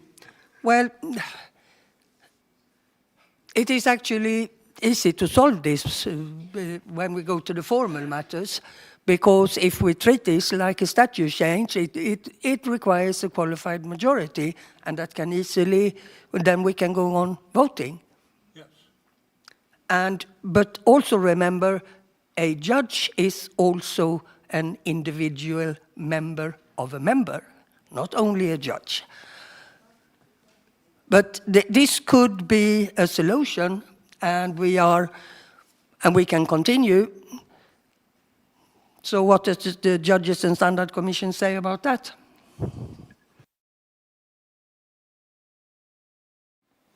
So you are asking me if we want to treat it as a statute modification? No, we cannot, because we are touching a rule in the judge's rule, and we are not dealing with the statute with that sentence, because there's nothing written differently in the statute. We cannot treat it that way. But before making something like happened yesterday, if you need time to, or we want to share our opinions on that, we can wait. But the matter is that it's not written anywhere that we cannot talk, or a judge cannot talk to us. Carl, please.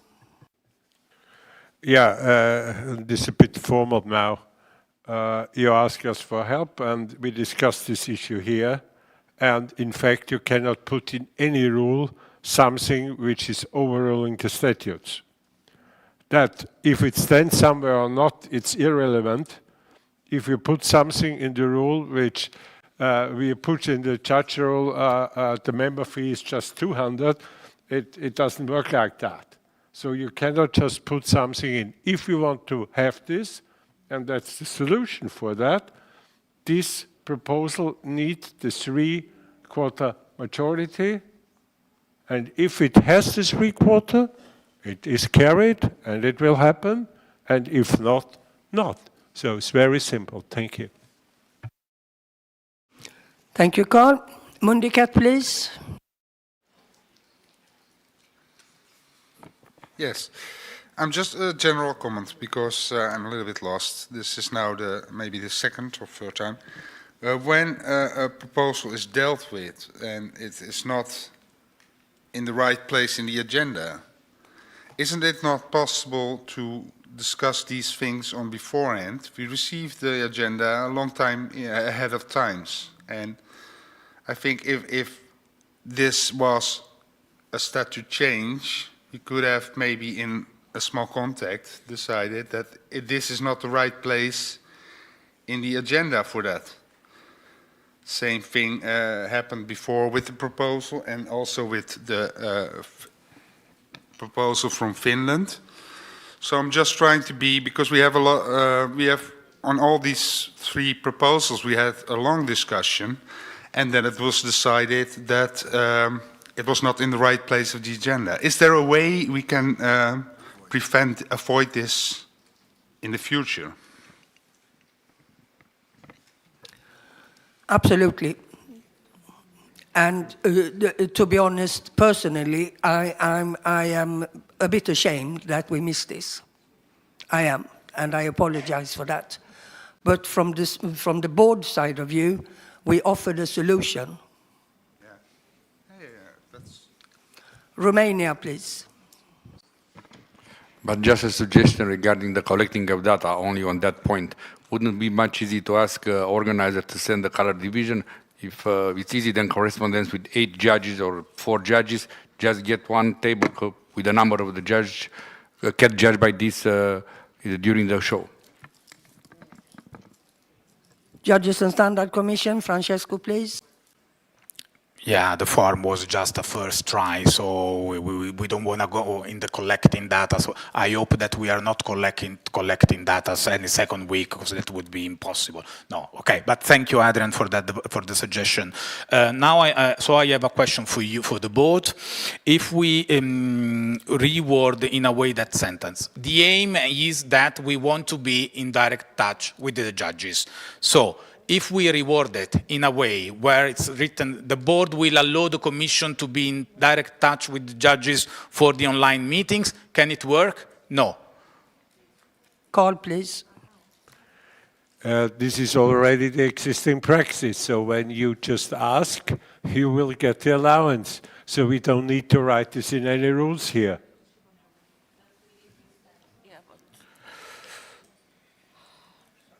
No, sorry. This we thought as we did in the open meetings, that these proposals, when they have a aim that for us is to implement our communication and to make us, to bring us in the new century, we should cooperate a bit more for this kind of proposals. As I said, this is not something coming from the Judges and Standard Commission, this is something coming from the open online meeting with the judges. So if I cannot reward it, I promised our judges that we would come with that, so please, I ask the Assembly for the vote, because it should be done in a more constructive way, but I cannot do differently. Okay, then we will continue, because what is happening now is just, absolutely nothing to do with what is going on. It's answers and questions. So I give the floor to Carl for voting of the proposal number 6, and it requires a qualified majority to be carried. Carl, please. Yeah, please vote now. Annette said everything.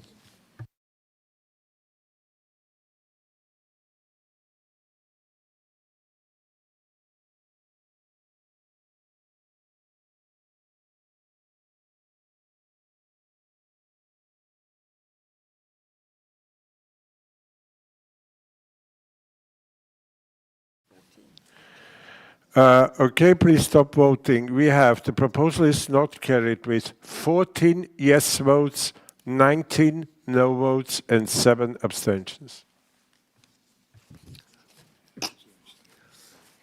It's lunchtime, and we are actually 10 minutes late, but please, can we be back at 2:30, because we still have a lot on our agenda, please.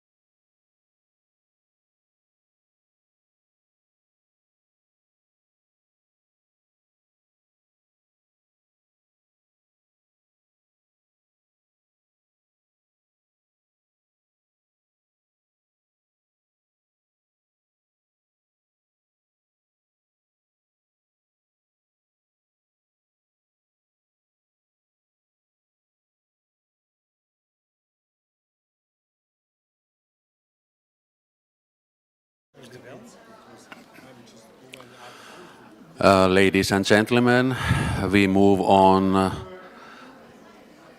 for meeting now, and we come back for the two proposals which has reworded, and first one is from Breeding and Registration Commission and other one from Norway. But we start with the Breeding and Registration proposal, which was reworded, and it was a proposal originally in page 24, proposal number 1.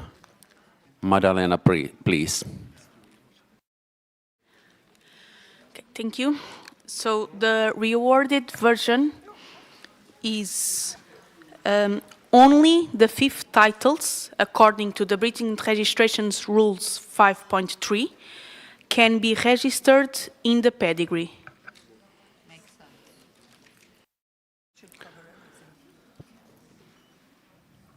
Everybody heard what you just said? Can you once repeat to be sure that everybody is updated?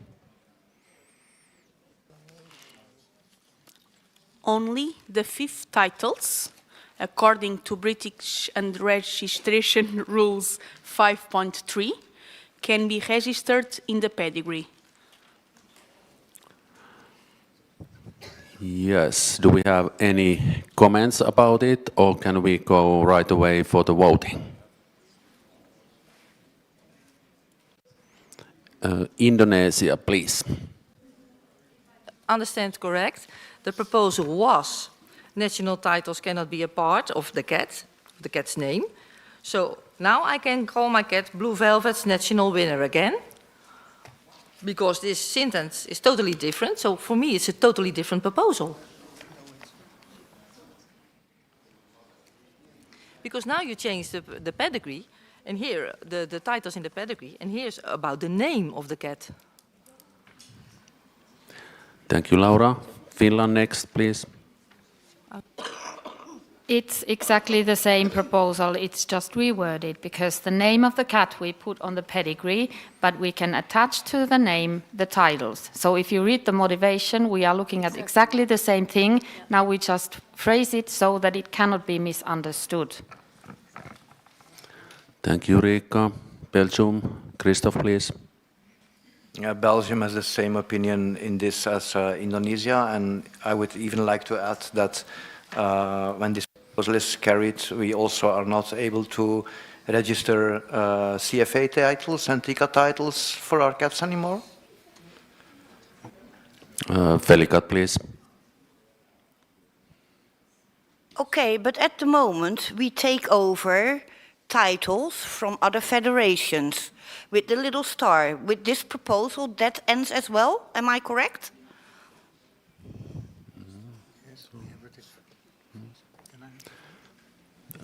Charles, please. What Gabrielle is referring to is in Article 462 of the Breeding and Registration Rules, which is dealing with importing cats from non-FIFe organizations. It says, imported cats will not retain their titles. Title of forebears may be retained on the pedigree. So this, in my opinion, then should go out. And even with imported pedigrees, there should be a reference to this article we are dealing now, 531, that only FIFe titles can be registered in the pedigree. That's how you want to solve it, I guess. Slovenia, please. Or, Charles, you can leave it in. And for the imported cats, what was achieved by them, you can still register. And then it's all solved. You don't need to delete and be more strict. We talk about our cats and titles, but for the imported ones, we have a rule in place, and we keep it this way, and then you can register. Thank you, Thea. Not any other speakers, so we go on for voting on this. Belgium can still... Christoph, please. Then I would like to note that for Belgium point of view, this proposal has changed and was not on the agenda. We will abstain voting, and we want to have it minuted that we abstain voting because this proposal was not on the agenda.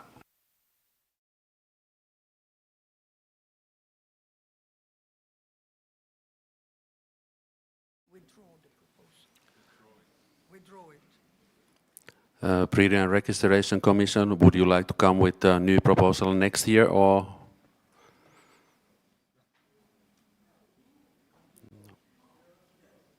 No. We would like to keep it, yes. So going to voting. We want to vote on this proposal. Okay, let's go and vote in them. Carl, please. Okay, we vote now on this reworded proposal, what we only heard. We not have it in written here. And be aware that you cannot, and when this is accepted, not register any titles from imported cats any longer on your pedigrees. Thank you. That is what they said.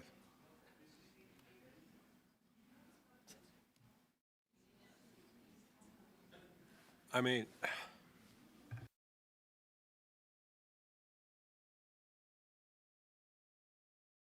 the voting, so I can't do it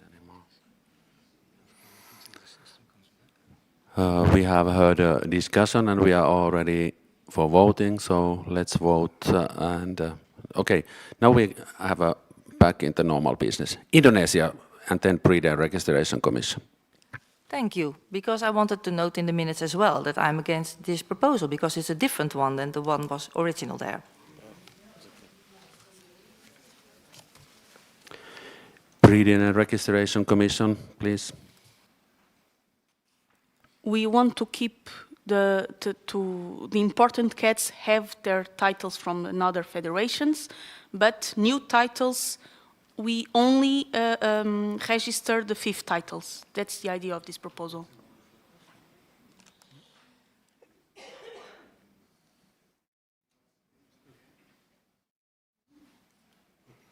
Okay, thank you. Then we go for the voting. okay, it's a bit fuzzy to vote on something we only heard now, correct it again.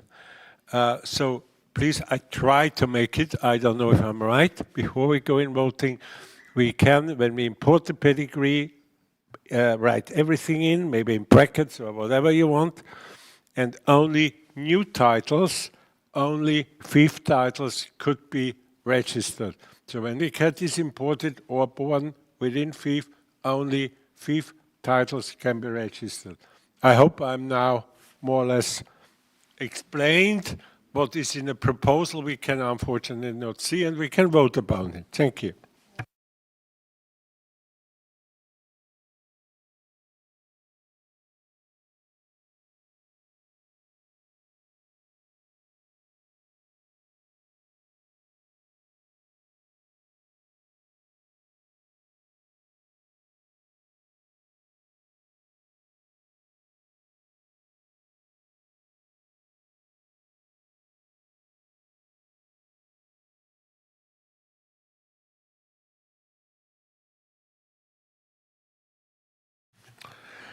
Okay, I stop the voting here. Proposal was carried with 22 yes votes, 12 no votes, and 4 abstentions.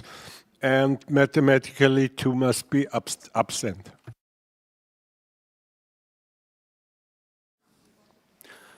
Thank you, Carl. Then our next proposal is NRR proposal number 2. Original one was in page 30. Norway, please.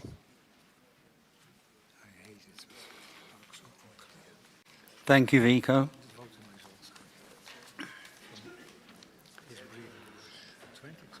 NRR has decided to simplify this proposal. Because we are simplifying it, we haven't rewritten anything, so I would like to read out the proposal, and I hope you can all just write the changes in your copy.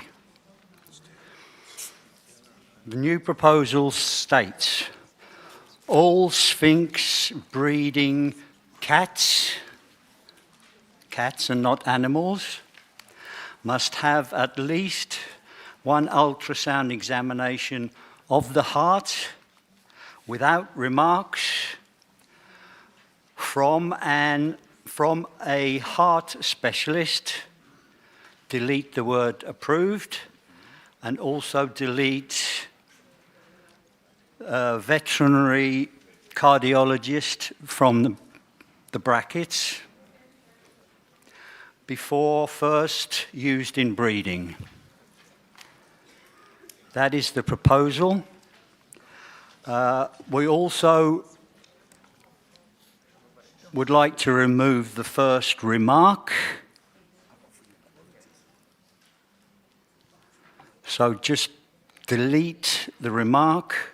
There is no longer any planned activity for the Health and Welfare Commission. That's it. Thank you, Stephen. At least for me, it was very clear what you said now. Health and Welfare Commission. We want to thank NRR for the clarification and simplification. With this version, all 3 members of the new Health and Welfare Commission approve of this.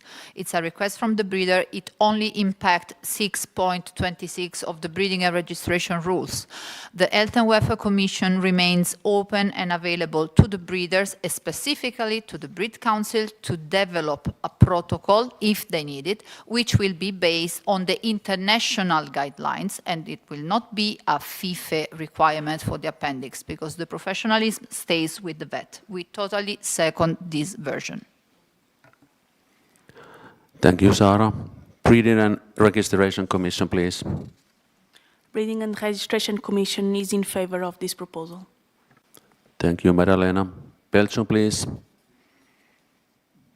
Yeah, still I come back at, I think it was a proposal of Denmark after the debacle we had with the tests of the Maine Coon, that we had put in place a proposal, an article 3.5.1 in the breeding and registration rules, and still with this proposal I miss the scientific underbuilt motivation, the numbers, the test procedure. This is all not in place. So this proposal simply does not follow our own rules.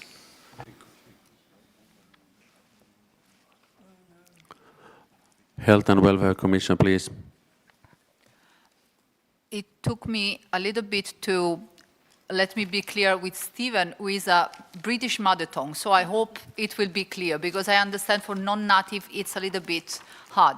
But that is about testing. And when we talk about test, it means genetic testing. This is a clinical evaluation, and there is a requirement because it's an increased risk, breed specific, that's why it goes in 6.26, perceived from breeders.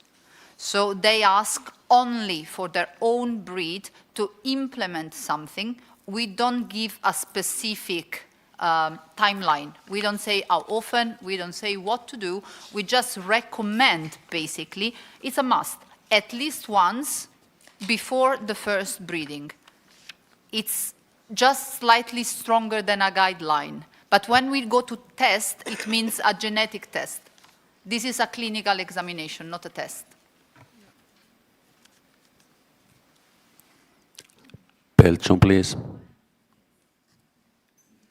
It wasn't the Belgian proposal to put this 3.5.1 in the breeding and registration rules. It was a Danish proposal. So maybe they know if it was if it was meant a DNA test or a clinical examination, but I don't know how these semantics went into the rules, but I see that the rule is there. And I think we have rules, and if we don't agree with the rules, we can change the rules, but rules are rules, and we follow the rules.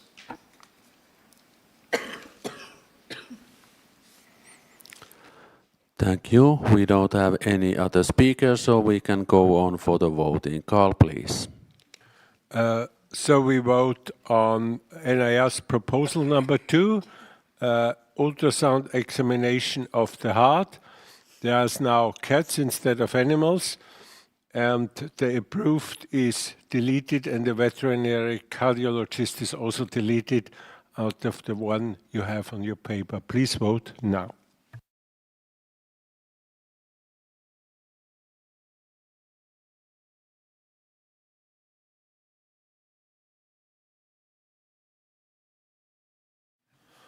Please stop voting and show the result. 25 yes votes, 7 no votes, and 8 abstention. The proposal is carried.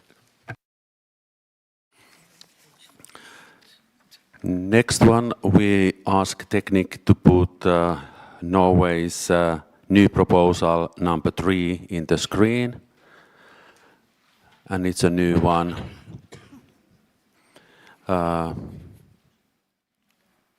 From Norway. It's not in the old list, it's a new one. So please wait a little bit. We have a new worded version from Norway, proposal number 3. Let's wait a little bit before we get it in the screen.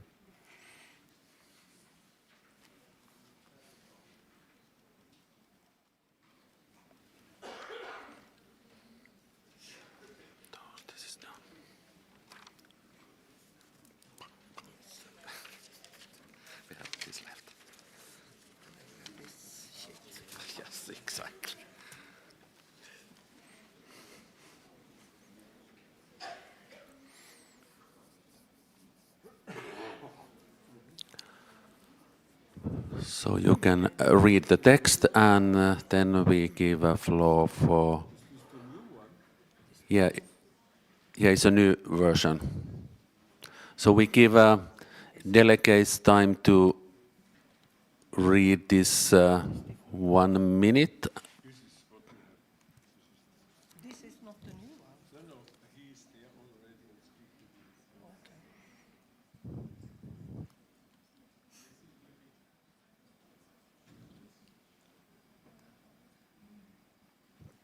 This is the old version, I think.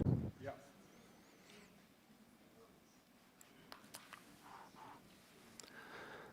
Our secretary will solve this problem. Just a second.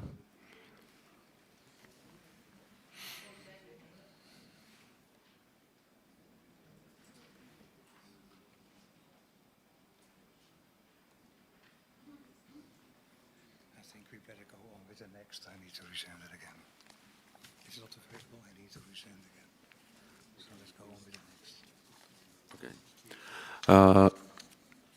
Charles will send this new version again for the Technic, so we will come back for this in 5 minutes, and we move on for the Sverac's proposal number 3, which is in page 49. Sverac number 3. Sweden, please.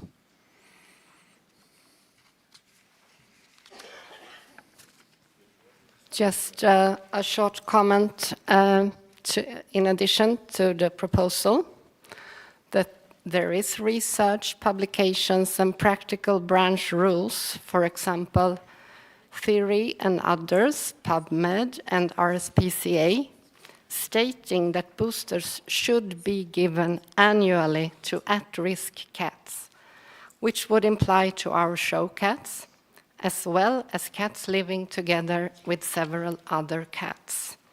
We would like our rules to recognize and reflect that cats owned by active exhibitors and breeders are considered higher risk cats and need shorter interval boosters. Thank you. Thank you. Health and Welfare Commission. Thank you, Veikko. We have discussed quite a lot during the open meeting for this proposal. The point being that in most countries worldwide, the only authority who can determine the length and validity of each medical practice, which include vaccination, is the veterinarian. If we put this in our rules, we are putting ourselves within a very, very strict frame. So we feel that the current definition of this article allows all of the FIFe countries, all of the FIFe members to put their own eventual national regulation in place and still give the individual veterinarian the possibility to justify their own choices, because in some cases there would be shorter frame, and in others that would be, for a titration or whatever other reason, a longer frame of validity. So for this reason, we are against. Thank you, Sarah. Show Commission, please. Yes, Show Commission agrees completely with the Health and Welfare Commission.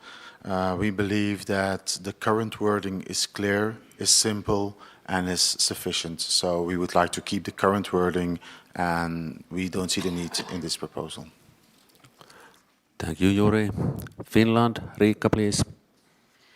Repeating what was said by commissions, it's a really dangerous road to go, writing timelines when different vaccinations have different timelines when they are effective. I hope our Health and Welfare Commission could phrase a guidance how to act with the show cats. We have done that in Finland, and that should be enough. And the rule we have now is perfectly fine. We don't need to add anything more. Thank you.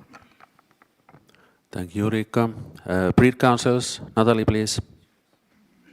I had one reaction from the American Curl Breed Council, 5 members from 5 FIFe members. They state that different vaccinations have different protections. We trust manufacturers and veterinarians. They decide what to do. Thank you. Health and Welfare Commission, please.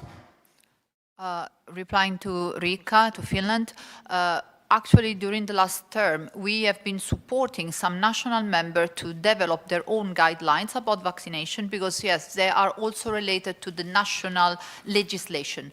So we don't feel it would be that easy, but we already did and gladly will keep doing that with every member who is in need, because we know how difficult it is. In this moment, the only one which is very strict is the rabies, even though ABCD gave, as Vera correctly said, indication for evaluating timeframes. But still, we know that pedigreed cats, show cats are considered at risk, but we cannot really put it in a FIFe guideline. Official guidelines are up to the vet, but we can help diffusing such documents. Thank you, Sarah. Do we have any other speakers? Or we go for the voting? Carl, please. Sverek's proposal number 3, show rules condition for vaccinations. Please vote now.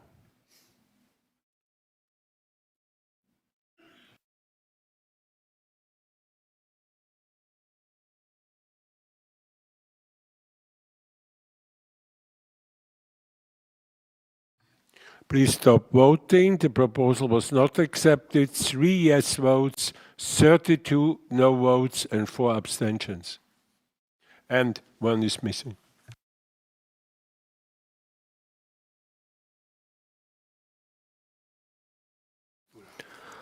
Then we move back for the Norway proposal number 3, which is new worded and technique. Hopefully can now find it. Here it is. So Norway proposal number 3 actually is the number, but the proposal itself is correct. So Norway, please.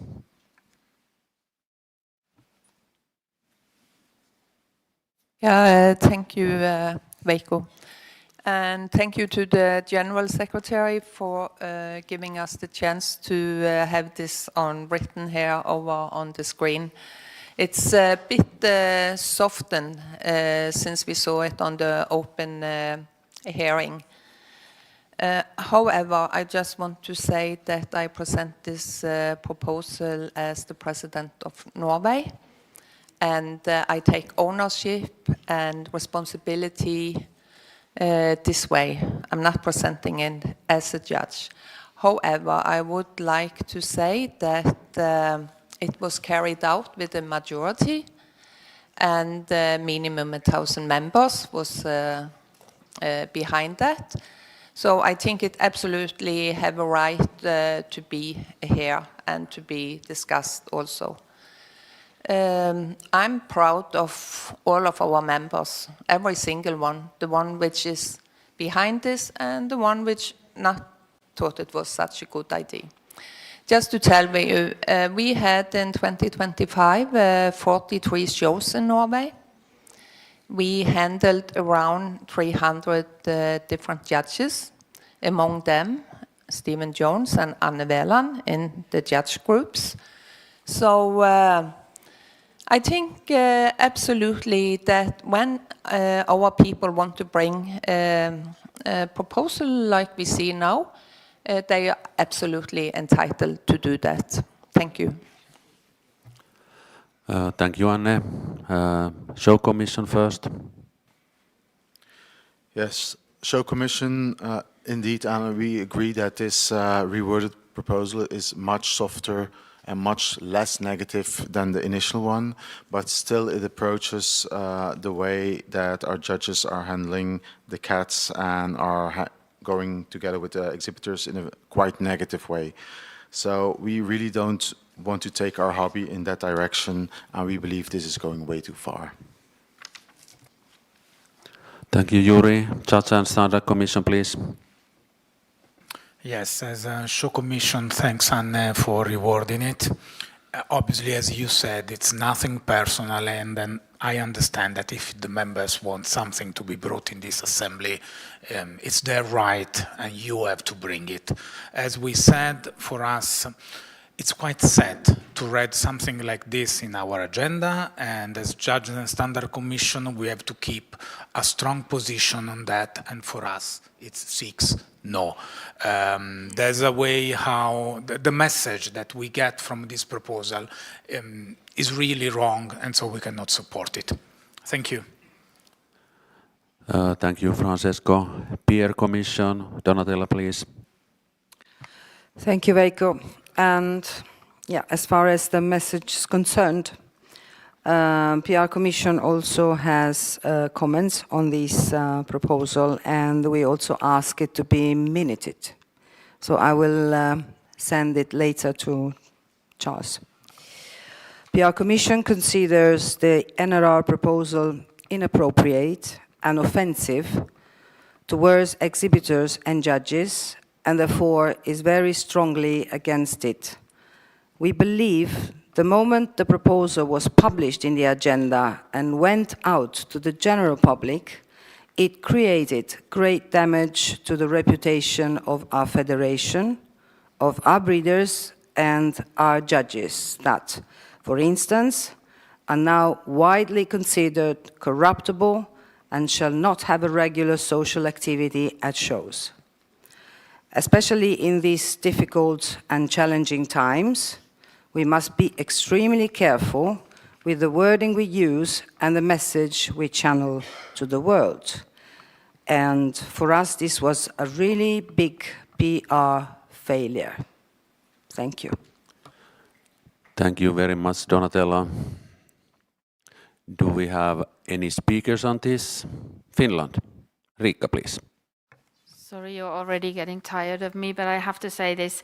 If you look at the Code of Ethics chapter in the rules, we have 4 short chapters about the ethics in the shows. With this, we would add 3 long chapters handling only things that, yeah, you can also use the word corruption coming. I really think we should trust on the objectiveness of our judges and that they do independent decisions. They always take the best cat, whether it's from their own breeding or from somebody they are not in such good terms with. So big no for this proposal. Thank you. We don't have any other speakers on this, so we go for the voting. Carl, please. Yeah, NIR proposal number 2, article addition 1 to 2, as you see on our screens. Please vote now.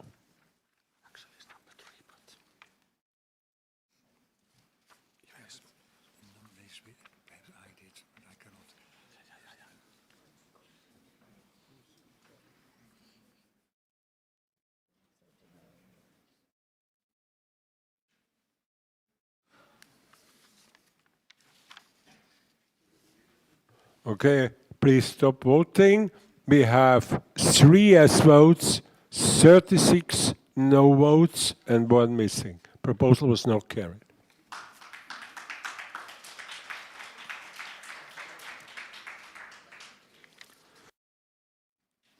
Then we move on for page 50, and we have Slovakia's proposal number 1 concerning the show rules. Slovakia, please.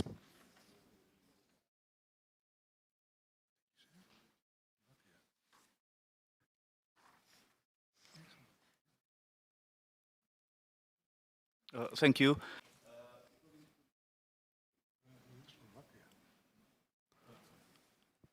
Okay, once more. Thank you. According to the discussion we had on Wednesday, as well as we get show statistics for the 2025, which are much more positive than we had in 2024. So we will withdraw this proposal. Thank you. Slovakia's proposal number 1 is withdrawn. Thank you. Then we move on for the page 51, and there is a show commission's proposal number 2. Show commission, please. Yes, this proposal is actually nothing more than an update and a clarification of the current Article 1.10. It has several aspects, but it's actually putting in place what we already have. Because during the past year, it's a clarification about the insurance policy that we have an accident and liability insurance. That is what is being meant. At the same time, and there was a reworded version, if I'm correct, Marcel, that was also already sent to the General Secretary, based on the discussions during the open meeting, that we would strike out a list of hotels where cats are admitted in order to allow exhibitors to make their own reservations. This is something like a blast from the past, and this is really outdated to make a hotel list. Everybody has booking.com. And then the last changes are also practical things to send it to the judges prior to the show with the cat division, and afterwards digital catalog, because today we have a digital catalog more than a physical one, and often the judges are forgotten to receive that digital catalog. So this is just putting everything, this article, up to date to the current situation. Thank you, Yuri. Do we have other commissions who want to say something about it? Probably not. Judge and Standard Commission. Yes, of course. 6 yes. Thank you. Any speakers on this? Annette, please. It says 7 days before the show to inform about the judge division. I wonder if this also then goes for the World Show.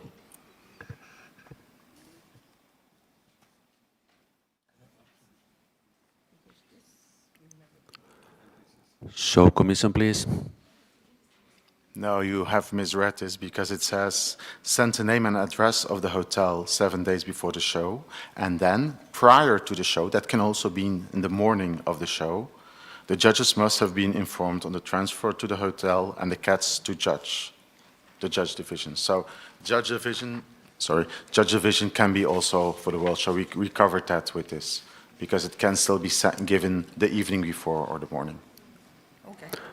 Thank you for the clarification, Yuri. If we don't have any speakers, we can go on for the voting. Carl, please. We go on voting, but before we vote, just to make clear, you want to delete the sentence, a list of hotels where cats are admitted in order, blah, blah, blah. That should be removed. So, because that's not in the proposal we see now, but this is your change, correct? Okay. So we vote on the proposal as it stands here with the addition or the change that the list of hotels where cats are admitted and so on, this line will be deleted. Please vote now.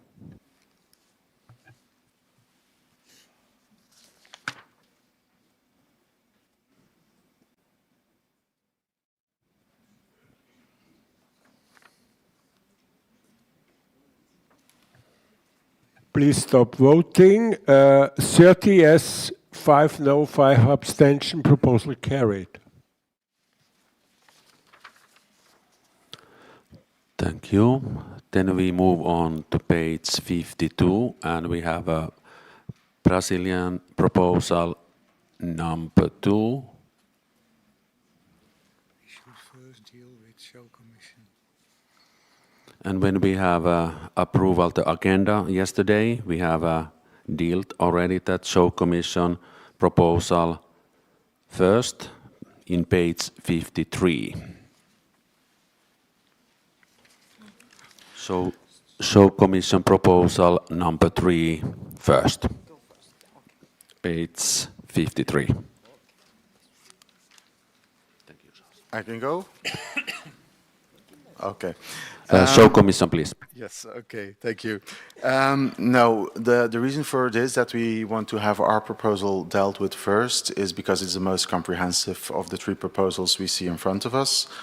And the reason why the show commission brought this proposal is because last year we saw some of these countries, which also are now included here, brought similar proposals, and we had this discussion, and we felt as show commission the obligation towards these members to bring this as a show commission proposal to let them know that we heard what they asked for last year. So that's why. Judge and Standard Commission, please. Yes, we have the feeling that our 3 certificate shows are a kind of event in a country. And if we think about, for instance, Europe, that means that any country will have many 3 certificate shows, bunches of 3 certificate shows. Just to remind everybody, we started in the past with 1 certificate for weekend, now we have 2 certificates per weekend, then we had 3, and now we had also the first 4 certificate. Soon we will have 5, 6, and as we said yesterday, let's do rings, it will be faster. So 6 no's by the Judges and Standard Commission. Thank you, Francesco. Great Britain, please. Thank you very much. I do have quite a bit to say, and so I am sorry about that. Thank you very much, Francesco. I agree on the principle that the 3 certificate shows were always meant to be an exceptional event for each member. And I feel like this thought of that this might be a cure-all for different countries' issues with show numbers and distances. I think that Brazil and possibly China should be handled very differently to the other people in this list. If you look at Belarus, for example, this year they have 1 show planned in Minsk. The country has a distance of 650 kilometers end to end on its longest point. This 1 show they can do as a 3 certificate if they choose to. They have nothing else planned. If you take yourself to Russia, they had 2 shows planned this year, one of which was the Eurasian winner. So obviously that was a 1 certificate event. The other show they have planned is also in St. Petersburg, and it is a national show. If we then take ourselves, China has a massive distance from their different locations, absolutely true. But they had 22 shows. Maybe an answer would be to reduce the show numbers to increase the attendance at those shows. The exception that I find is is for Brazil looking at their numbers. I want to compare them to Sweden. Thank you very much for Sweden, because you have a distance between your top show at Luleå and Malmo of 1,200 kilometers, and you have 55 shows a year, and you have decided not to have any 3 certificate shows as far as I can find, because they're hard work. They are tiring on judges. And the cats, yes, thank you very much for the voice to the left of me. If you look at Brazil, who does have a geographical, genuine distance issue, but not just distance, a road issue, they do have to fly. And coming from a country in Annex 1, where if you want to leave the country, you have to get on a boat or the Channel Tunnel. We can't fly in and out with our cats. Every single time we decide we want to go to France, that is 500 euros for documentation and the cost of that transport, not including mileage, not including an entry fee, not including a hotel stay or any food.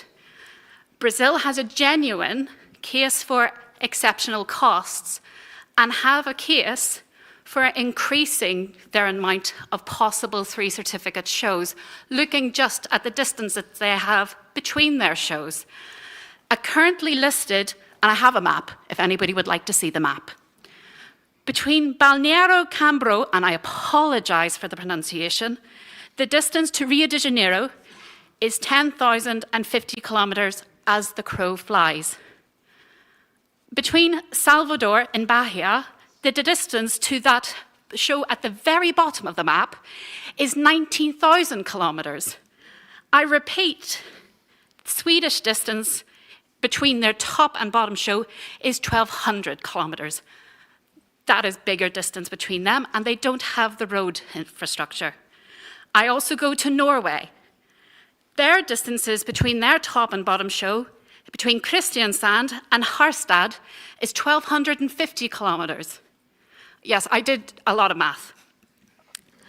What I'm saying is, you cannot compare the countries in this list to each other. They have different scenarios, different circumstances, and 3 certificate shows should not be seen as a cure-all to solve their different issues. I would also suggest that Sweden and Norway and Finland, I didn't do your math, I'm sorry, should consider asking for an increase in the amount of 3 certificate shows you have. Thank you, Sharon. Denmark next in the list. Please, Petter. My concern about an unrestricted number of 3 certificate shows is that we do have a rule in place for how frequently we can show kittens and in class 11 and 12. And with the possibility of putting 3 certificates sort of every weekend, I would strongly suggest that they should not be allowed to be put together following one another, that there should be at least 1 weekend between such shows. Thank you. Mexico, please. Thank you so much. This, for us, is not only the cost on the distance, is a politics stuff, like, for example, for Brazil, come to Mexico, need a visa. It's not only the kilometer for chairs, shows, you know. We need more. We need help with this, with more shows. Sometimes it's so complicated travel with the cats in America for the condition, politics condition. Please help with this. Thank you. Thank you, Yvonne. Brazil, please. I know the reasons are different, and I was well advised of that, because on this proposal I am here and there, Show Commission and Brazil, but what I feel is that we would like to help all of these countries to survive or grow because their moments are different. When you have too few shows, just like Mexico, for example, you would have to show the same cat 6 years in a row to get a Supreme if the cat doesn't lose any title. We are not trying, and I am here kind of talking more like the show commission. I know that Brazil has a different perspective, but we are trying just to give some oxygen for those that have really different issues, but perhaps it can help because on the vision of the organizers of those countries, these kind of shows attracts more people and they can grow and they can develop new areas is the strategy in Brazil, or survive and keep cat fancy alive. So what I ask you, first of all, nobody's asking this for Europe. Please try to think out of European box. We know that it's not something to come for all and everybody. And just the last answer is for Betty. Maybe we didn't think about it, Betty, because it's almost impossible to have 2 shows in consecutive weekends, because by now, even Brazil, we have a rule, we need to have at least 21 days between the shows to make it possible to attract people. So in Brazil, you have more or less a show a month. And that's because we are growing. So we are just asking help for those countries, not the same issues, but everybody thinks it's a good way to go. So please, I ask for your vote for the group. Thank you, Rodrigo. Health and Welfare Commission, please. Thank you, Veiko. I hope I didn't have to jump in on this, but as a cat advocate, since it was mentioned, now it's my turn. Please, delegate, keep in mind, as much tiring as this kind of show can be for humans, because they are stressing, yes, Secretariat, don't tell me, judges, ooh, please, but the cats are in the show all for the same amount of hours.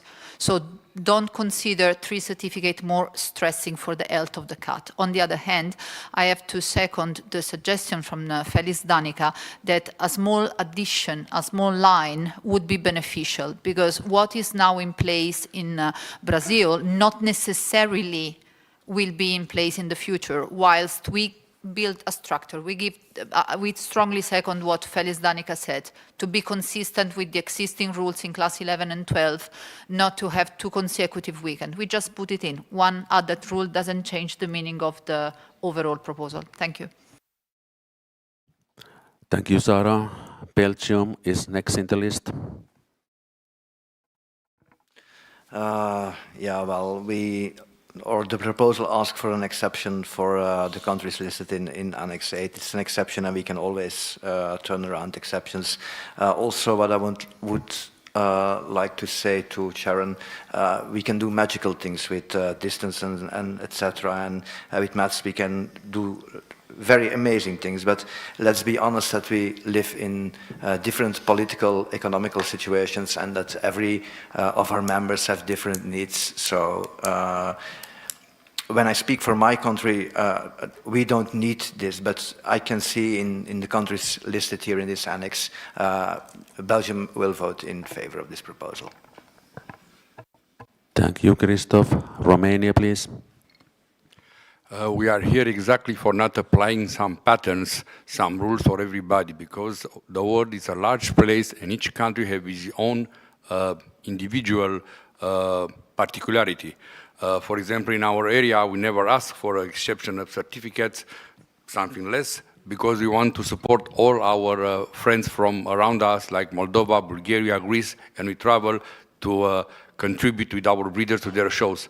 But there are countries that they need to do these kinds of shows with 3 certificates in order to be able to get some rewards for the traveling of their exhibitors. We could have the same rule for breeding cats or register them, but when coming to the show, we could not apply the same pattern over all the whole world. It's a different world. Thank you, Adrian. Russia, please. As I would point out, it's not the number of amount of shows per year which counts. It goes about the 3 certificates on a weekend. And if Russia is only doing maybe 1 or 2 or 3 shows a year, this might attract more participants or exhibitors on our show, because the travel will be worthwhile for people to go there for 3 certificates instead of traveling twice or maybe more. So I would suggest to rethink this for the FIFe members who are in countries who want to attract more participants. This is a way to do it. Thank you, Erwin. Judge and Standard Commission. Yeah, I'm sorry, but I think that would be, however, problematic to show our cats in Russia at the moment, but it's just an idea. Rodrigo, your proposal, Judges and Standard Commission has no limit in the certificates, in the number of 3 certificates. In your proposal, there are 5 maximum. Guys, completely without a limit in the certificate, that means that if Brazil makes 10 shows per year, the 10 of them can be 3 certificates. I mean, think about that. We all understand, but maybe a limit, higher limit, has to be fixed. Cannot be without limit. Then Slovenia, please. Yeah, exactly what you said, Francesco. We heard before, Russia has 2 shows, Belarus has 1 show, so probably they will not need 10 times to do it, and they will not do 10 3-certificate shows, I'm quite sure. But yes, Brazil, for instance, asked themselves for 5 shows with 3 certificates, and true, they will have every show then with 3 certificates. Of course, cats travel less. Maybe you are right, maybe it's good to put some limitation, not just leave it all open. But to be honest, I mean, all these countries, there are 2 groups, American winner and Eurasian winner. Belarus has another problem also with the dictatorial regime, so it's another problem, an issue. Then distances, but each of these countries, if I look, I have been in Brazil judging China, Mexico, Russia. Yes, they struggle, really. And we need to have some sentiment for them. But I would really like, yes, to have 5 shows per year, for instance. Please, let's do that. It's just a matter of here, show commission agreeing on it, and then I think we are all in favor. This can be a solution for the future, perhaps, but now we have a show commission on the list and 2 other speakers, and then we go for the voting. Show commission next. Yes, we would like to follow up with the suggestion of the Health and Welfare Commission, because that was actually a very sensible remark. It was also mentioned during the open meetings that these shows cannot be held during 2 consecutive weekends. And we would like to add that sentence behind the brackets there when you, if I repeat the whole sentence, delete a limit for combinations of shows where a cat can obtain 3 certificates during the 2 consecutive days. Then the text between the brackets, and then after that sentence, these shows cannot be held during 2 consecutive weekends. Thank you.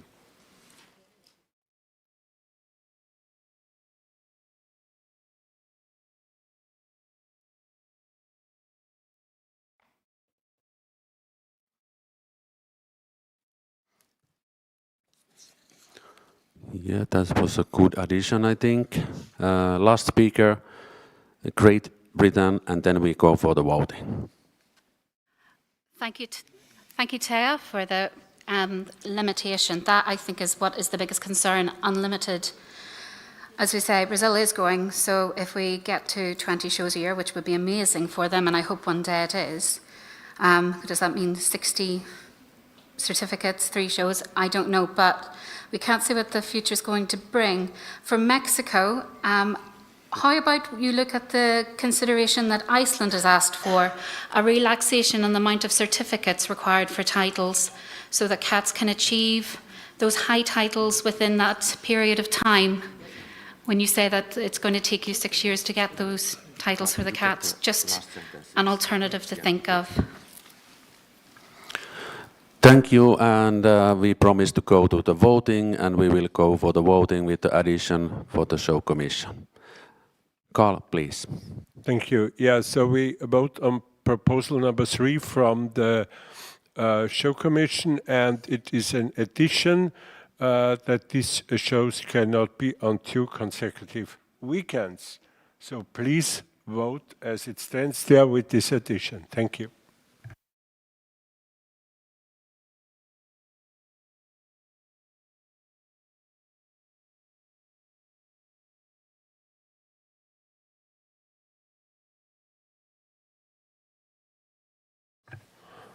We have a result. The proposal was carried with 22 yes and 18 no votes.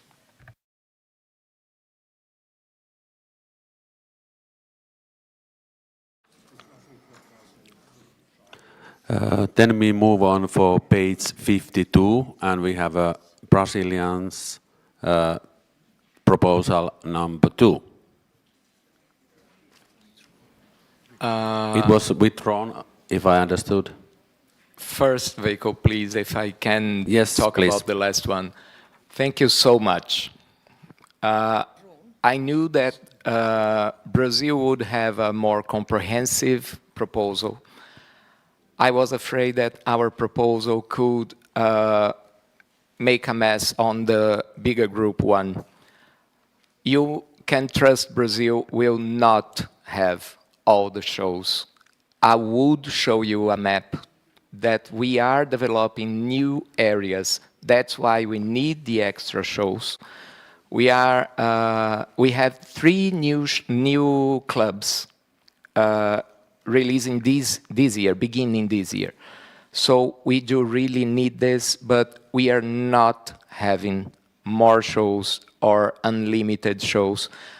I just couldn't put a limit because the other ones asked for. Thank you so much in name of the group. Brazil withdraws the second proposal. Thank you. Thank you, Rodrigo. And then we have a joint proposal from Belarus, China, and Russia. Proposal number 1. If any of you can speak Russia, please. We would like to withdraw this proposition because the former one from the show commission has already been passed. We would like to thank all the members to vote for this.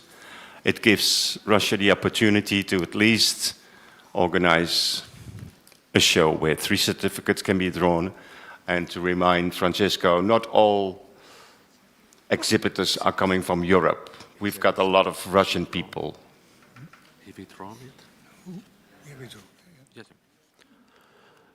Thank you, Erwin.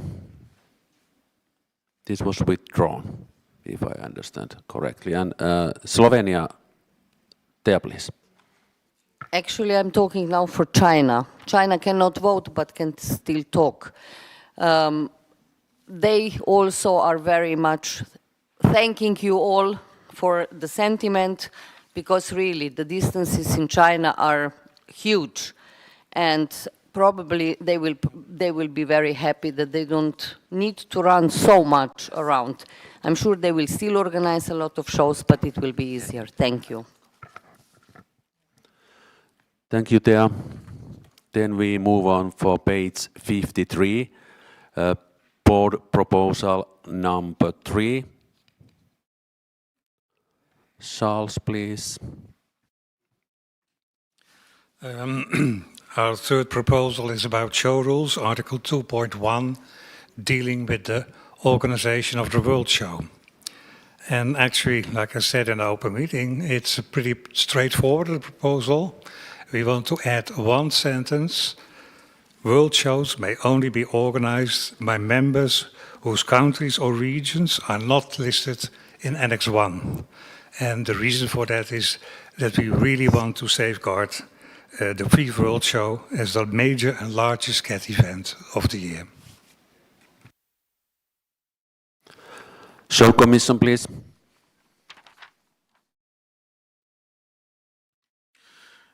Yes, Show Commission discussed this proposal and we find it a very sensible proposal and we see this as the only logical way to deal with these kind of matters. So we were 1 against and 4 in favor. Thank you. Any other speakers? If not, we can go for the voting. Board proposal number 3, application for the World Show. Please vote now.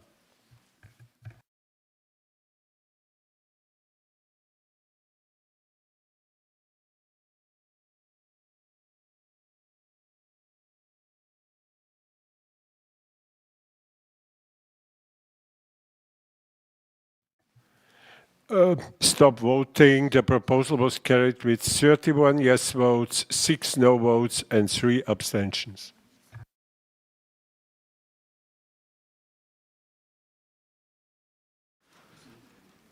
Next proposal is in page 54,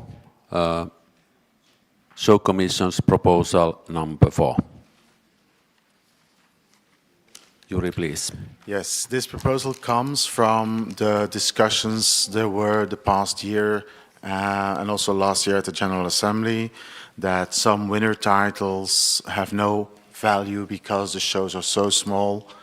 And that's why the Show Commission came up with a solution to have this cleared out, that when you have a show that is too small, that you would have no title registered on the pedigree, but can still do the winner show. However, during the open meetings, it became very clear that most of you were not in favor of this kind of solution, and actually we more or less agree in the Commission ourselves. But we want to make it clear, and that's why I'm talking, that please then stop also telling everybody, oh, she won a winner, but yeah, it was a small show. Then we stop this kind of discussions. A winner show is a winner show, and that's it. And if you win Best in Show, you have a winner on your pedigree. End of story. So with that, we withdraw the proposal. Thank you, Yuri. Thank you very much. And then we move on for Brazil's proposal number 1, reworded. Technique, perhaps find the reworded version in the screen. The reworded is not on the screen. Yeah. Well, Rodrigo, please. Thank you. We are trying to bring new ideas for the shows.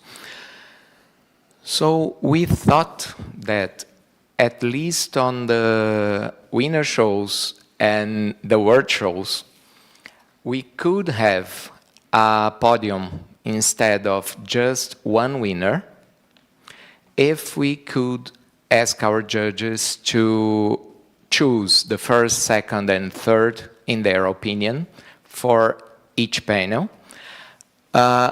We would have a simple counting of points. It could even change the results. Sometimes we see in category 2 a bunch of cats with the same 2 judges choosing them as the best. And if we could have the idea of the judge on who are the second ones it could bring a final result without needing a referee judge or whatever. It would not create new titles. It would not demand for prizes or no extra resources.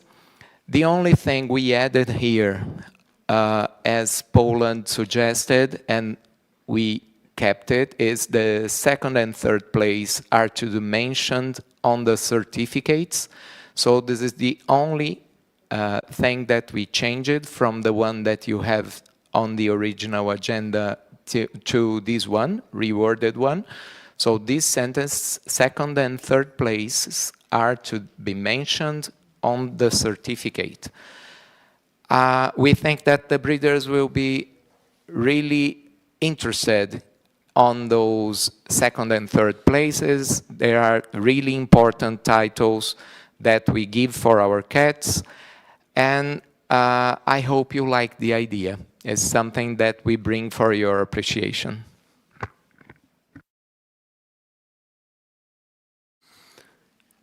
Thank you, Rodrigo. Show Commission, please. Yes, the Show Commission always likes new ideas when they come, and we like to discuss them. But in this case, we also must say that we don't like the idea. This makes chaos. This becomes much more difficult because the cat who is third place for your average judge can suddenly become the winner and the world winner, and then imagine your number 3 cat. So it's a little bit messy. And we believe that our winner shows have a clear concept. You can do on national shows and international shows, you can play with additional specials and whatever, but don't touch the concept of the winner shows, please. So we have obviously 1 vote yes and 4 votes no. Thank you, Yuri. Judge and Standard Commission, please. We are a bit more conservative than Show Commission, so for us it's 6 no. Yeah, we understand the reason behind it, but we prefer to have our winners as they are now, and we think they are already enough. Thank you, Rodrigo. Thank you. Felicat, next, please, Gabriele. Yeah, coming from a country that's very competitive in football, I remember very well growing up with the idea we lost the final in 1974. Being second isn't honorary, it only adds to the trauma in later days, believe me. Thank you, Gabriel. Finland, Riikka, please. Yeah, we have a very clear voting system, and we should celebrate only one winner. So definite no to this proposal. Thank you, Riikka. Norway, please.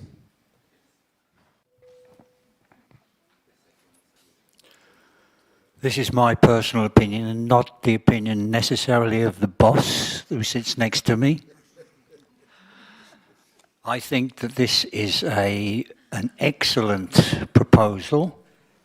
If you look at the results, especially in the large category, category 2, at previous world shows, it is very rare that you get a cat which has even an absolute majority of the votes in the panel. This is a much, in my personal opinion, a much fairer way of finding a world winner. Thank you. Thank you, Stephen. Then Charles, please. If this proposal is about to find out if you have the vice world winner or the second vice world winner, please go after the show to the wonderful website of the Polish team, where you can exactly see how many votes the other cats who didn't win got. So you already have your number 2 and your number 3 where you go there. Belgium, please.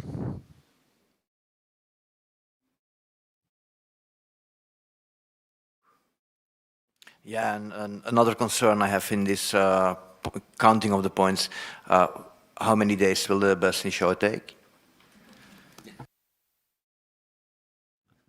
Good point. Thank you, Christoph. Brazil can have a last speech and then we go for the voting. Rodrigo, please. With the Polish system, 10 seconds.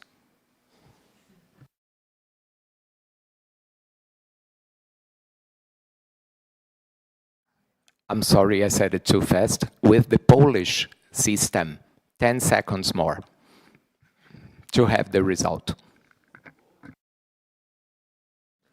Thank you. We go for the voting now. So we are voting about this proposal, specific rules for world shows and winner show, as you see on the screens in the moment. Thank you. Please vote now.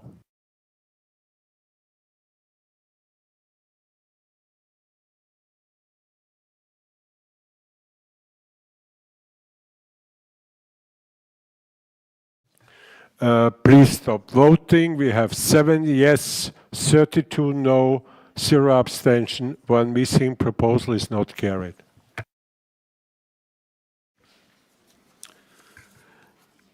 Next proposal is in page 55, Polish Federation proposal number 2. Poland, please.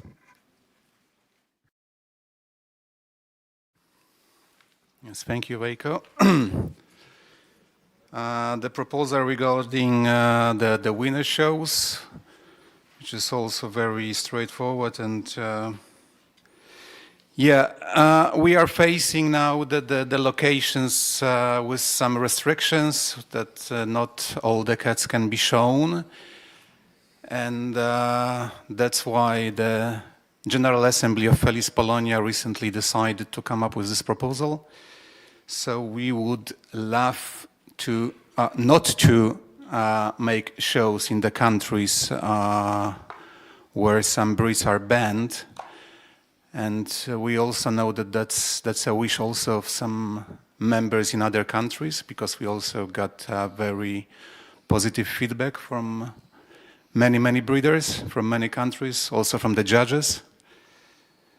I know that many of us got mixed feelings about that, but and also me as well. So, but nevertheless, standing here as a Felis Polonia president, I asked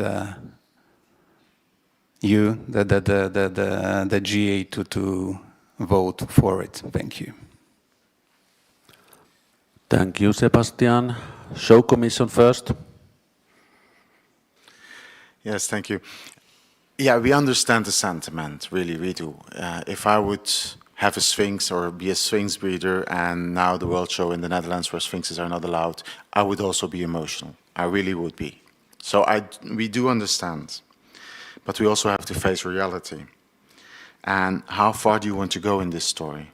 Because, for example, you also have, we talked about Belarus before with the dictatorship, you have difficult quarantine conditions to fly into a country like Mexico or Brazil or whatever. Then we also block those countries, because then we have to be consistent, because also not every breeder can take their cat to those countries. So there are many factors at hand which play why some exhibitors cannot go to a world show with their cat. So because of that reason, the show commission was really 5 no against this proposal. And I want to add one personal comment on this. With the current wording, for example, now in this proposal, also Belgium would be blocked for organizing a world show because we have the ban on the Scottish fold by law. And you say any breeds. Just a side note.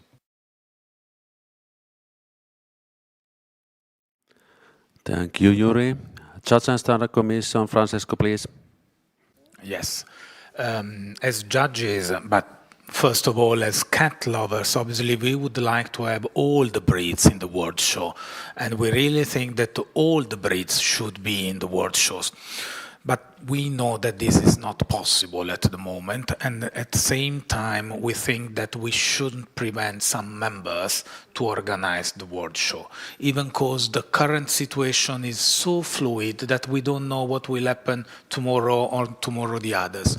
Maybe, Sebastian, as we said, you will be with Sweden or Norway, the only countries who will be able to organize a World Show. But apart from the joke, yes, two of us are are for this proposal because we understand the breeders. The other four, we still understand the breeders, but we stay with our members, and so we would like all of us to be able to organize World Shows and Winner Shows.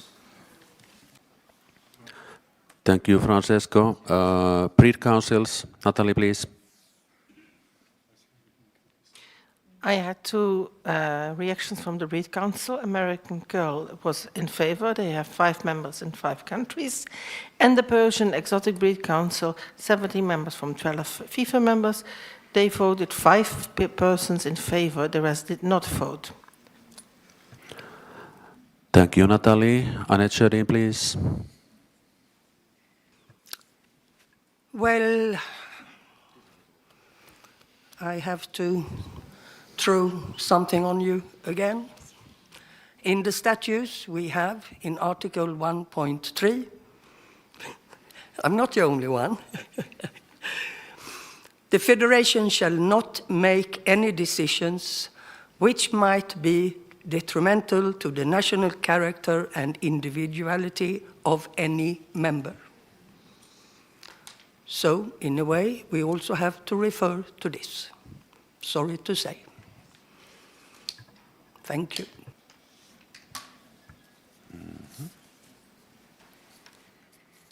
Thank you, Annette. We have some speakers on the list, so we... Latvia, please. Angela. Yes, so we continue with this proposal. Yeah, okay. Yes, what we wanted to say that about this proposal, you know, okay, if we speak about the category 1, where we have Persians, exotics, who might be like 35–40% of the category, we really understand the feelings and all the drama and all the comments. But for example, sphinxes in the 4th category, again, it is not the same big proportion. And we never know what will happen tomorrow. Maybe, I don't know, you will prohibit British Shorthairs or Maine Coons on the European level, and then we will have winner shows only in UK or Mexico or wherever. And if we are speaking now about the legitimacy of those titles, then why we don't mention also the junior winner titles and DSM titles? So according to these logics, that then also the certificates, the best in show certificates on the simple shows, which you have in the countries where you don't have those breeds, are also like not very legit to be counted for junior winner and DVM.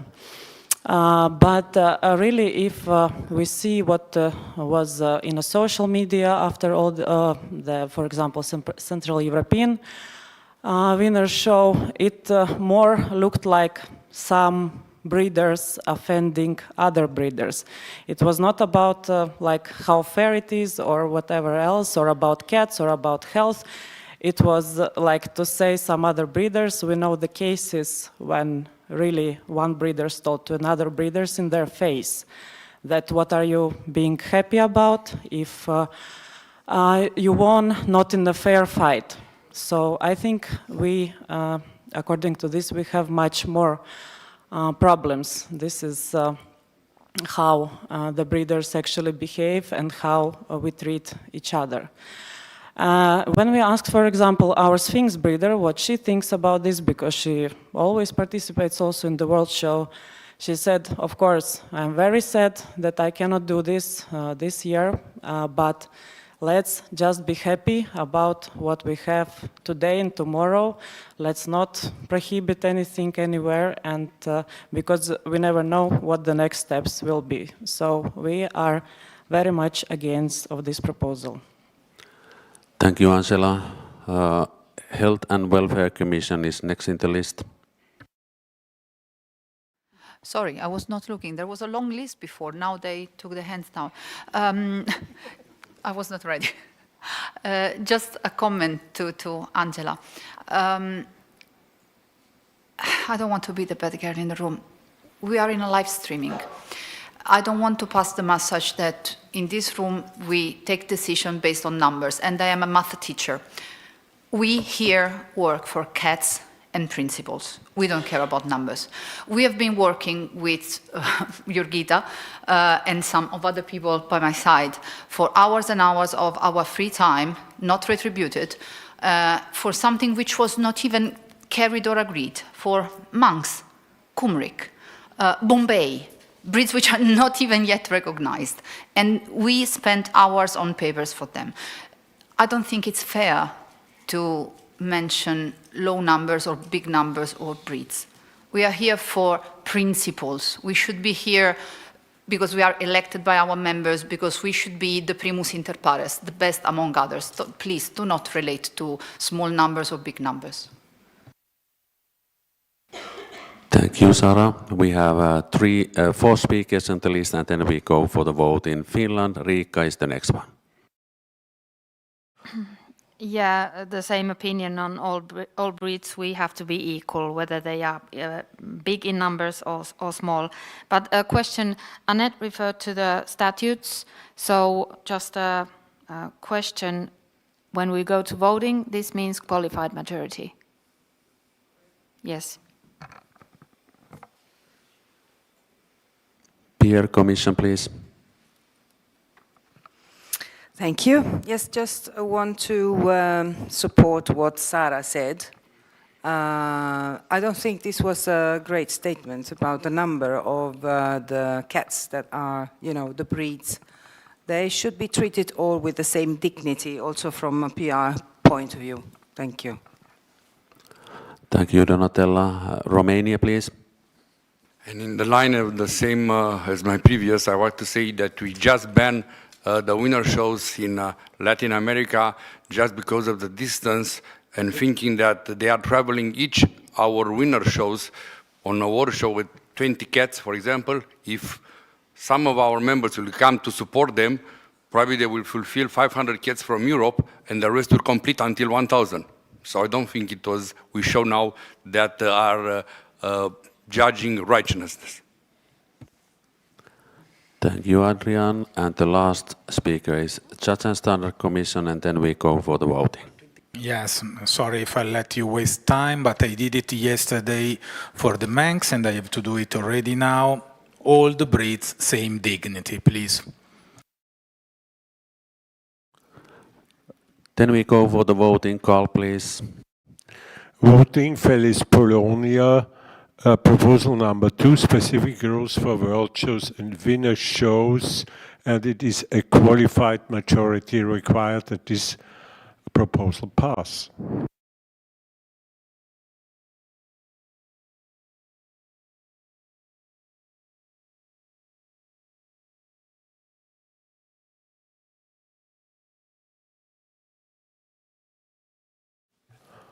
Please stop voting. The proposal was not carried with 10 yes votes, 28 no votes, and 2 abstentions.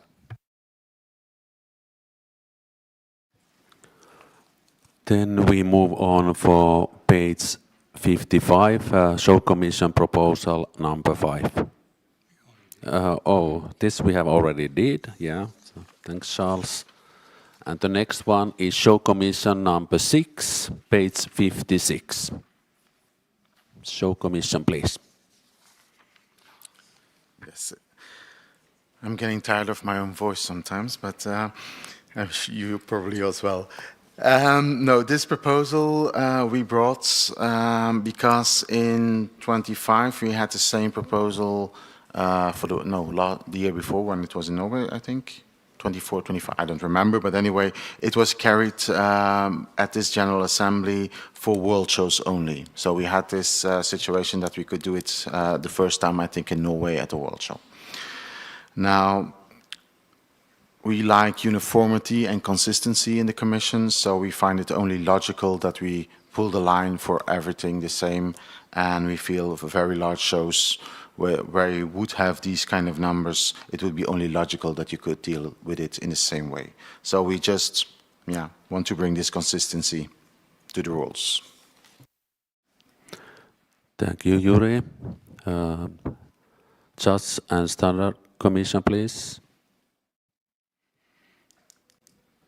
We are against it. We think that divide the best in variety is okay for the world show, but we should keep it as it is for the normal shows, and even because we really think that this could make an asymmetry in your systems, because just few breeds in few shows could get these best in varieties, more best in varieties, and I think that for your cat of the year, so yearly championship, you are adding points for those cats. So without, we can live without. Thank you. Thank you, Francesco. Do we have any speakers on this? Norway, please. Thank you, Veikko. I think it's a good proposal, and the asymmetry is already in it, Francisco, because we have this with larger group, smaller group, and in some groups, categories, there are a lot of cats. There can be 12 in class 11 and maybe 15 in class 11 and 12. So I think it would be fair to award them the best variety. I think absolutely it's a good proposal. Thank you, Anne. This proposal is only for adults and neuters, if I understand correctly.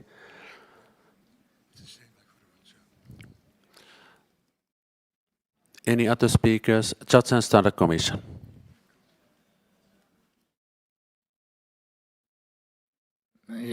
No, I understand you, Anna, completely, but the proposal talks about adults and neuters.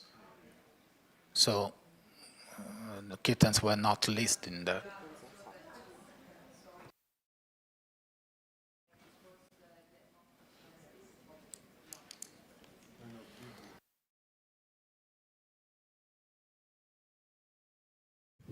I don't know. Oh, okay. Yeah, I realized that also, so sorry for that. But the idea is excellent also for the neuters and the adults to have that, because in bigger groups we have this amount, and this is also not selling. Yeah. Thank you. Yeah, thank you, Anne. We don't have any other speakers, so we can go for the voting. Carl, please. Proposal number 6, show rules best in variety.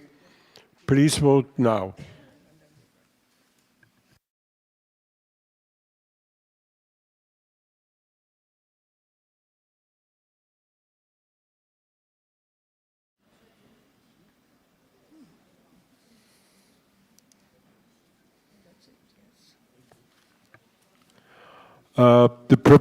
Please stop voting. The proposal was carried with 24 yes, 15 no, and 1 abstention. Then I give floor for the Jörg, please. It's last time that I bugger you with a commercial break. Before I leave you to coffee break, there are still tickets for the dinner tonight available. I will not mention them tomorrow anymore, believe me. Enjoy your break. Thank you, Jörg. Now we have a coffee break and we come back 4:30.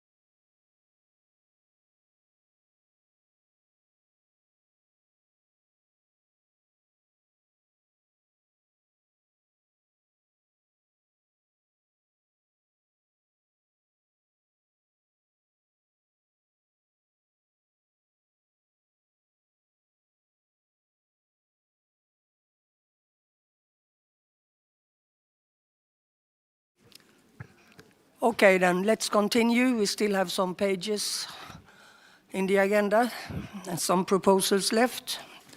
And we are on page 56. And we have the Filicat proposal number 2. So I give the floor to Filicat, please.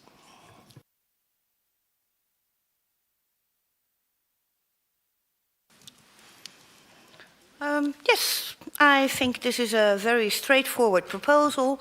We propose best in shows obtained on national shows also counts towards junior winner titles. There was a remark during open meetings that, oh, we make everything too easy. So I like to point out that on national shows, minimal number of cats entered should be 80, like for the countries in Annex 1. Which are international shows. So the cats have more or less same competition. We also think that all of us devaluate our national shows.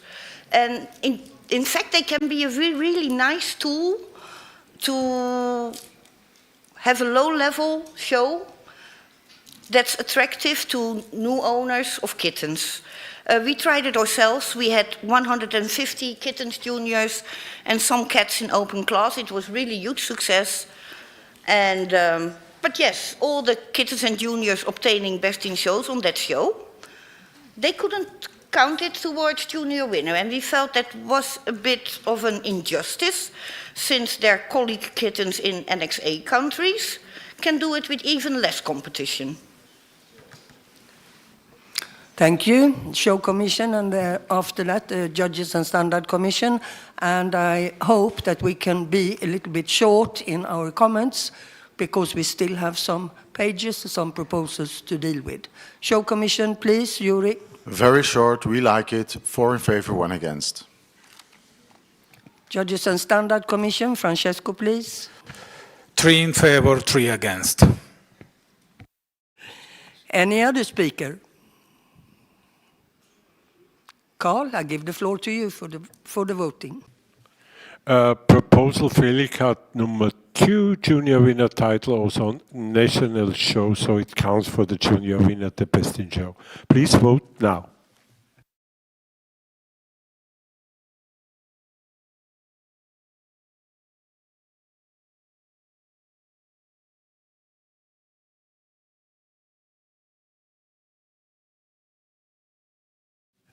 Please stop voting. The proposal is accepted with 28 yes votes, 11 no votes, and 1 abstention. Thank you. We will then continue on the same page with proposal number 1 from Mundicat, and I give the floor to Mundicat, please.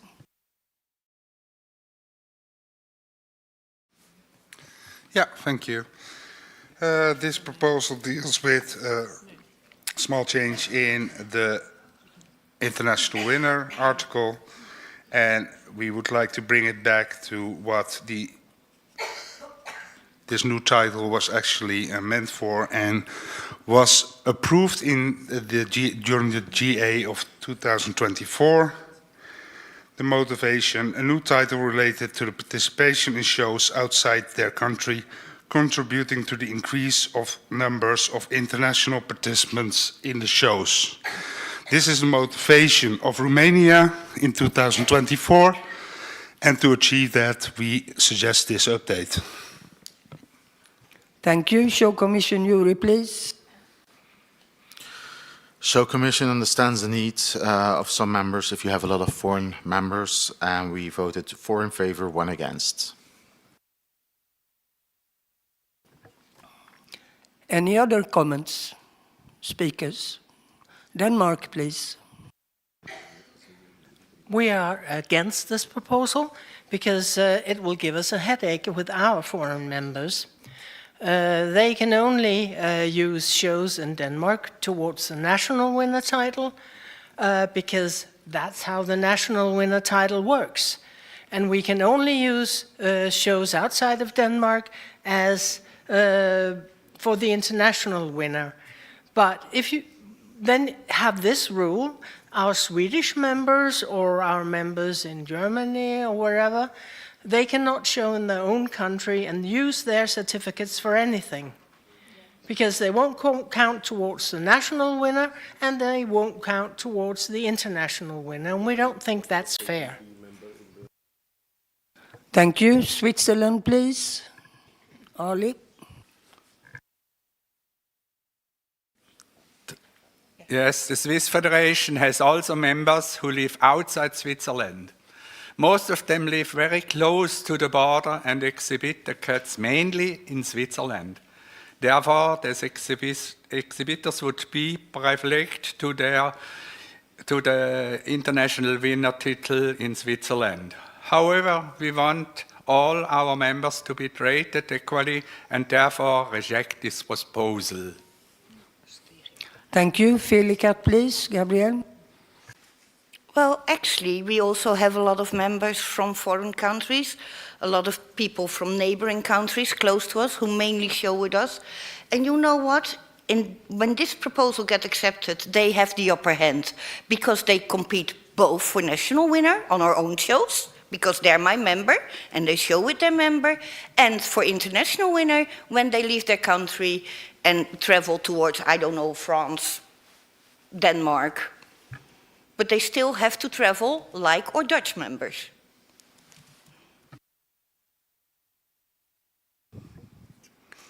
Well, I have two more, Belgium and Denmark, and after that we will go into voting. Belgium, Christophe, please. Belgium is also very much against this proposal. When you make up a good underbuilt internal reglement for the international winner, I think you can tackle all these problems.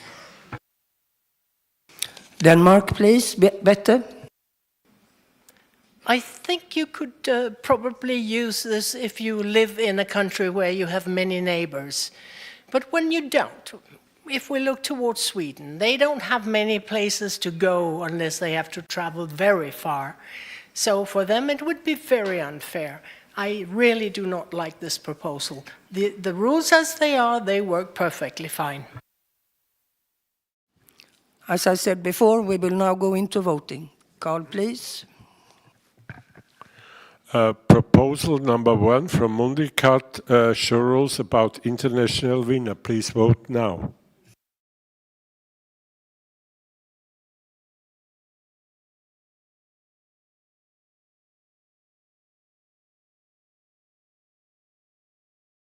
Please stop voting. The proposal was not carried. 12 yes votes, 26 no votes, and 2 abstentions. We will then continue to the next page, and this is 57. And this is a proposal from the Show Commission, proposal number 7. And I give the floor to Yuri, please. Yes, very clear proposal. We want to promote also the house cat. We want to be inclusive also in FIFe. And we want to allow our members that, or our exhibitors I must say, that show with house cats to also have objectives and to gain a title instead of only becoming one best in show. Now they can also have a goal to obtain some titles. And we made a very simple but clear rule for it. So yeah, that's a proposal. Thank you. Judges and Standard Commission, Francesco, please. 105 yes. Thanks, Judge and Standard Show Commission, for this proposal. Sometimes we see eye to eye. Norway, please. Stephen. Yes, in Norway we've been under pressure for quite a number of years to develop a system of titles for our house cats. We have quite a few house cats, so Norway, we are very much for introducing a form of titling for house cats. Thank you. Denmark, better please. We are also very much in favor of this proposal, but as mentioned on the open meeting, we would very much appreciate a different abbreviation. For us, MS means multiple sclerosis. Thank you. I now have Finland, Iceland, and the Show Commission, and after that, I think we can go to voting. Finland, please, Rika. We have nothing against house cats, of course, but Finland is against this proposal. We think that house cats can be a really nice entry point to the shows, but we hope then the people would fall in love with the purebred cats and start competing with them with all the possible titles we have, and even then some. So Finland says no to this proposal. Thank you. Iceland, I don't know if it is Helga or it's Helga. Iris, but... It's Helga. I just wanted to say the same as Denmark. I would really appreciate another abbreviation than MS. As a person dealing with MS herself, it's not very nice to have that as an abbreviation. Thank you. And now we have the show commission. As I said before, that we will have a voting after the show commission. Show commission, please. Okay. If MS is so sensitive, because for us we just took a title and 2 letters, make it MR, but then we will have a Mr. So it's always something, but then make it MR if this is more, then you have the first and the last letter. So please, if we can change that to MR, then would be solved.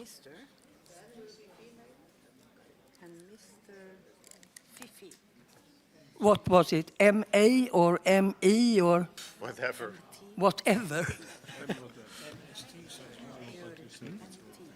Yeah. Okay, I give the floor to Carl. So, as said from Annette before, we vote after this. It's about title for house cats, M, X. It will not X, it will be something coming. And please vote now.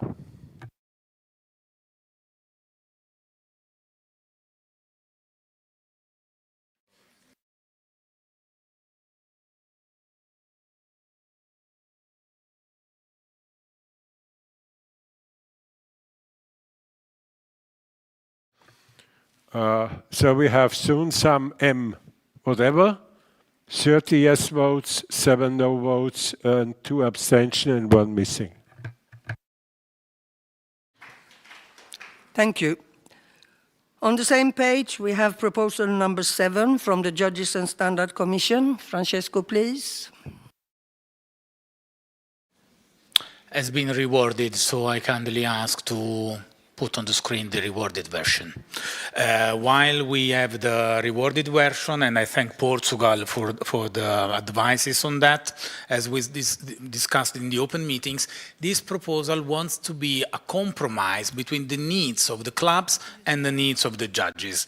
And it comes from the data that we collect there was complaining for, where we discovered that one of our colleagues in a one-day show touched 187 cats. Obviously, we are happy to touch 187 cats, but can you imagine a judge after a long day, 170 cats to lift, to touch, to think? It's a bit too much, and we have no reason to arrive there. So what we propose, we don't have already still the... That's the old one. Yeah, we still have the old one on the screen. But however, I can read what we added. We propose to limit the number of categories to 3 in a 1 certificate show, exception done for the members list in Annex 1 or for show with less than 150 cats on catalog. So that means that all the countries with small shows, they don't have to give 3 categories per judge. In case of a 2 certificates show, the categories become 2. The same exceptions. Countries in the Annex 1 and shows with less than 150 cats. Just to remind you, we now have the possibility, it's not mandatory, but there is the possibility to send in nomination 8 cats if each judge sends in nomination 8 cats. We have a lot of cats in the panel. Thank you. Thank you. Show Commission, please, Yuri. Show Commission did not vote on the reworded version. However, I don't see how it would change our opinion. We offered to have a suggestion in the organizer's guide because we also understand that you don't want too large competitions, but in the end, it's a show organizer who organizes the show, and it's his party, so let him do the division. Thank you. Thank you. Slovenia, please. Bosedar. Yes, thank you. I have few issues with this proposal. The first is motivation, because in the motivation now it's written that it's about the quality of the panel at Best in Show. Now, by the Commission, the problem was the number of cats touched by the judge, but we already have the rule about the number of cats judged at the show. That's one thing. The second thing, it was already mentioned by the Commission itself, the judge doesn't have obligation to nominate the cat to the Best in Show. And me, as an organizer, has never asked a judge to nominate just because the cat is there, present in the category. And the next thing, very important, let's think a little bit what is the main objective of our shows. And I would say is to promote our breed cats.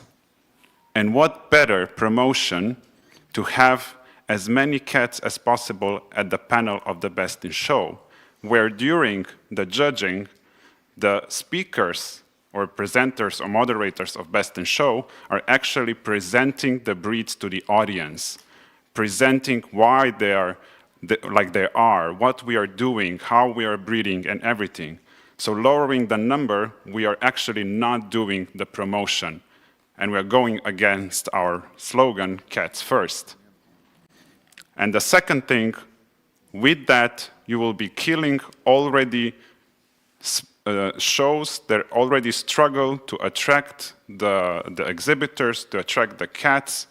Because yes, it is true, some come because they know that there's a less competition and they expect that the judge will judge all the 4 categories or all the categories that they have the qualifications for.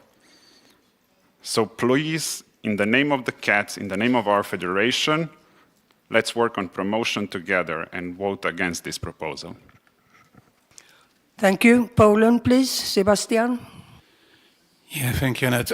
Basically, Božidar said most of what I wanted to say, but also I want to add that Polish shows organizers and Polish exhibitors don't like these limitations. They just love to split the cats as much as possible. And also, talking about the quality at the panel, we need to remember that at the end of the day, the best cats win, no matter what kind of cats they are there. Thank you. Thank you. Sweden, please. Jens, please. Yes, thank you. We are in favor of the proposal. Maybe that's because we have a lot of shows and a lot of cats on each show. But anyhow, if the proposal is carried, then we would like the national classes such as senior and veteran to be excluded.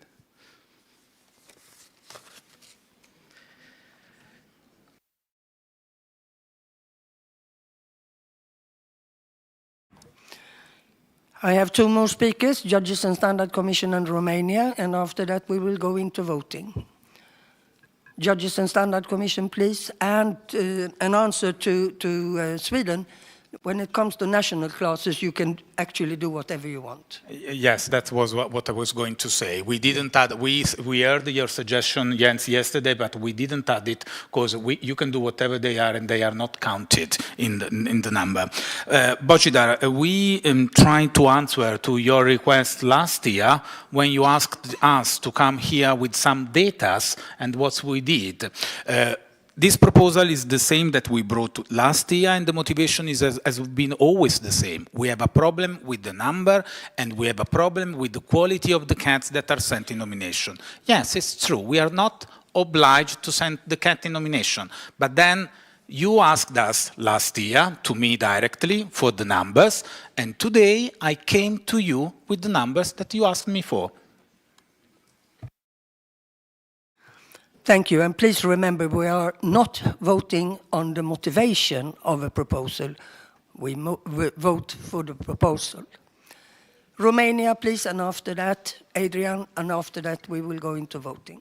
Yes, even if I'm not voting for the nomination, motivation should be said in the back of making a rule. A purpose of a rule is to have a motivation, not just put it in vain. Why all judge could not judge 4 categories? Why? They are all equal. The divided is just made by us. It's so difficult. They could not switch from category 1 to category 4. Honestly, it's nonsense. Thank you. Carl, please, the voting. Judge Commission proposal number 7 about show rules, number of categories to be judged. Please vote now.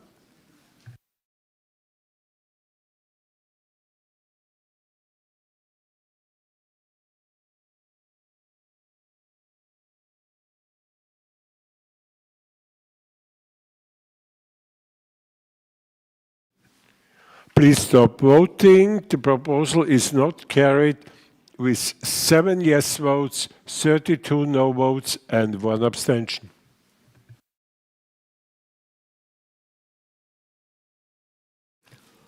Well, we have the next page, and that is page 58, and we have proposal number 8 from the Judges and Standard Commission. So, Francesco, please. Yes, just an addition in the Article 6.1.9, as advised yesterday during the open meetings, on Wednesday, sorry, we added the part in yellow, or as agreed with the show organizer. The motivation is that nowadays the ticket flights are really expensive, so clubs ask the judges to buy them several months in advance.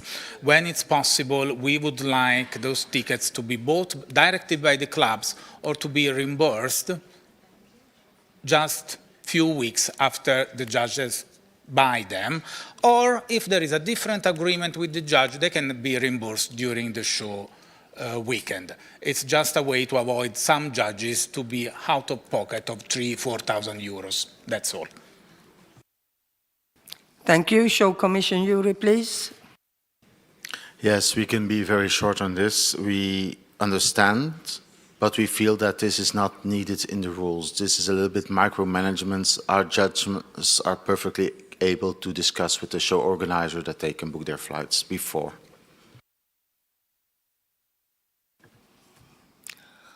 Estonia, please, Marina. I really think that it's not necessary to put everything in the rules. I am, as a judge and as organizers of a show, can tell you that we always can make some agreements between the judge and club. So not necessary to put everything in the rules. We are not in the kindergarten. Thank you. Thank you. Brazil, Rodrigo, please. Just to thank you, the show and Judge and Standard Commission for the addiction. This way we fully support. Judges and Standard Commission, Francesco, please, and after this we will go into voting. Marina, obviously, I completely agree with what you said. But if we came here with this proposal, it's because we had to bring it, because some of our colleagues had some bad experiences. When something is written in the rules, everything is clear. Nobody will be a bad guy or a good guy. And as we said, an agreement with the club is always achievable. Why? There is a problem in writing something so clear, and as you said, is already what happened. It's just written down clearly. Thank you. Carl, please. We go in voting about this reworded proposal, what you see on our screen, reimbursement of expenses and charge allowance. Please vote now.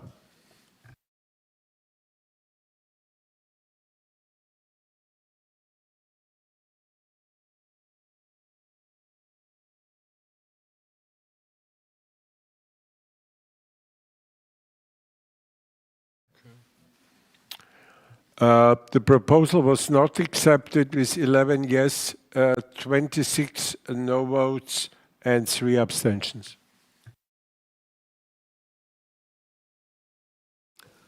Thank you. We are on the same page, and we have proposal number 9 from the Judges and Standard Commission. Francesco, please. Once again, everything is written in the proposal, and that is on the normal paper, has not been reworded. We would like that if a judge is filmed and posted, at least it's informed. That's all. We understand that the filming is important, social media is important, our shows are important, prizes are important, best in variety are important. We would like that also the judges can be considered important, and so just to inform them that they are filmed and posted online. Thank you. Thank you. Show Commission Yuri, please. Yes, we consider shows as public events, and we feel that filming and taking pictures is part of the shows. And we understand that it's not nice to be filmed all the time, but judges are aware that they are filmed when they go judging. So we voted all 5 against. Well, we don't have any speakers, so Carl, please. Judge Commission proposal number 9, show rules, filming and video recording during judging. Please vote now.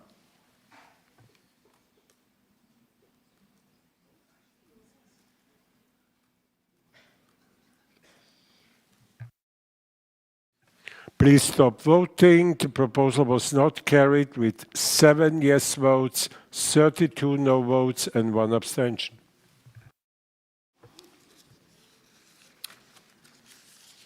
Next proposal is on page 59, and there we have proposal number 1 from Austria, KKÖ. So I give the floor to KKÖ. Hello, everybody. We have just a short proposal. It belongs to the judges' reports, but only the classes 1 to 6. And these cats was already have the lower titles, have a minimum of 7 reports, and everything is described about these cats. And the owner could read it already, what we thought about it. And so we decided, not decided, but we've been talking about if it's not enough, just to put the certificate on this report. Thank you. Thank you. Show Commission Yuri, please. Yes, Show Commission didn't think this is needed in the rules. The current rules already allow the judges to be more or less elaborated in their reports, so we leave it up to the judges. Judges and Standard Commission, Francesco, please. 5 no, 1 yes. Great Britain, please. Sharon. Thank you, Annette. It's a slippery slope, this one, by saying that the cats have achieved those titles and it's all been written down before.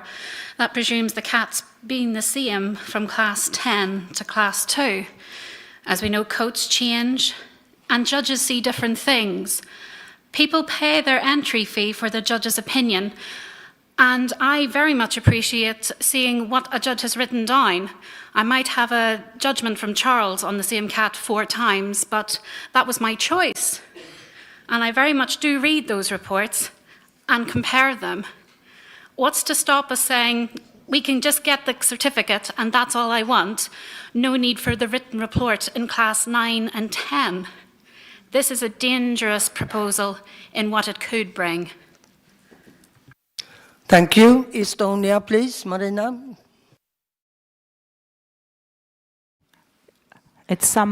Okay. I will talk as a judge, because many times I talk with exhibitors and we really love to read judges' report after show. And we really like it. So I think it's really necessary part of a show. So I have 2 more speakers, Romania and Sweden, and after that we can go into voting. Romania, please. In extension to that, it's a tradition. The certificate makes us FIFE. Sweden, please. Jens? Most have been said, but we just want to say that Sverige is not in favor of this proposal, and Sharon said most of what we actually think as well. Carl, please. Proposal number 1 from Krakow about judge reports in classes 1 to 6. Please vote now.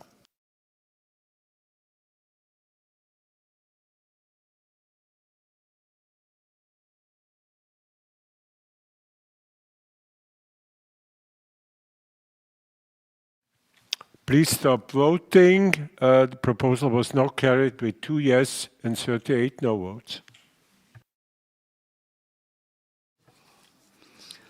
We will then continue, and we have a couple of pages with this proposal, and that is proposal number 8 from the Show Commission.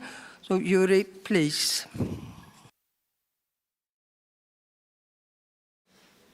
Okay. This proposal is, of course, something you all have been seeing before. If you recall, in 2019, Belgium brought a similar proposal for introducing rings in FIFe, and it had actually 50% of the votes at that time. We needed 50 plus 1, so it didn't make it at that time. And then last year, China came with a drafted proposal, which was not very well worked out, and they specifically asked us, while withdrawing the proposal, to come up with a proposal for rings this year to the GA. So the Show Commission did. We looked back at what we had before. We rearranged the proposal, and we feel this is a really coherent proposal. Maybe you can discuss about some technicalities, but we really feel it is correct, it is complete, and it will work. We want to emphasize that actually nobody should oppose this proposal because it's voluntary. Nobody has to do it, but it gives the option to those members who want to do it that they can organize official rings. During the open meetings, we heard a lot of discussions about we don't want this format, or we want a different format, we want more different styles, whatever. But at one point, if you make something official, you have to make a fixed set of rules. You cannot have it open in any direction. So this is why we brought it. Some during the open meetings also said, oh, this is not FIFE style, we don't like it. I understand it, but you don't have to organize it again. So this is the proposal as it is. We wanted to have it voted, and in any case, because if you like it, you vote yes, simple. If you don't like it and you don't want FIFE shows, then okay, we will accept your no, but we will not come back with a new proposal for rings in the coming years. Thank you. Thank you. Judges and Standard Commission, Francesco, please. Yes, this is the best proposal on rings that we read, but however, we are all 6 against for several reasons. First, the combination between ring system and normal FIFE system, that however we prefer, we think it's quite difficult. Then we think that if this ring system would be adopted just by few members, that will make a disparity between the members, because in this proposal, and then I don't remember where I saw something about these titles, we award titles. So that means that all the members should be able to award titles. Thank you. Thank you. Finland, Rika, please.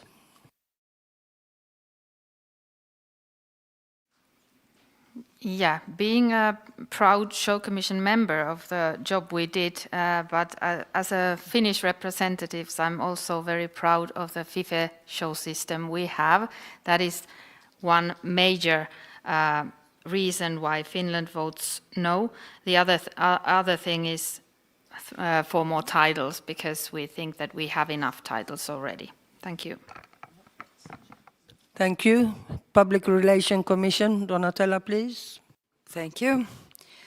Yes, from the PR point of view, I think this is a very good idea, a very clever idea. we know for sure some members already try this system with different rules or different procedures, some different shapes and different kind of rings. As certainly they can say, this was very attractive for the members, for attracting also new members and the public.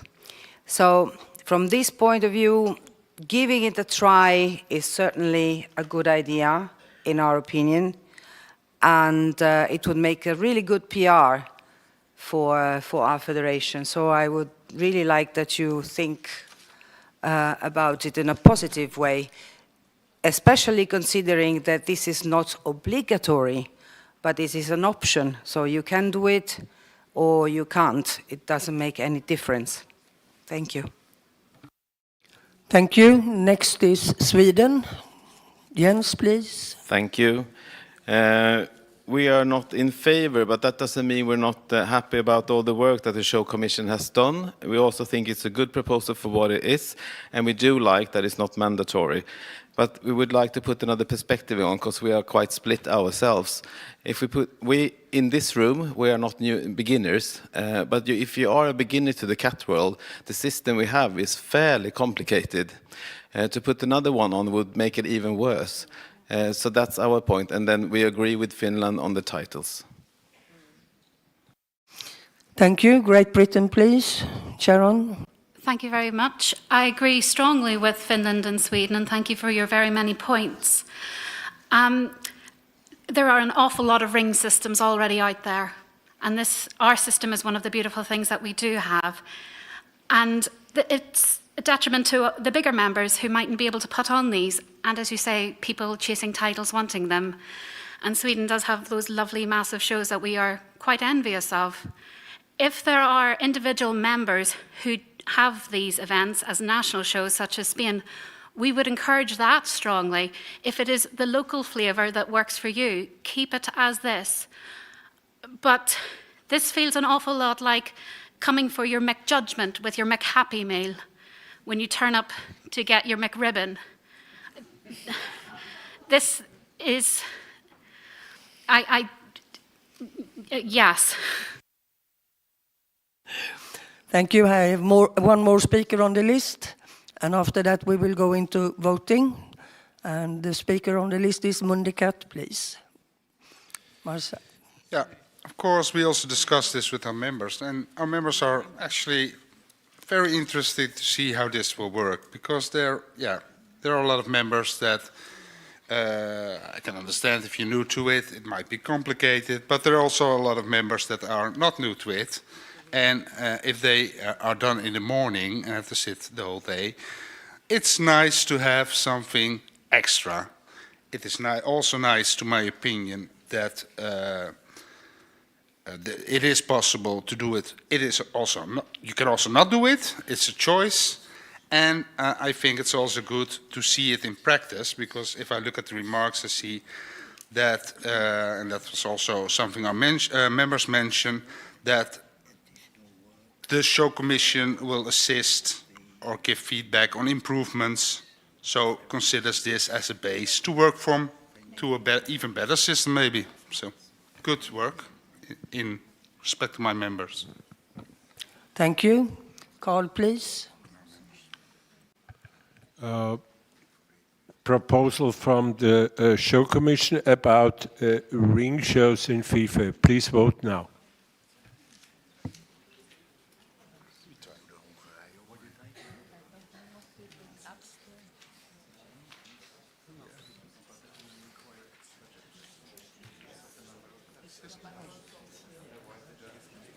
The proposal was not carried with 14 yes votes, 24 no votes, and 2 abstentions.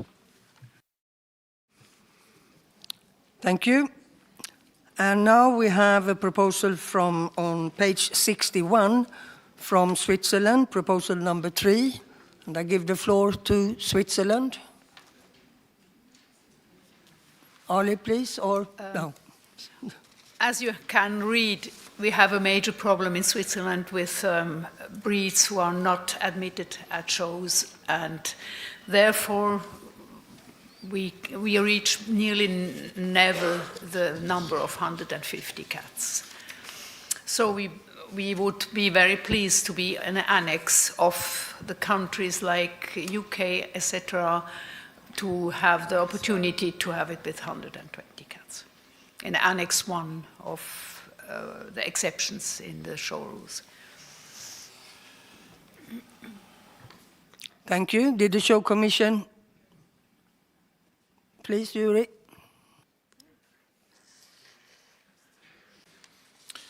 Yeah, sorry, I was still talking about our proposal, so it's still a little bit deep. Yeah, we were all five in favor of this proposal. Thank you. And we have Great Britain. Sharon, please. Thank you. Very briefly, I just want to say thank you, Stephanie. I very much support this position. I'm sorry that Switzerland are facing what they are facing, and we hope to welcome them to Annex 1. It's quite a nice group. We're quite friendly.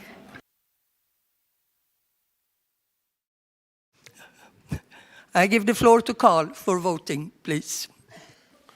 Proposal number 3 from Switzerland.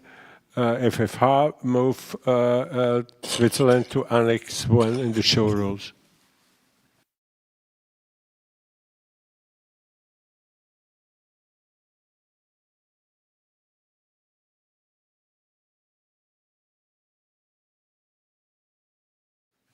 Please stop voting. The proposal was carried with 36 yes votes, 2 no votes, 2 abstentions.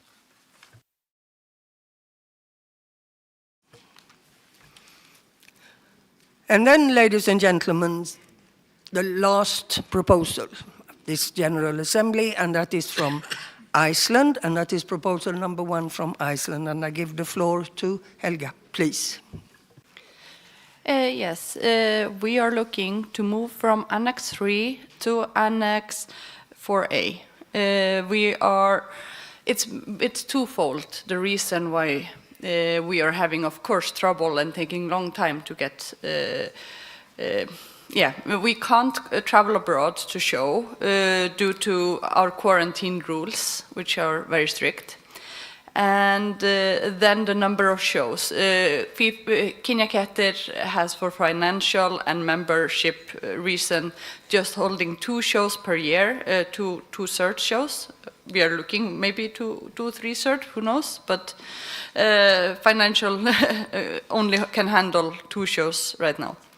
But as it is now, a cat who goes to every show in Iceland and gets the cert every time, it has reached the age of 7 before he can get the highest title, SC or SP, which of course we know cats sometimes age fast and are not beauty queens at that, especially if they start up being unneutered and unneutered. So yes, we are hopeful that you will listen to our cry. Bye. Thank you. Show Commission, Yuri, please. Yes, we are absolutely listening. Iceland is the most isolated country of all of us, I believe, so we totally understand this proposal and we voted all 5 in favor. Great Britain, Sharon, please. Just very briefly, wanted to show our support for Iceland. I've got to know Helga a little bit this weekend. She's been absolutely lovely, and we consider ourselves to be incredibly isolated. Their level is far above us, so please help them. It's a very nice and kind request they are asking for themselves and the cats. Thank you. Thank you, and I give the floor to Carl for the voting, please. Voting on Iceland's Kinjakatter to move from Annex 3 to Annex 4. Please vote now.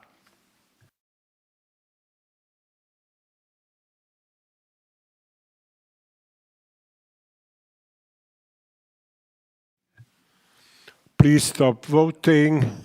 40 votes yes.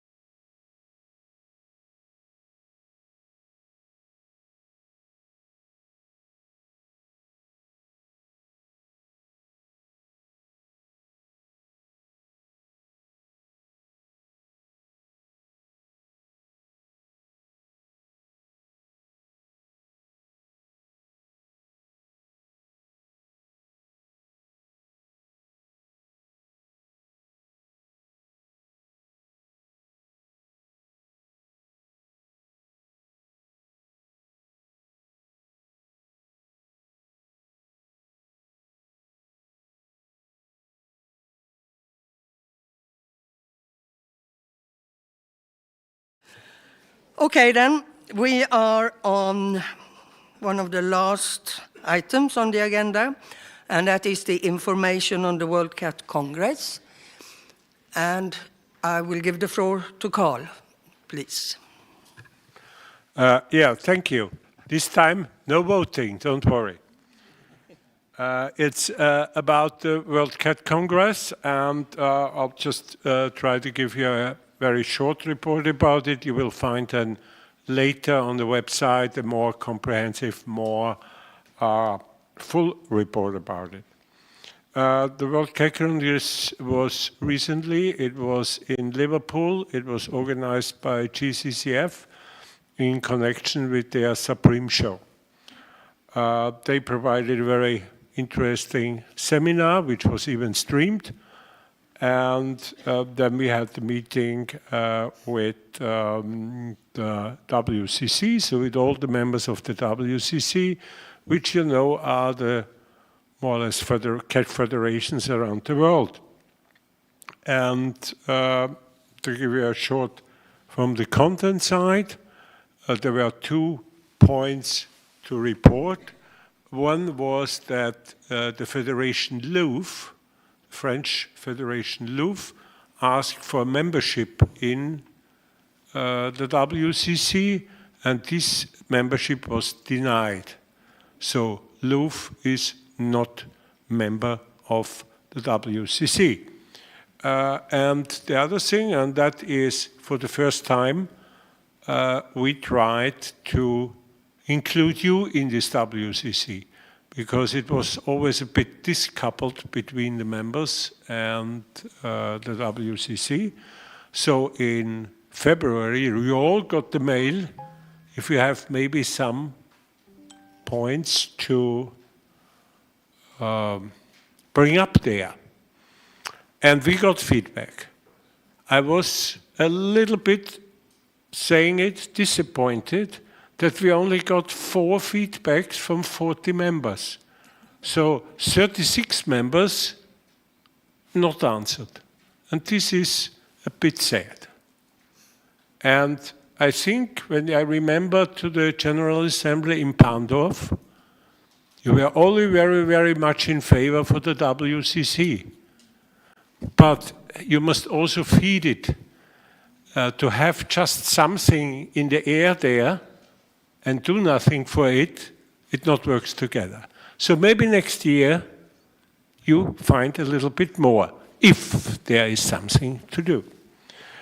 This year we forwarded 4 proposals from FIFe, and there is not so a strong voting system like here, I can tell you.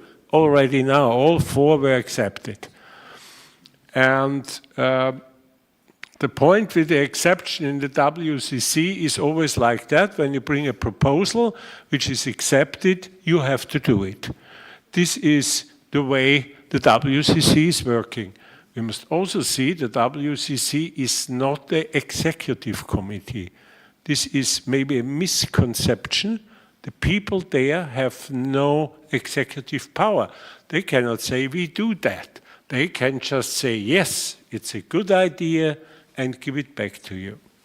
And I want to just mention these 4 different proposals. The first motion was about the harmonization of the EMS system.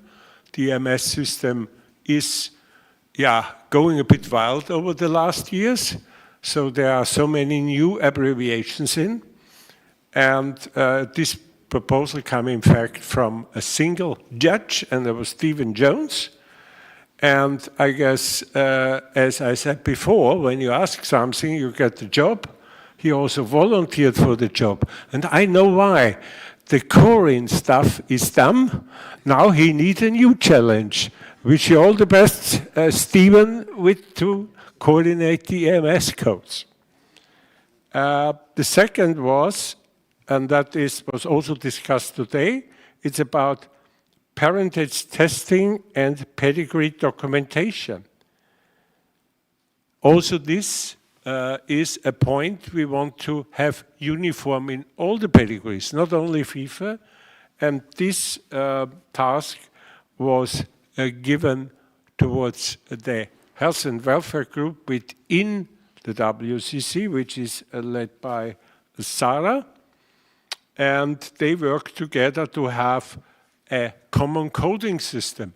And that was even from veterinarian confirmed. They would really like to have that.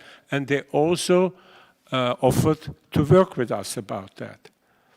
The third one coming in, and that was our member Sweden. It's about sustainable breeding and health assessment.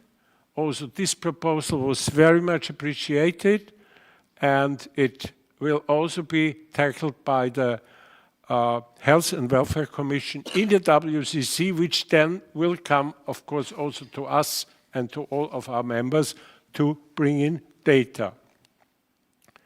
And the fourth of it was about judge guidelines and show practices.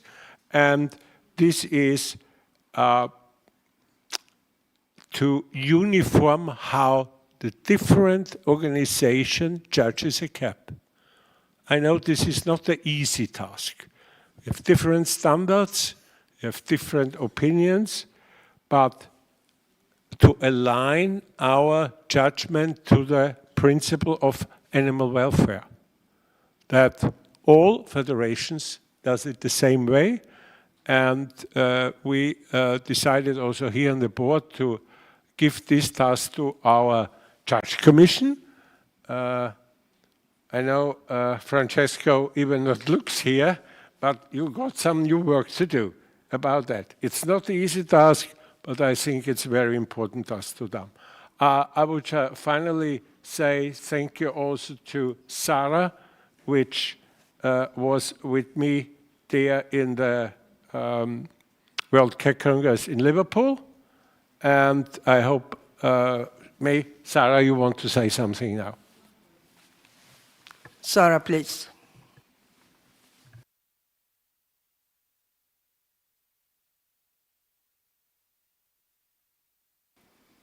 Thank you. It was for some suspense. Actually, I would like to add something positive for the Assembly, because we were in one term between last GA and this GA, actually 2 World Cat Congress took place. Because the one 2025 in Hong Kong, you probably had read the minutes on the board minutes, but I think we should make ourselves a big round of applause for one thing.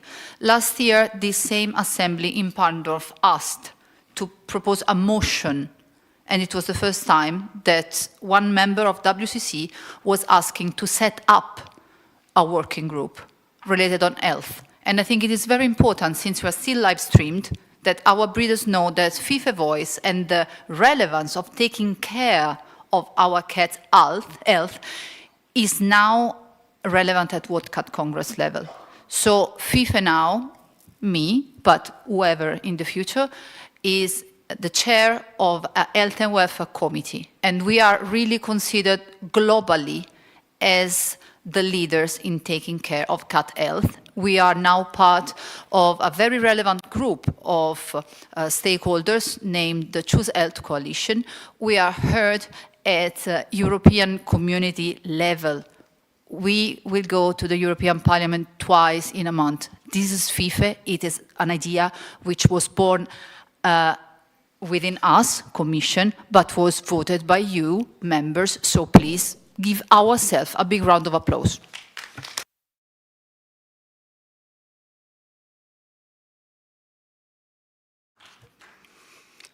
As I think you understood, Carl was the delegate from FIFe and Sarah was the advisor. I was also present, but didn't represent FIFe in that respect, though I am the vice president of WCC. Norway, you wanted to have the floor. Stephen, please. Yeah, just a quick message to Carl. When you provide your comprehensive written report, I think it's most relevant not to name me as an individual, but it is the FIFe Breeding and Registration Commission which I will represent.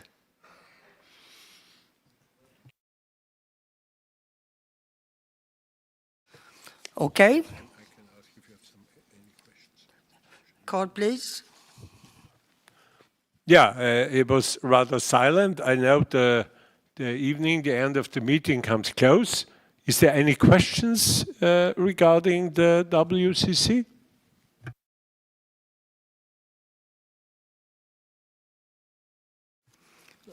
Okay, then we go on, and we are now on 23, miscellaneous. You can say it.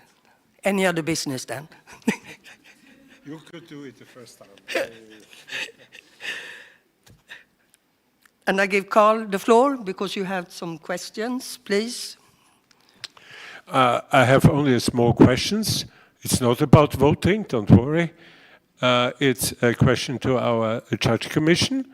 It's last year we voted about judge update online. And I want just to ask, as we already are in the middle of the year, more or less, when this session is planned, because I guess it needs some time before that we can adapt to this. Thank you. I guess you want to give an answer. Francesco from the Judges and Standard Commission, please. For sure. That is one of the 200 activities that are coming on the Judges and Standard Commission. However, it's planned this autumn after the compulsory seminar.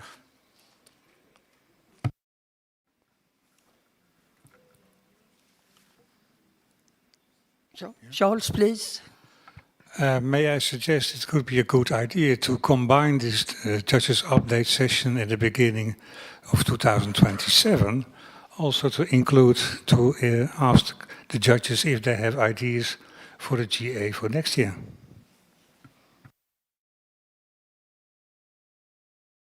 An answer directly from the Judges and Standard Commission. Francesco, please.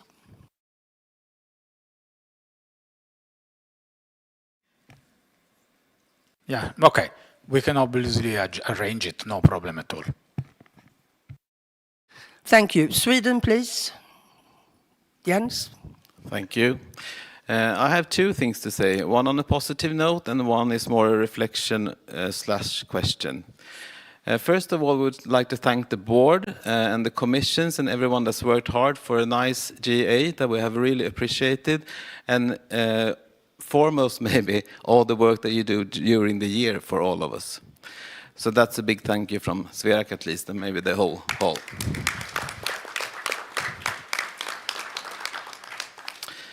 Second of all, we are still not completely happy as a member. Sverak is not really happy about what happened yesterday. Jeanette and I are representing 7,000 members. They have actually voted on the proposals that we have sent to the GA. So the one regarding the official languages, we would like to say something about. In our book, this is not at all about the result of the voting, not at all. This is about how we behave and how we act about it. For example, you mentioned from the board yesterday how the logo was used and how it's not supposed to be used. Nevertheless, it was used again on social media yesterday from one member in here. FIFe has code of ethics, but they are not applicable to the GA. But for example, is it actually okay to use the FIFe logotype when criticizing a member using the democratic rights to present a proposal to the annual General Assembly, as done twice this weekend, both within this room and on social media, as I mentioned? As well as everybody in here, we contribute to FIFe with quite a lot of money, registration figures, members, and so on, to the whole federation. Therefore, we expect to be treated well, just like everybody else. We presume and hope that this way of acting around individual proposals from individual members is not going to be accepted within the federation in the future. If not so, please let us know now that this acting is actually okay. Thank you.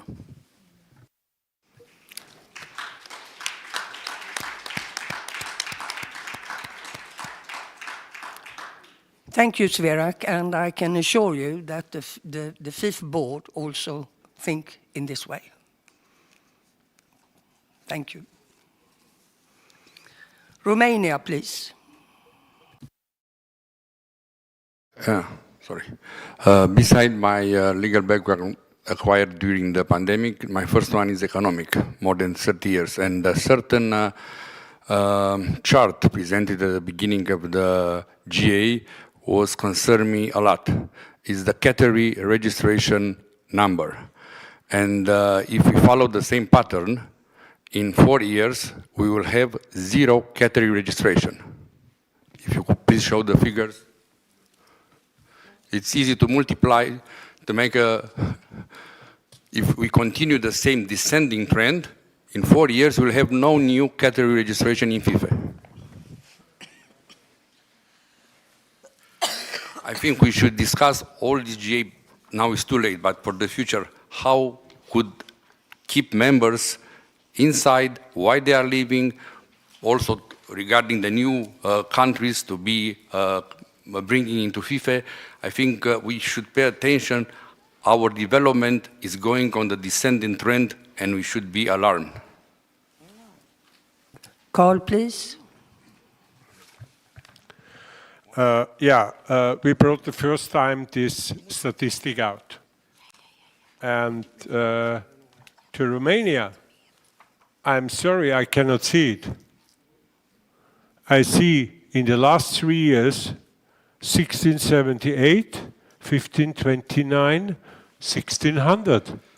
For me, this is a linear development, and it shows the growth of members. It has nothing to do with the existing amount of members, because these are for new breeders which ask for a category name. And this is and you have, of course, a peak which was around in the pandemic. This time is over, thanks God. And we also see the same development in the pedigrees, that they have a peak during the pandemic, and now they go a bit down and stabilize. And here we have since 3 years a stable development. And when I look in the figures from 2026, which you'll not see here, we will land more or less on the same amount. Thank you. Thank you, Carl. Okay, it was the first alarm, so we should carry on. Thank you. Health and Welfare Commission, Sarah, you want to say something? Yes, please. We would like, as Health and Welfare Commission, so it's not just me, to bring to the attention of the Assembly an idea. So last week, so very, very fresh, the amendment to the European Parliament regulation adopted on June 19, 2025 were published. And specifically on amendment number 30, it's where the number of litters, maximum amount and periodicity of litter will be published. And this will evidently only affect the European members. So we were wondering, but this is really a brainstorming that we will need, and it will not be held now, of course. We were thinking if might be the case that in the impacted articles among our breeding and registration rules, we have 2 different sets of rules. As much as we do have for European and non-European judges, we might consider European and non-European breeding and registration rules. Might it be an option? Because we will be obliged to follow that, and that would be beneficial that our European authorities, governmental authorities, would see that we follow. That would give us some benefit of reputation. But on the other hand, we cannot impose this to the entire federation. It would be a ginormous work, and we don't feel that it is neither fair or solid enough to leave this to the Health and Welfare Commission only. On the other hand, if the orientation is already that we are not interested in doing this, I'm sorry to say loud, but we will not even engage in such a review because it would be ginormous. So we would like to just plant the seed, go home with this idea in mind, and if some members are in favor, feel that they are oriented in this way, that our breeding and registration rules for what is about the limit of litters and all of the following impacted articles, we might work on this together. But I think that was the moment to talk about it, because it's a very fresh and we don't want to waste 1 year. It is true that this will not be implemented in a month, but still it's a long, elaborated process, and we should talk about it. Thank you. Okay, thank you. Next on the list is Mundicat. Then we have Denmark, Great Britain, Public Relations Commission, and then I hope.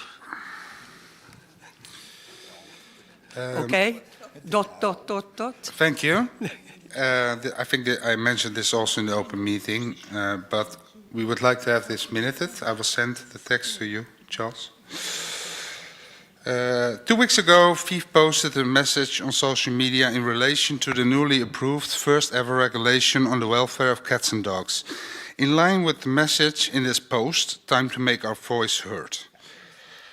We would like to see if there's a way to come up with, to compose a list of representatives from the different FIFe federations to see if we can come up with a way to involve all when a focus group like this is composed. And with the focus group, we mean that on the 19th of May, a number of our representatives participated in a focus group on the impact of future EU law in relation to the welfare of cats and dogs.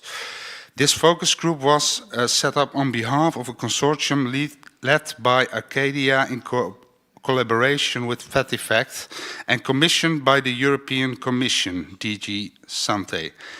Again, there were a number of representatives from our national federations were at the meeting. Also, I think Sarah from the Health and Welfare Commission, Donatella from the PR Commission. So we were quite well represented, but by far not all of us. So I think we should at least come up with a way to involve the representatives of the different countries so that when something occurs like this, we can suggest their shared opinion as well in the meeting. Thank you. As far as I heard, you also sent this to Charles. I will send it. Yes, thank you. Denmark, please. Thank you. I was wondering, now that we have this new logo or catchphrase, cats first, is there any plans to enhance or develop the logo? I mean, we are all obliged to show the FIFA logo on various platforms and documents. Will we be able to also include the catchphrase in that placement? Carl, please, and after Carl, it's the Public Relations Commission, Donatella. Yeah, to shortly answer this, this news roll-ups, what you see here, this new slogan, let me say, Cats First, will be, of course, coming into the website. And we also plan, still not completely on the ground, to also send out new roll-ups for you to use this everywhere. As you can see, the FIFe logo itself is not changed. We said we also want to have a relation to our history, but we put in this new slogan. So that is the first answer to you. Maybe Donatella can complete this. Donatella, please. A lot of work have been done by the Public Relations Commission in regards to this. Donatella, please. Yes, thank you, Annette. Yes, we have been working quite hard this year for our first year, and I must say, satisfactory. I mean, we've been very happy with the result of our products. Yes, of course, Bette. This is obviously graphic work which is available, and we will prepare a set of graphic projects that can be used by all members. So this is absolutely fine. We can either send it directly to you, or we can send it to the board, and then the board can send it to whoever of you requires it. No problem. And this is one of the things that actually I wanted to tell you. Also available, I wanted just to remind you that also available for printing, so I mean professional printing, you can get also the flyers that we have prepared about the different breeds and of the newsletter, but these professional printing files are stored on our cloud. So just in case you need that, very heavy, as you can imagine, and if you need it, just ask and we will find a way. And I would also like to thank all the people that in a way or another helped us this first year and cooperated with us for the production of these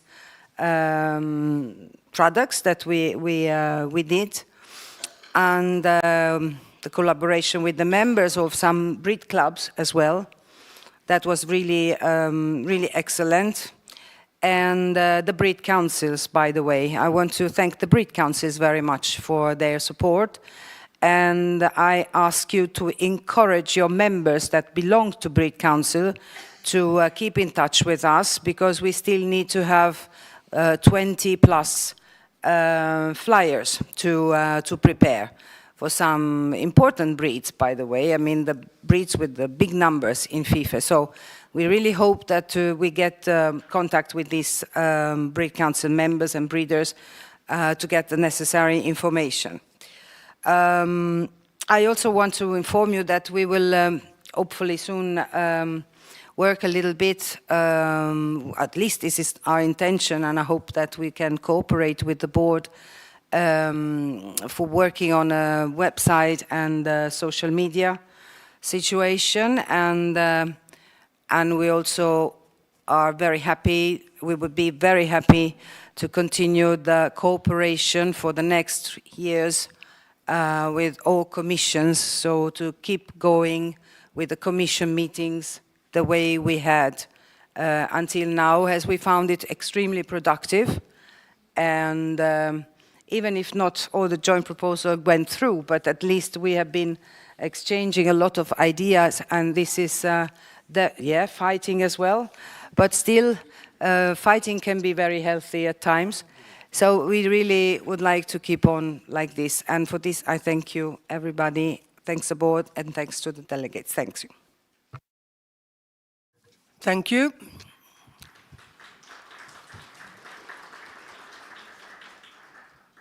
Now I have Great Britain, Brazil, Poland, and the Health and Welfare Commission on my list. And I also would like to say something after that. And we have 16 minutes left, so please. Great Britain, please. Brevity. We have two things we wish to raise. We think that we should explore a better way to present our candidates for elections at the GA. We think that candidates should consider submitting a short biography when they're submitting their candidacy for elections. These would be attached to the agenda when it's distributed to members, and it would enable the national members to have better knowledge of each individual and would negate for the need for a formal presentation of each person during the GA. Whilst it is always nice to meet the candidates face-to-face, having to make a presentation of oneself in front of a large assembly is extremely stressful and puts candidates in a place of unease. It would also save huge amounts of time when there are many candidates for those positions. Then our second point. Thank you very much. I have one more point, sorry. That was brevity, but not, yeah. Our second matter that we wish to raise. The FIFe World Show is the premier event for FIFe. It is important that FIFe has an official presence there. Last year, the absence of such an official presence in the form of a FIFe table or stand was noticeable. We understand that the board no longer have a stock of merchandise which to display, such as the rosettes, the badges, etc.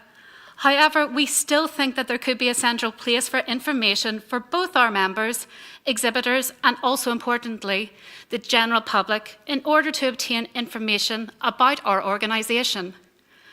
We now have a PR commission who have been very active and produced some really high quality, attractive literature, and we feel this should be more available to the public on an official stand. Sadly, last year, because there was not a central place, this valuable resource was consigned to the bin.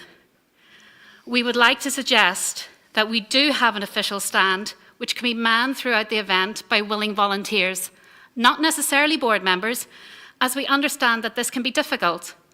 However, we have many people within our organisation who we are confident would come forward to take time on a stand and engage with the public. This is our opportunity as an organisation that puts cats first to show that we educate and inform the public of some of the work that FIFe does, and also to entertain. Felis Britannica has experienced our presence at a number of public events centred around the cats, which have demonstrated the thirst for knowledge around the cats. Alongside this information table, we can have an area where cats are participating in the event, who would be happy to engage with the public, could come with the owners and participate and meet and greet sessions, which would include information and an insight to that particular breed, and a chance to inform the public of the correct way to find a cat of their choice for them and ensure that they are dealing with registered and ethical breeders. We would look for participants for these sessions to come from the cohort of cats who have not achieved the higher titles that day and would be largely spending the rest of their time in their pens. This would be to avoid overhandling of any cats. Please, Sharon. I'm so sorry. I'm going slow for me. Not only slow down, but please make it a little bit shorter. Okay, I'm near the end, I promise. These sessions would last no longer than approximately 15 minutes for each cat. And in our experience, we have gained high traction and positive comments when we have staged these events in the UK. We have already spoken with Monday Cat to explore this possibility at this year's World Show, and we have received a positive response. We are confident that the PRC would be happy to assist with the production of any further promotional material that they would recommend. Thank you. Thank you. Something for the board to think about, absolutely. Brazil, please. Well, I would just like to say thank you for my colleagues on the show commission for hearing not only me, but a group of countries, and each and every of our proposals, we could deal with differences and exceptions instead of leading people afterwards to ask for exceptions if needed. And most of all, for you all, it was maybe, and I am absolutely sure I speak for me and a group of other countries, that I felt embraced instead of judged when asking for something different, something that maybe our countries need and European countries don't. So thank you so much, and I hope it can be like this from now on. It was great this year.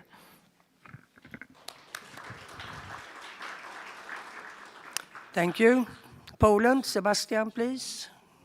Thank you, Annette. Not much time left, so I'll be quick. As you may all know, we have the project in the pipeline dedicated to the naked breeds and to the Rex cats as well. That will be done together with Warsaw University of Life Science. So at this point, I would like to thank our board that actually they gave a green light for that, and that some amount of money will be given from the Féline fund. We are just waiting for some procedures, and then we will start as soon as we get it from the board. And also I would like to thank the Health and Welfare Commission, who actually helped to develop this idea.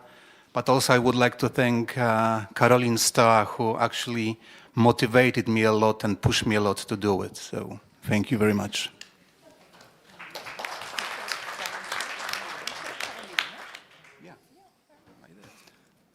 Health and Welfare Commission, Sarah, please, and make it short, please.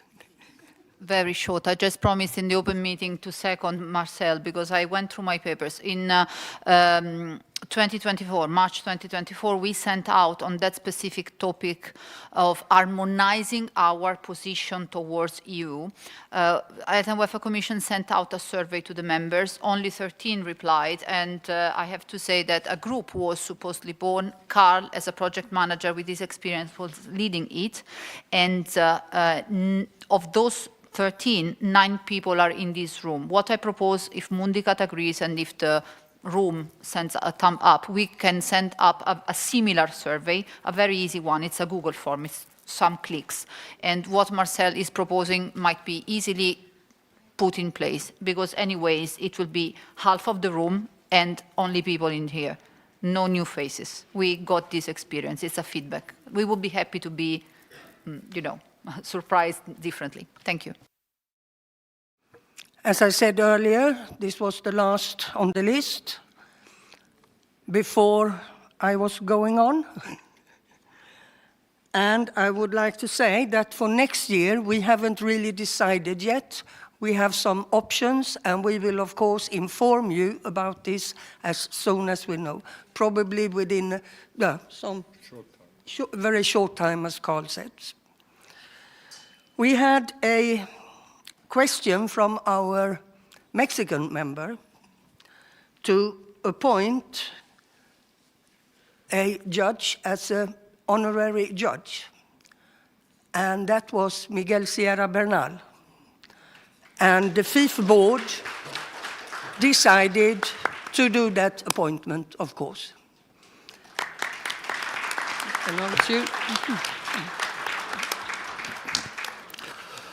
On behalf of the board, I'd like to say 2 things also. First, big thanks for all nice discussions this weekend and excellent ideas for the future. And we have other celebration also coming. We have Mr. Gerson Alves Pereira from Brazil, who has nice honor. He has been 15 years international judge in FIFe, and he will get the silver pin. And Dietmar Sakurski will take it and bring it to him. It's not Gerson, as you can see. Congratulations for him and for the Brazilian member. And there is also some other pins coming, but they will be delivered in a judge seminar tomorrow. So if you wait something, you will get it perhaps. And with this, ladies and gentlemen, I close the meeting of the General Assembly 2026, and thank you very much for a very nice General Assembly. Thank you.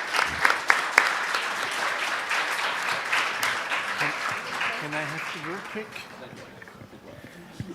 Just for information, those who asked, the dinner will be at 8 o'clock, and it will be just next door.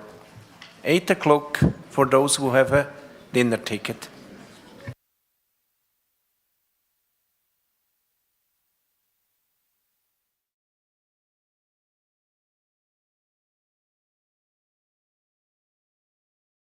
Donatella, please.